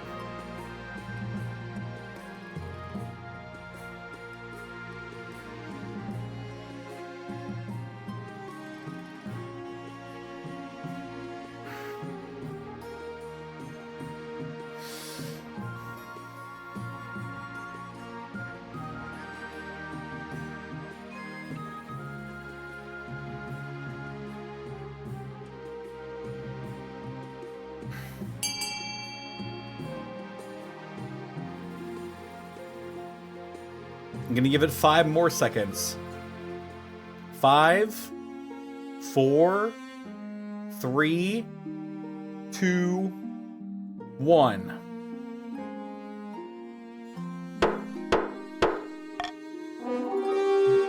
Yes, and they can print whatever they like about the king. You've never had a conversation quite like this with a commoner before. This journalist keeps actually asking difficult questions to your face. Your Majesty, one allegation about your conduct in office has never gone away. Your greedy plundering of the royal tombs. How do you respond? I am not a crook.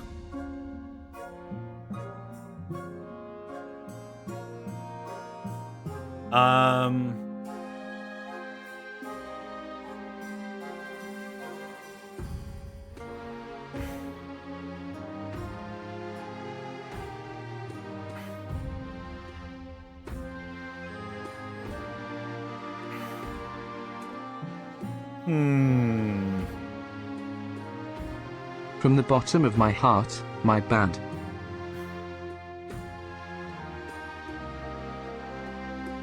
It's not that bad. Your half-baked justifications don't seem to hold water even to your own ears. The journalist makes lengthy notes and asks probing follow-ups which take you by surprise. Once the interview is over, all you can do is wait for the article to come out the next day. So your servant arrives with a fresh copy. I'm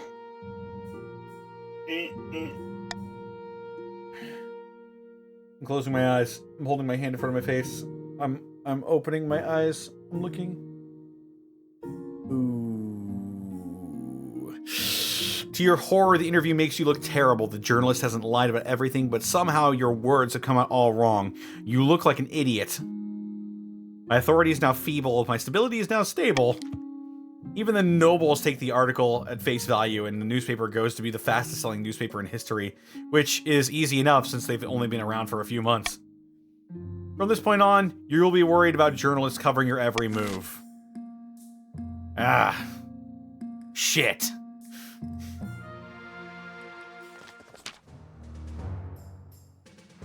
My liege, I have good news. Those mercenary companies that we've let loose in the wild, they're still returning with profits. It's a wonderful investment. Glad to hear it. I came to give you a share, of course. Please, take it. The question remains, Your Highness, whether or not we call it quits. Why would we do that? We sent them to Ashmead in order to blood them. They've more than proven themselves. We could bring them home and have them train our own military with our expertise. Or we can put them back to work with the expectation of future profits. Oh no. My authority! Oh fuck. Alright. I guess I'm just doing this.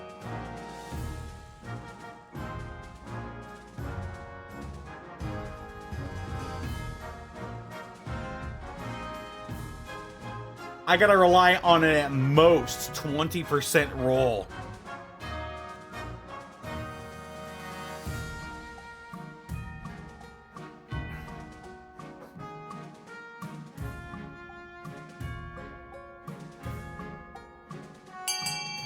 Alright.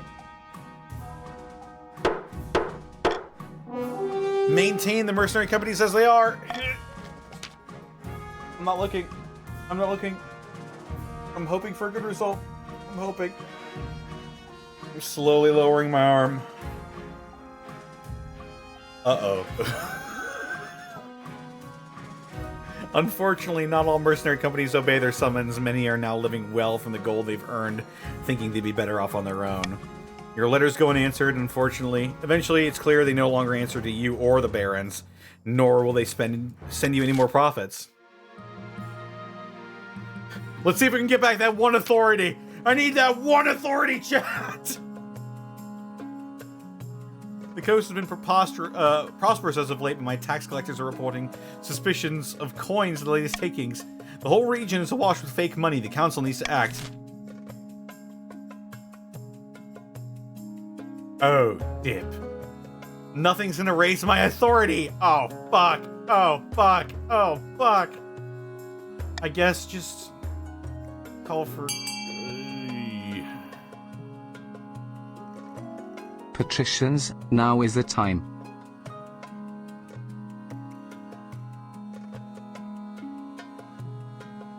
There's gotta be something I can do, right? They'll give me a chance to buff up my authority with like a huge cost or something. What if I just kill half my nobles? How do I do that?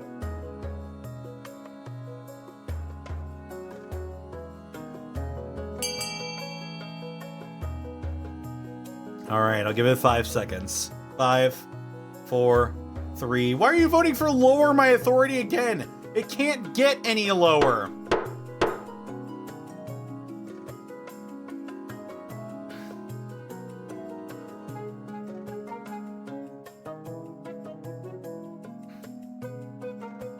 Yeah. Over the next few weeks, bounty hunters root out counterfeiters and sellers, hideouts, and back rooms across the coast. More than 100 forgers are on the noose, and all those bounties are eye-wateringly expensive, of course. Public trust in your currency soars. Controversy erupts when it's revealed that one of the counterfeiting rings is led by Lord Patrician River Birch himself. Of course, his fake gold is confiscated at once. I'm sorry, I just needed a little cash. Die!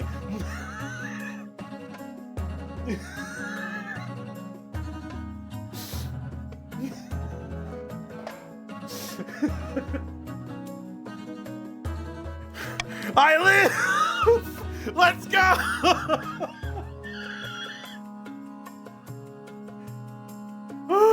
Woo! Close one. Die. Woo!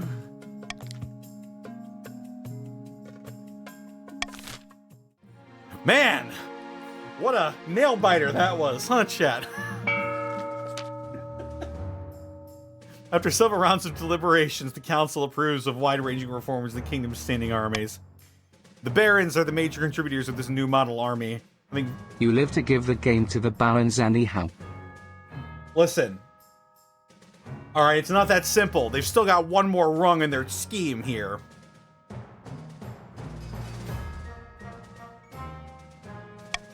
Meanwhile, in a foreboding Marcher fortress, the barons are celebrating.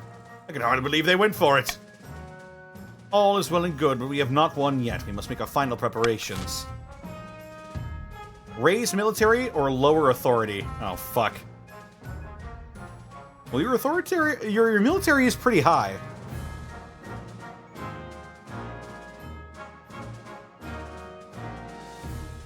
Uh-oh. No. We can fix this. We can fix this, chat. I need the help of the patricians and the counts.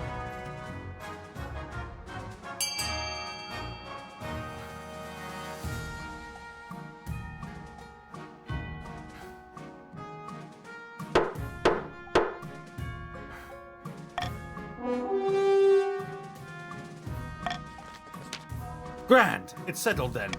With a new model army in control of the kingdom's military, we need only knock the crown down a few more notches to force abdication. The final stage of their scheme, the barons must keep authority at 1 or less for 1 full season.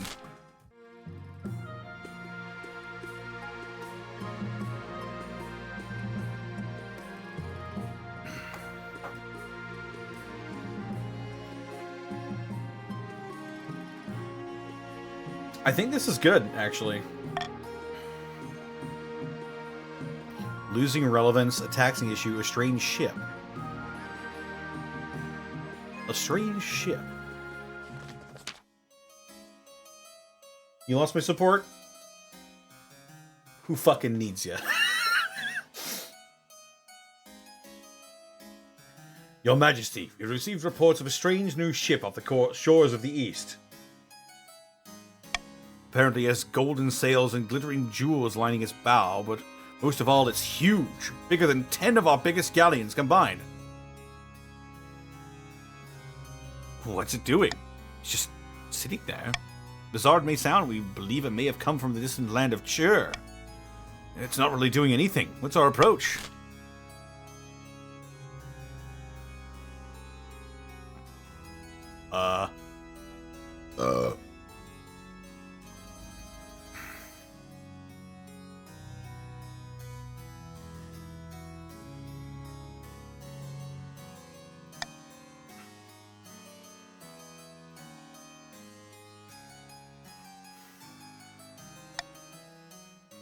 Probably not that.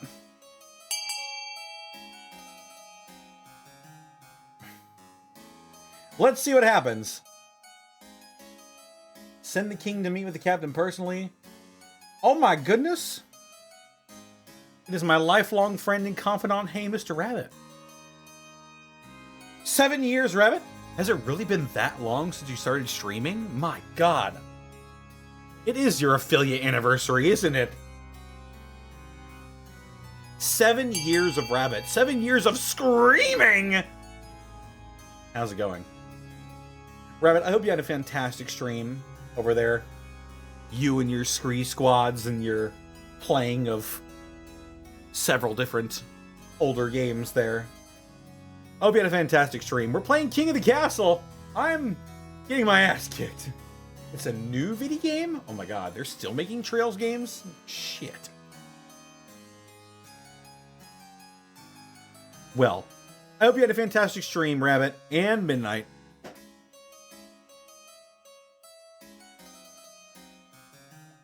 We are playing King of the Castle. if you would like to get in on this as well, even though this game is probably wrapping up here soon, type in !join followed by your pronouns to join the game.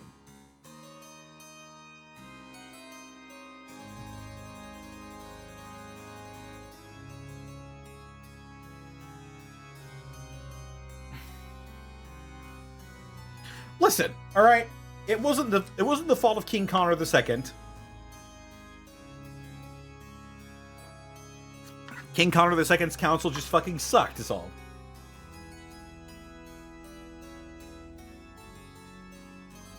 Right. So, I'm gonna speak with the captain personally.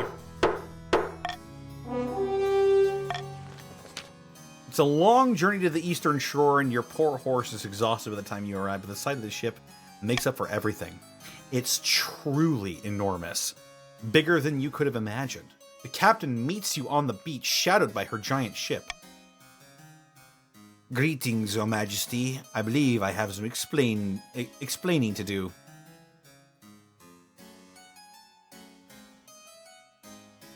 You speak the common tongue. Indeed, my parents were from a sect called the True Believer. Oh, no! My parents were from the sect called the True Believers who fled your kingdom from persecution many years ago. We found a home for our people in the grey halls of the Stone Slayers in Chur, where our beliefs are accepted. We were also gifted this ship so that we may come back and collect those we left behind.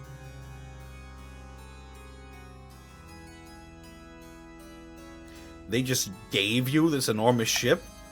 This is the smallest ship in the Stone Slayers fleet. The people of Chur have been most kind to us. In the vastness of Chur, we need not work. We sleep on beds of silk and do nothing all day but play games, write poems, and debate theology. We offer your people a better life if they wish it. As you carry this message back to the council, your mind is racing. Will the common folk listen to the promises of the True Believers?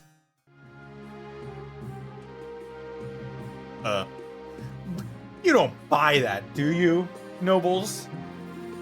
Surely, these claims are false.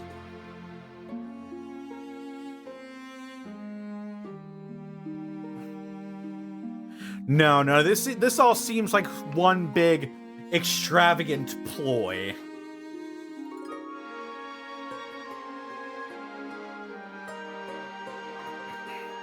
Don't call me Shirley. You got it, the Duang man.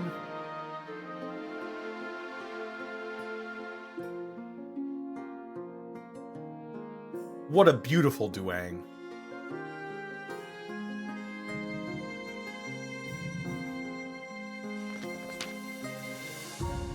This morning you'll be cutting the ribbon on the new library, then giving a speech at the gardening festival. I prepared some inoffensive jokes about flowers for you. Tell me a flower joke. Someone's been secretly adding concrete to the soil in my garden. The plot thickens. Oh, relax, everyone. I'm just pulling your leg. These jokes are deplorable. Very good, Your Majesty. See how I laugh. Hang on, isn't there a council meeting today? Why, yes, Your Majesty, but the nobles told me you weren't attending the council meetings anymore. They said you were happy to let them decide matters of... I said no such thing! I'll have their heads on spikes!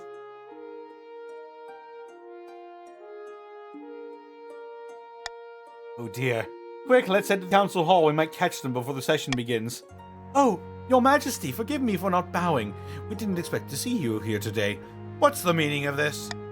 Don't take offense, Your Serene Highness. We thought you'd be relieved to have the reins of power taken from you.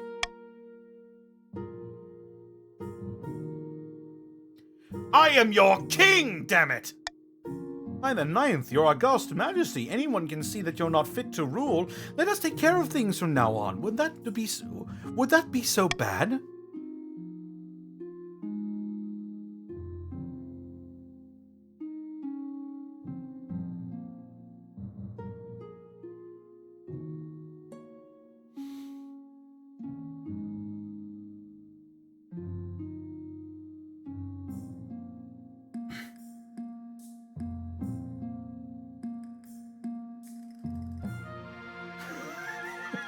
Drink her blood?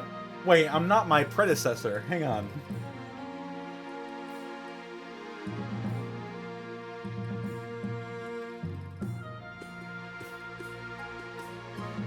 Fuck you.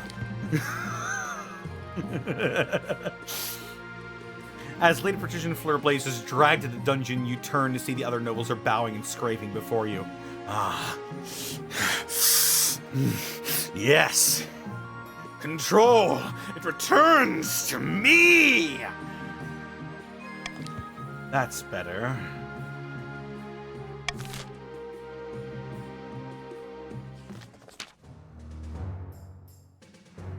Your Majesty, help us! Baron Game Master Anthe of the March has us bleeding as joy he has.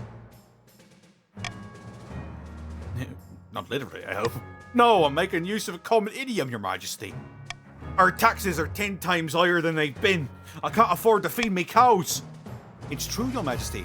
Baron Game Master Anthe has been taxing his peasants at least twice as much as the next highest noble. It's been a hard year, my liege. I have barely any gold in my vault.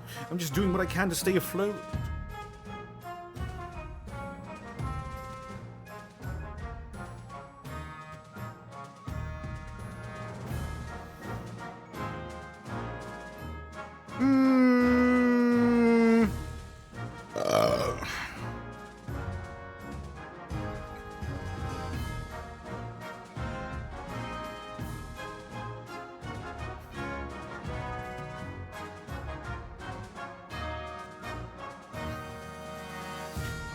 Fuck it. Why not? What the hell? Why not? I'll let you off. You're clearly having a hard time. Huzzah! I'm relieved you saw sense, Your Majesty. But, well, think of me cows, Your Honors! Think of me cows! Over the next few months, Baron Game Master Anthe becomes rich once again by jacking up his taxes. The other barons follow his example gradually. Soon enough, the farms of the March are destitute. Only the cattle are starving. The cattle are starving, so are the peasants. Only the barons are fat and wealthy. Oh yeah. The counts are gathered in the empty council hall late at night. A new report from one of their spies has just come in. Drakov's bones! Do you remember those military reforms the barons pushed through the council? They're trying to reorganize the royal armies into a fighting force that's loyal only to them. Is it too late to stop them? The reforms have already been passed and the king is still yet to pronounce an heir. Perhaps it's worth changing tact. If it's too late for the King Ricimer, I want to get out while we can. Our only other option right now is to retake the throne by force. We think Ricimer is too weak to hold it. But it's an all-or-nothing play. If we rebel now, all our goodwill will be gone. Not to mention a few of our heads if we lose. We'll be back at square one. Now, Counts, I want you to think about this really long and really hard.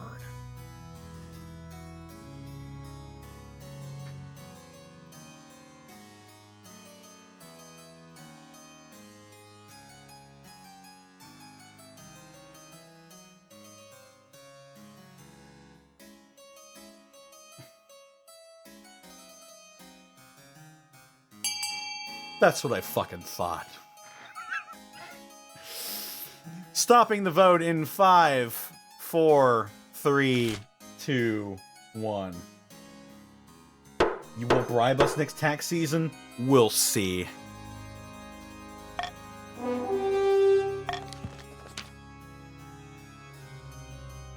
Excellent.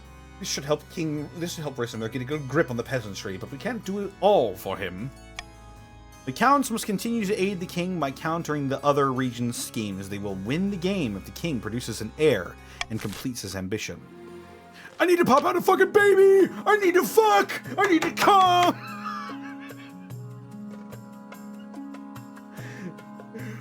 Back in the coast, Lord Patrician Venusaur II has met with his co-conspirators once again. Wine is being passed around in good measure. There seems to be little cause for celebration. It's no good. The citizens are losing momentum. If we don't keep up the pressure, they'll go back to living their normal lives in peace. Bah! Lazy good-for-nothings. Can't even get their backsides for one measly revolt. You have to keep them unhappy. Don't allow the king time to stabilize. The patrician's goal is to lower the kingdom's stability to 4 or less. And a reminder, if the barons lower the kingdom's authority to 1, they win. The patricians still have a rung left for their scheme. I need to fuck! I need to come! Come! Your quest for an heir is finally complete. You stand before the council holding a small child in your arms. Should I die? I ask that my crown be passed down too. The council is filled with nervous silence. Oh. Alright. Let's let Lady Luck decide. What gender's justified? Oh, there's my phone. Hello. Gonna roll a d6. 1 or 2, it's a boy. 3 or 4, it's a girl. 5 or 6, it's a they.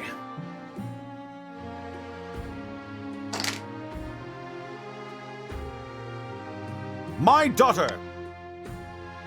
The assembled nobles break out into polite applause.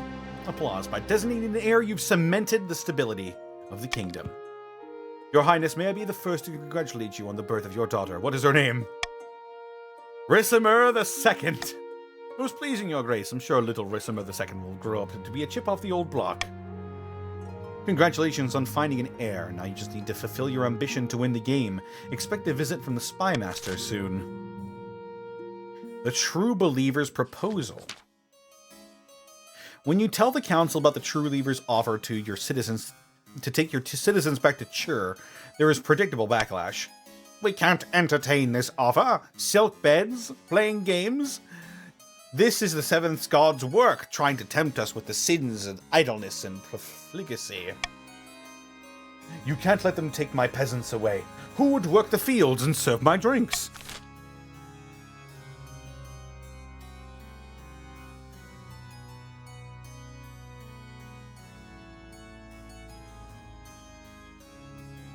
Well, this seems like a funny opportunity to raise him to call for unity. How about it? I'm gonna go pee.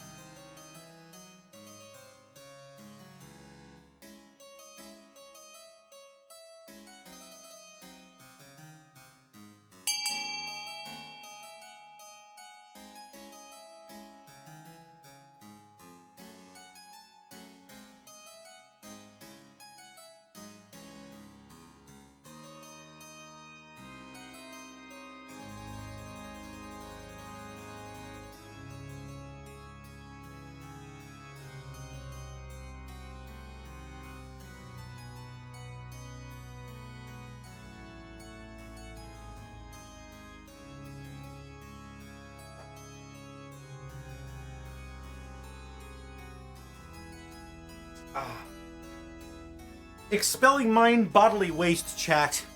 It's a game. To my toilet, it's a game.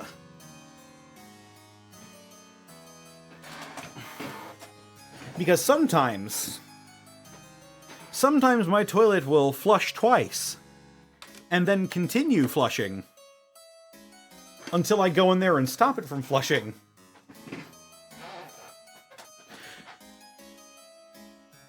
So I have to stick around for a little bit and make sure it does not flush more than once. Shout out to that one patrician that voted for B.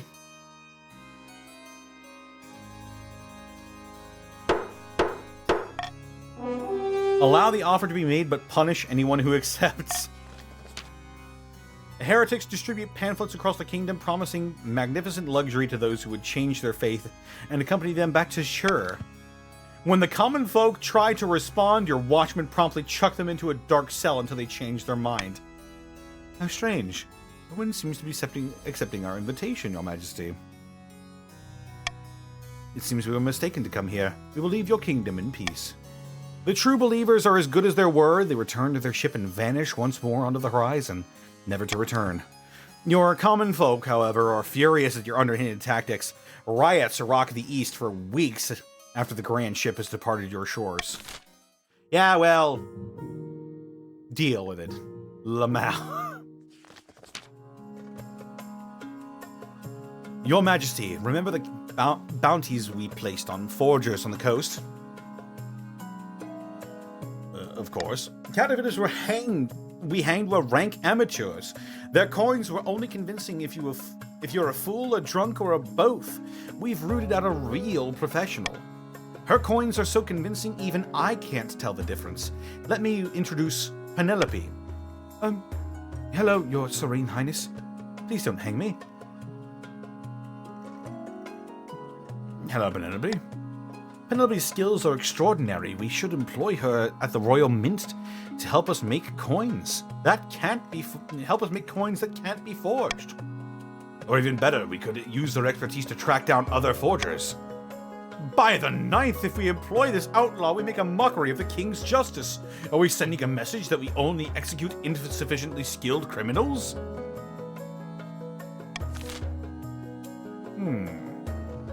We can hang Penelope. We can ask Penelope to help catch other forgers, or have Penelope come up with a new counterfeit-proof coin.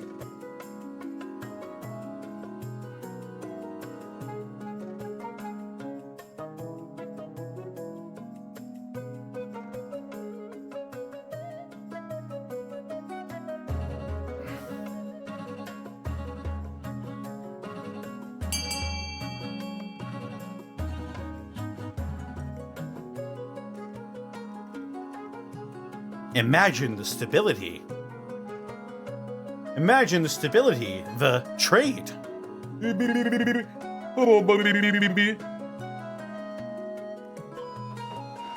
I'm out of beer. Well, that's not true. I could crack open another one, but I don't think I should. All right.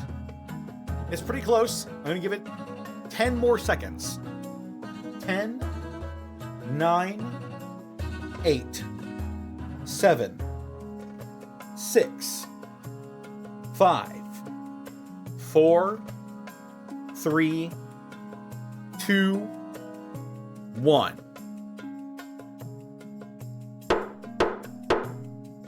Have Penelope come up with a new counterfeit-proof coin.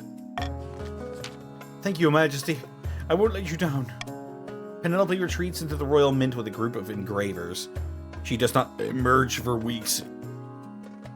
Your treasurer assures you something big is in the works. Oh, and here we go, chat. It's time for another auction. The barons have a monument that raises authority, or a theater that lowers authority. The counts have a fortress that raises their military, or a stadium that lowers their military, and the patricians have a library that raises stability, or a prison that lowers stability. And the patricians need that prison to lower the stability to 4. Decide now, chat.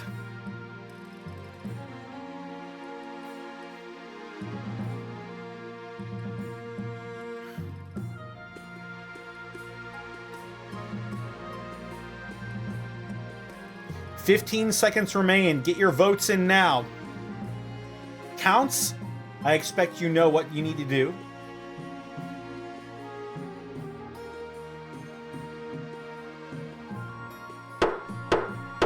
Time is up. We have a library and a theater.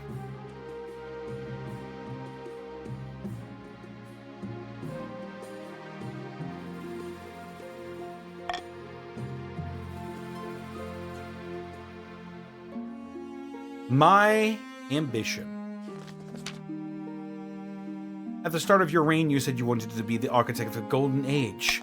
You've succeeded on that front. The kingdom has never been more prosperous. Well done, Your Majesty. But to shut down your noble schemings for good, we need to build a reputation. Your advisors have some ideas. Have you heard of the Scepter of Sages? It's an ancient lost artifact forged by Queen Alma the Wise. There's a legend that any king who recovers it will rule over a golden age.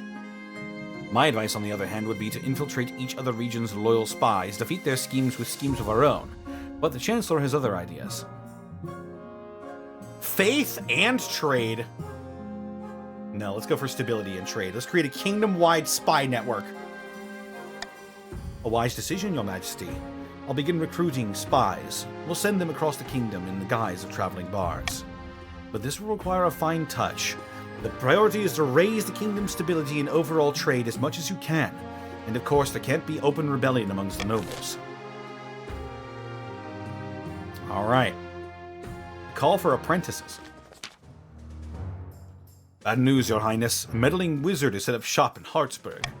I believe it is Pestia, the Lady of Pestilence. Tell me more about this wizard.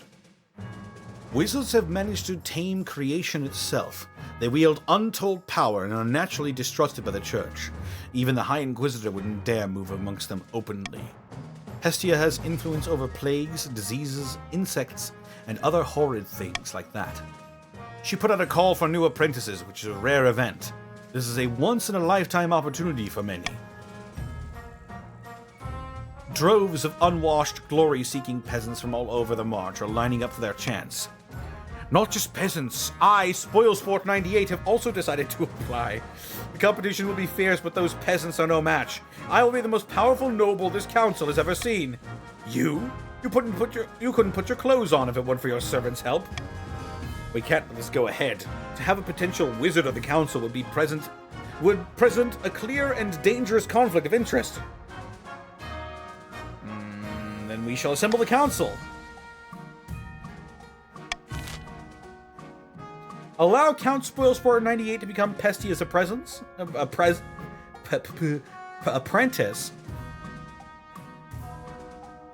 Require that he forfeits his noble title to become an apprentice.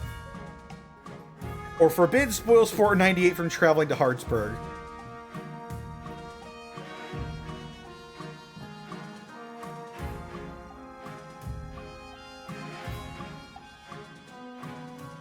You know, Chad, I mean...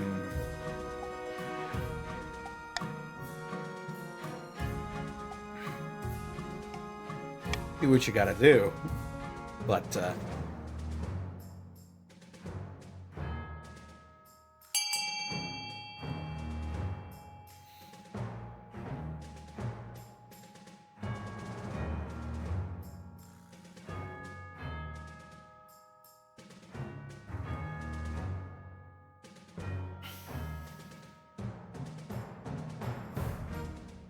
the patricians have like 0 chance of winning unless we rebel.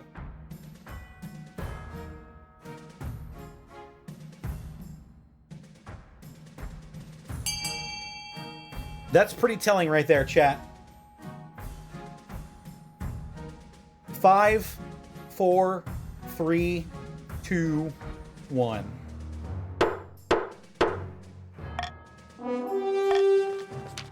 I suppose that is an acceptable compromise. Spoilsport begins his journey to Hartsburg immediately. His successor, Count Spoilsport II, inherits his position on the council, but the treasury confiscates the vast majority of his wealth as payment. Pestia's presence in Hartsburg attracts all sorts of visitors, though the power of her latent magic starts to wilt crops for miles around. Fuck! Alright, well, let's go for the food riots. Your Majesty, the famine in the march grows worse by the day. Riots are breaking out in all the major townships, from Kellensburg to Zerbimar. Starving mobs are pillaging bakeries, granaries, and merchant houses. What are we to do?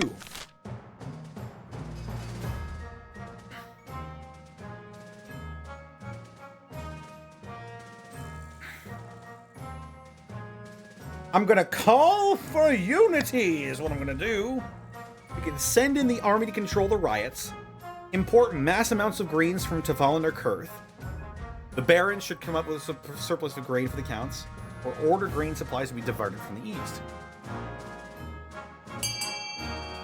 Call for unity, people!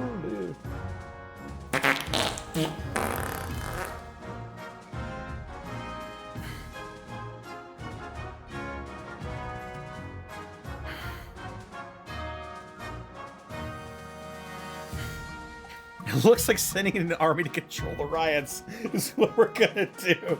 Oh no!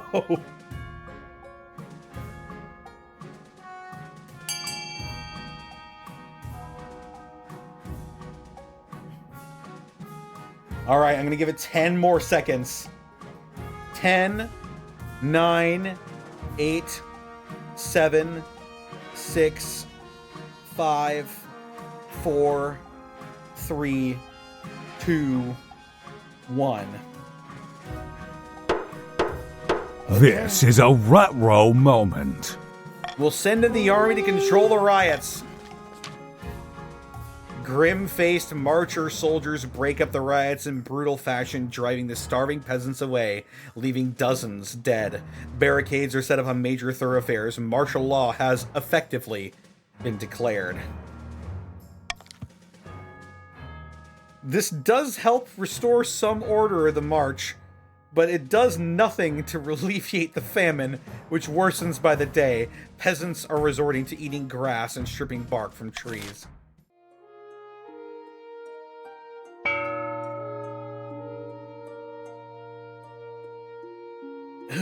Let's go ahead and... You know what? You guys have been alright. You guys have been alright. You know what? Everybody gets a little bit. I am nothing if not a generous king.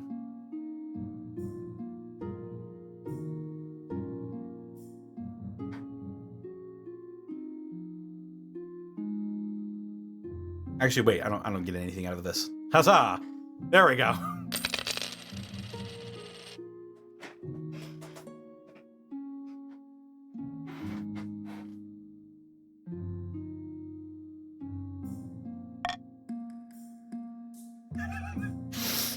Your defiance is at 0. What do I get out of that? Roving hunters. Let's see. Your Majesty, 2 barons are on their way home from an epic hunt and seek shelter for the night. In exchange, they're willing to gift you a rare trophy and provide meat for an extravagant feast, if you so wish.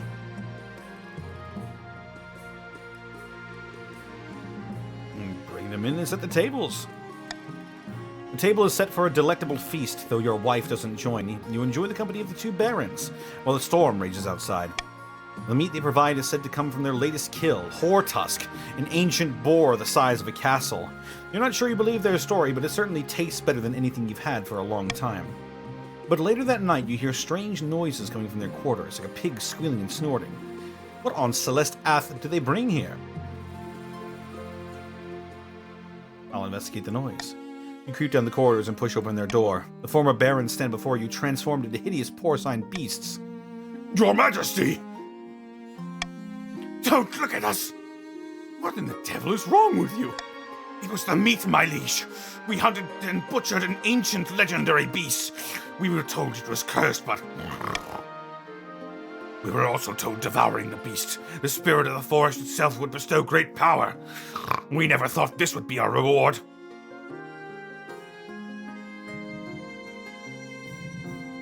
But I ate that meat as well. I'm so sorry, Your Highness. This is the first time this has happened. We've been eating this meat for many days now. Perhaps a single meal is not enough to trigger the curse. I won't tell anyone, but you have to leave right now. You hurry the barons through one of your hidden passages, and they go without a word, not wanting to argue with their decision. Once outside, you bid them farewell with as much sincerity as their hideous faces can muster. They vow to repay your kindness. And here we go. Wait, plague ship. Right. The Royal Navy has stopped a ship at the harbor of Thalassus.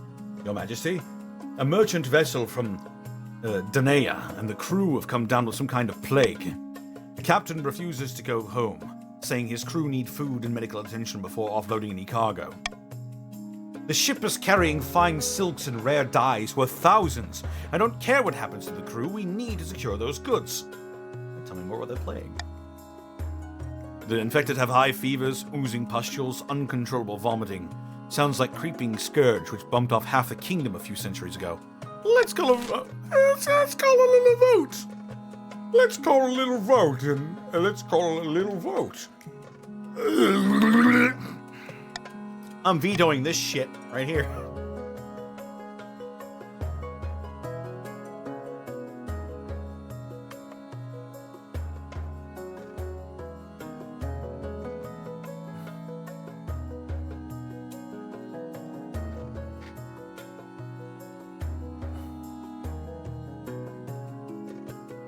Yep.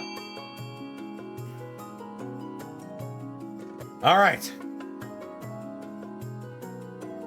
Oh, man. Oh, man.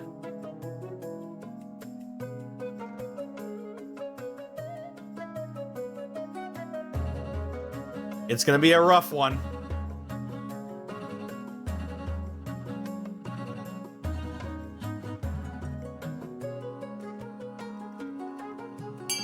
I'm gonna give it 10 seconds. 10, 9, 8, 7, 6, 5, 4, 3, 2, 1.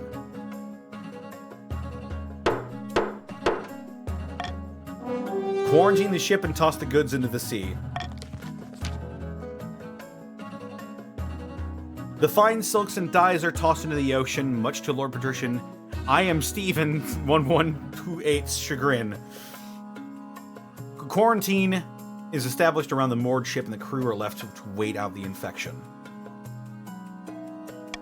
2 months later, the Navy aboard to check the crew and find nothing but corpses. And now, my ambition. Oh.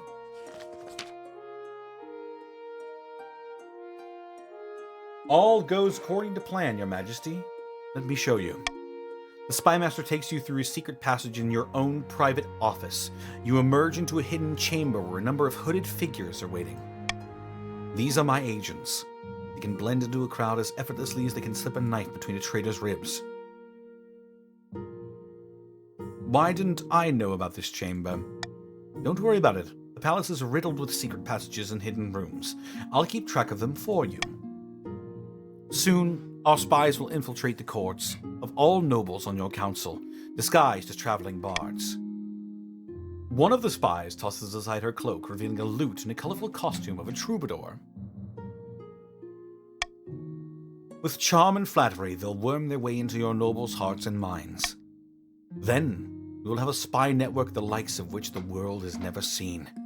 I hope to make even the Gaunt of Tavalin look like rank amateurs.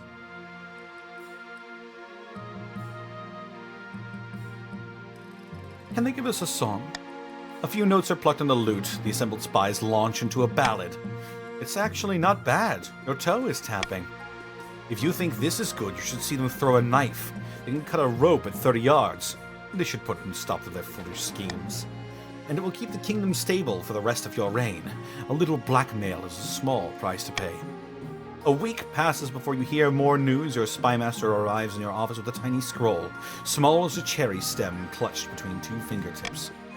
This is a message from one of our agents in the field, Your Majesty. I sent it to Lord Patrician Riverbirch II Sevilla, disguised as a troubadour with a fiddle at the ready. Open it. Of course. Wait to hear the success of your fledgling spy. The spymaster studies the scroll for a moment and a smile creeps across her face. She holds it over the candle flame and it vanishes in a puff of cinders. She's been welcomed into Lord Patrician Riverbirch II's court with open arms and is already flattering him with fawning songs. Let's hope the other spies are just as successful. Over the next few weeks, you receive back word from more and more of your agents. Almost all of them have successfully wormed their way into your nobles' courts. Now we must see if they can maintain their cover. Okay.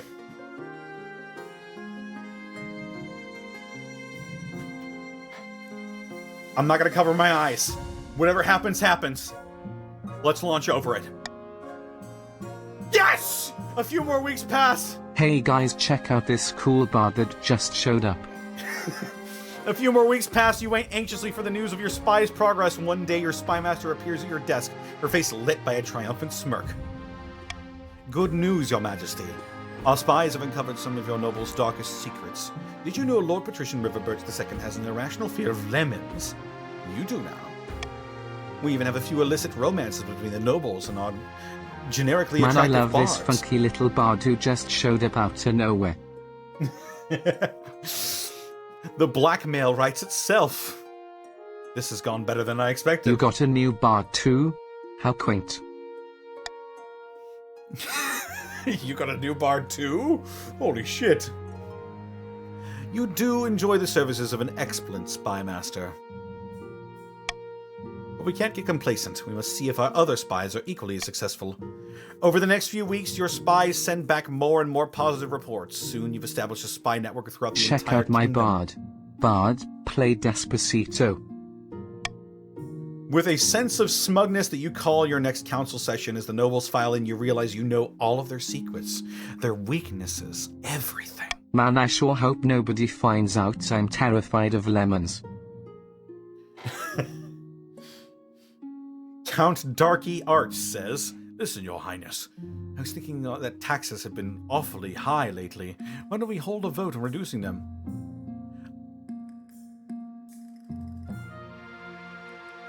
No. I must have misheard you. I just called a vote. Let's go. Chop chop. Count, can you come up here for a moment? I need a word in private. Count Darky Arts walks up to your throne, his face quizzical. Your spymaster leans over and whispers something in his ear, and he suddenly looks horrified. By the blood of the dead, how did you know that? Only my mother knows that! Sit down, Count. If the king doesn't want to vote today, there will be no vote. Count Darky Arts returns to his seat, trembling like a leaf. This is an outrage! The vote must go ahead! Hey, care for some lemonade? Ah! Leave me alone! I'll do whatever you say! About time. When you leave the council hall, the nobles are quiet. They knew a new era has begun, an era of cooperation. Or else. Your wife meets you back at your chambers, your heir, Resimer II, in her arms. How exquisite. I'm not sure what just happened, but I've never seen the nobles look so scared.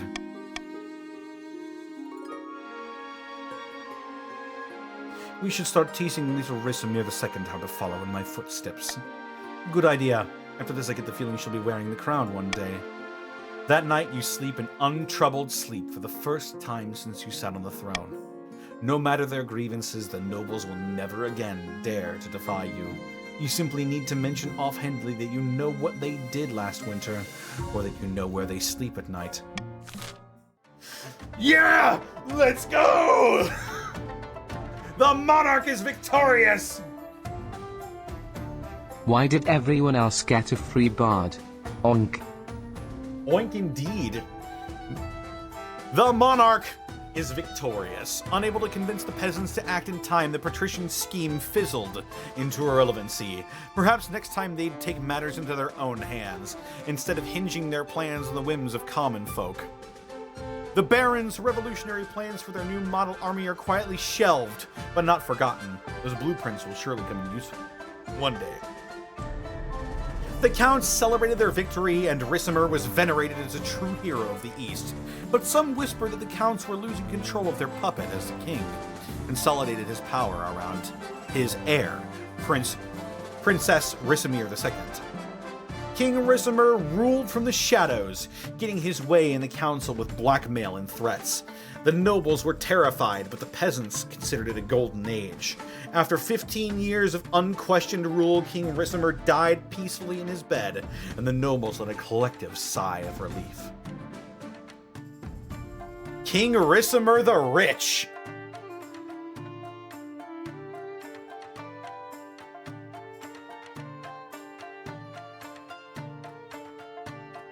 The wealthiest noble Zen. And there she is, Queen Resimer II. Oh my god.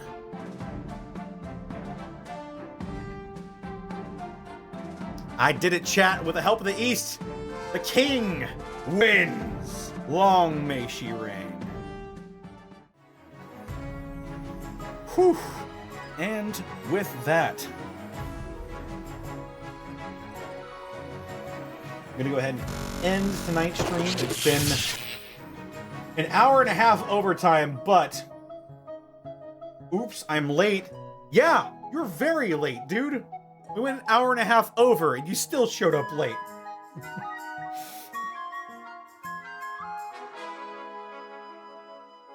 But, it's alright. Let's go ahead and raid someone. You just woke up an hour ago? Oh my god. That's crazy. Let's go ahead and raid Tabby. Why not?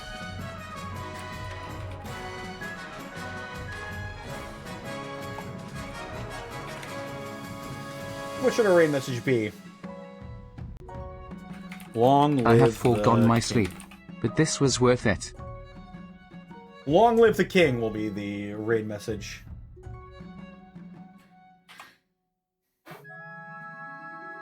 We have 81 people in here. Can we get to 69 raiders? Come on, people. Let's get to 69 raiders.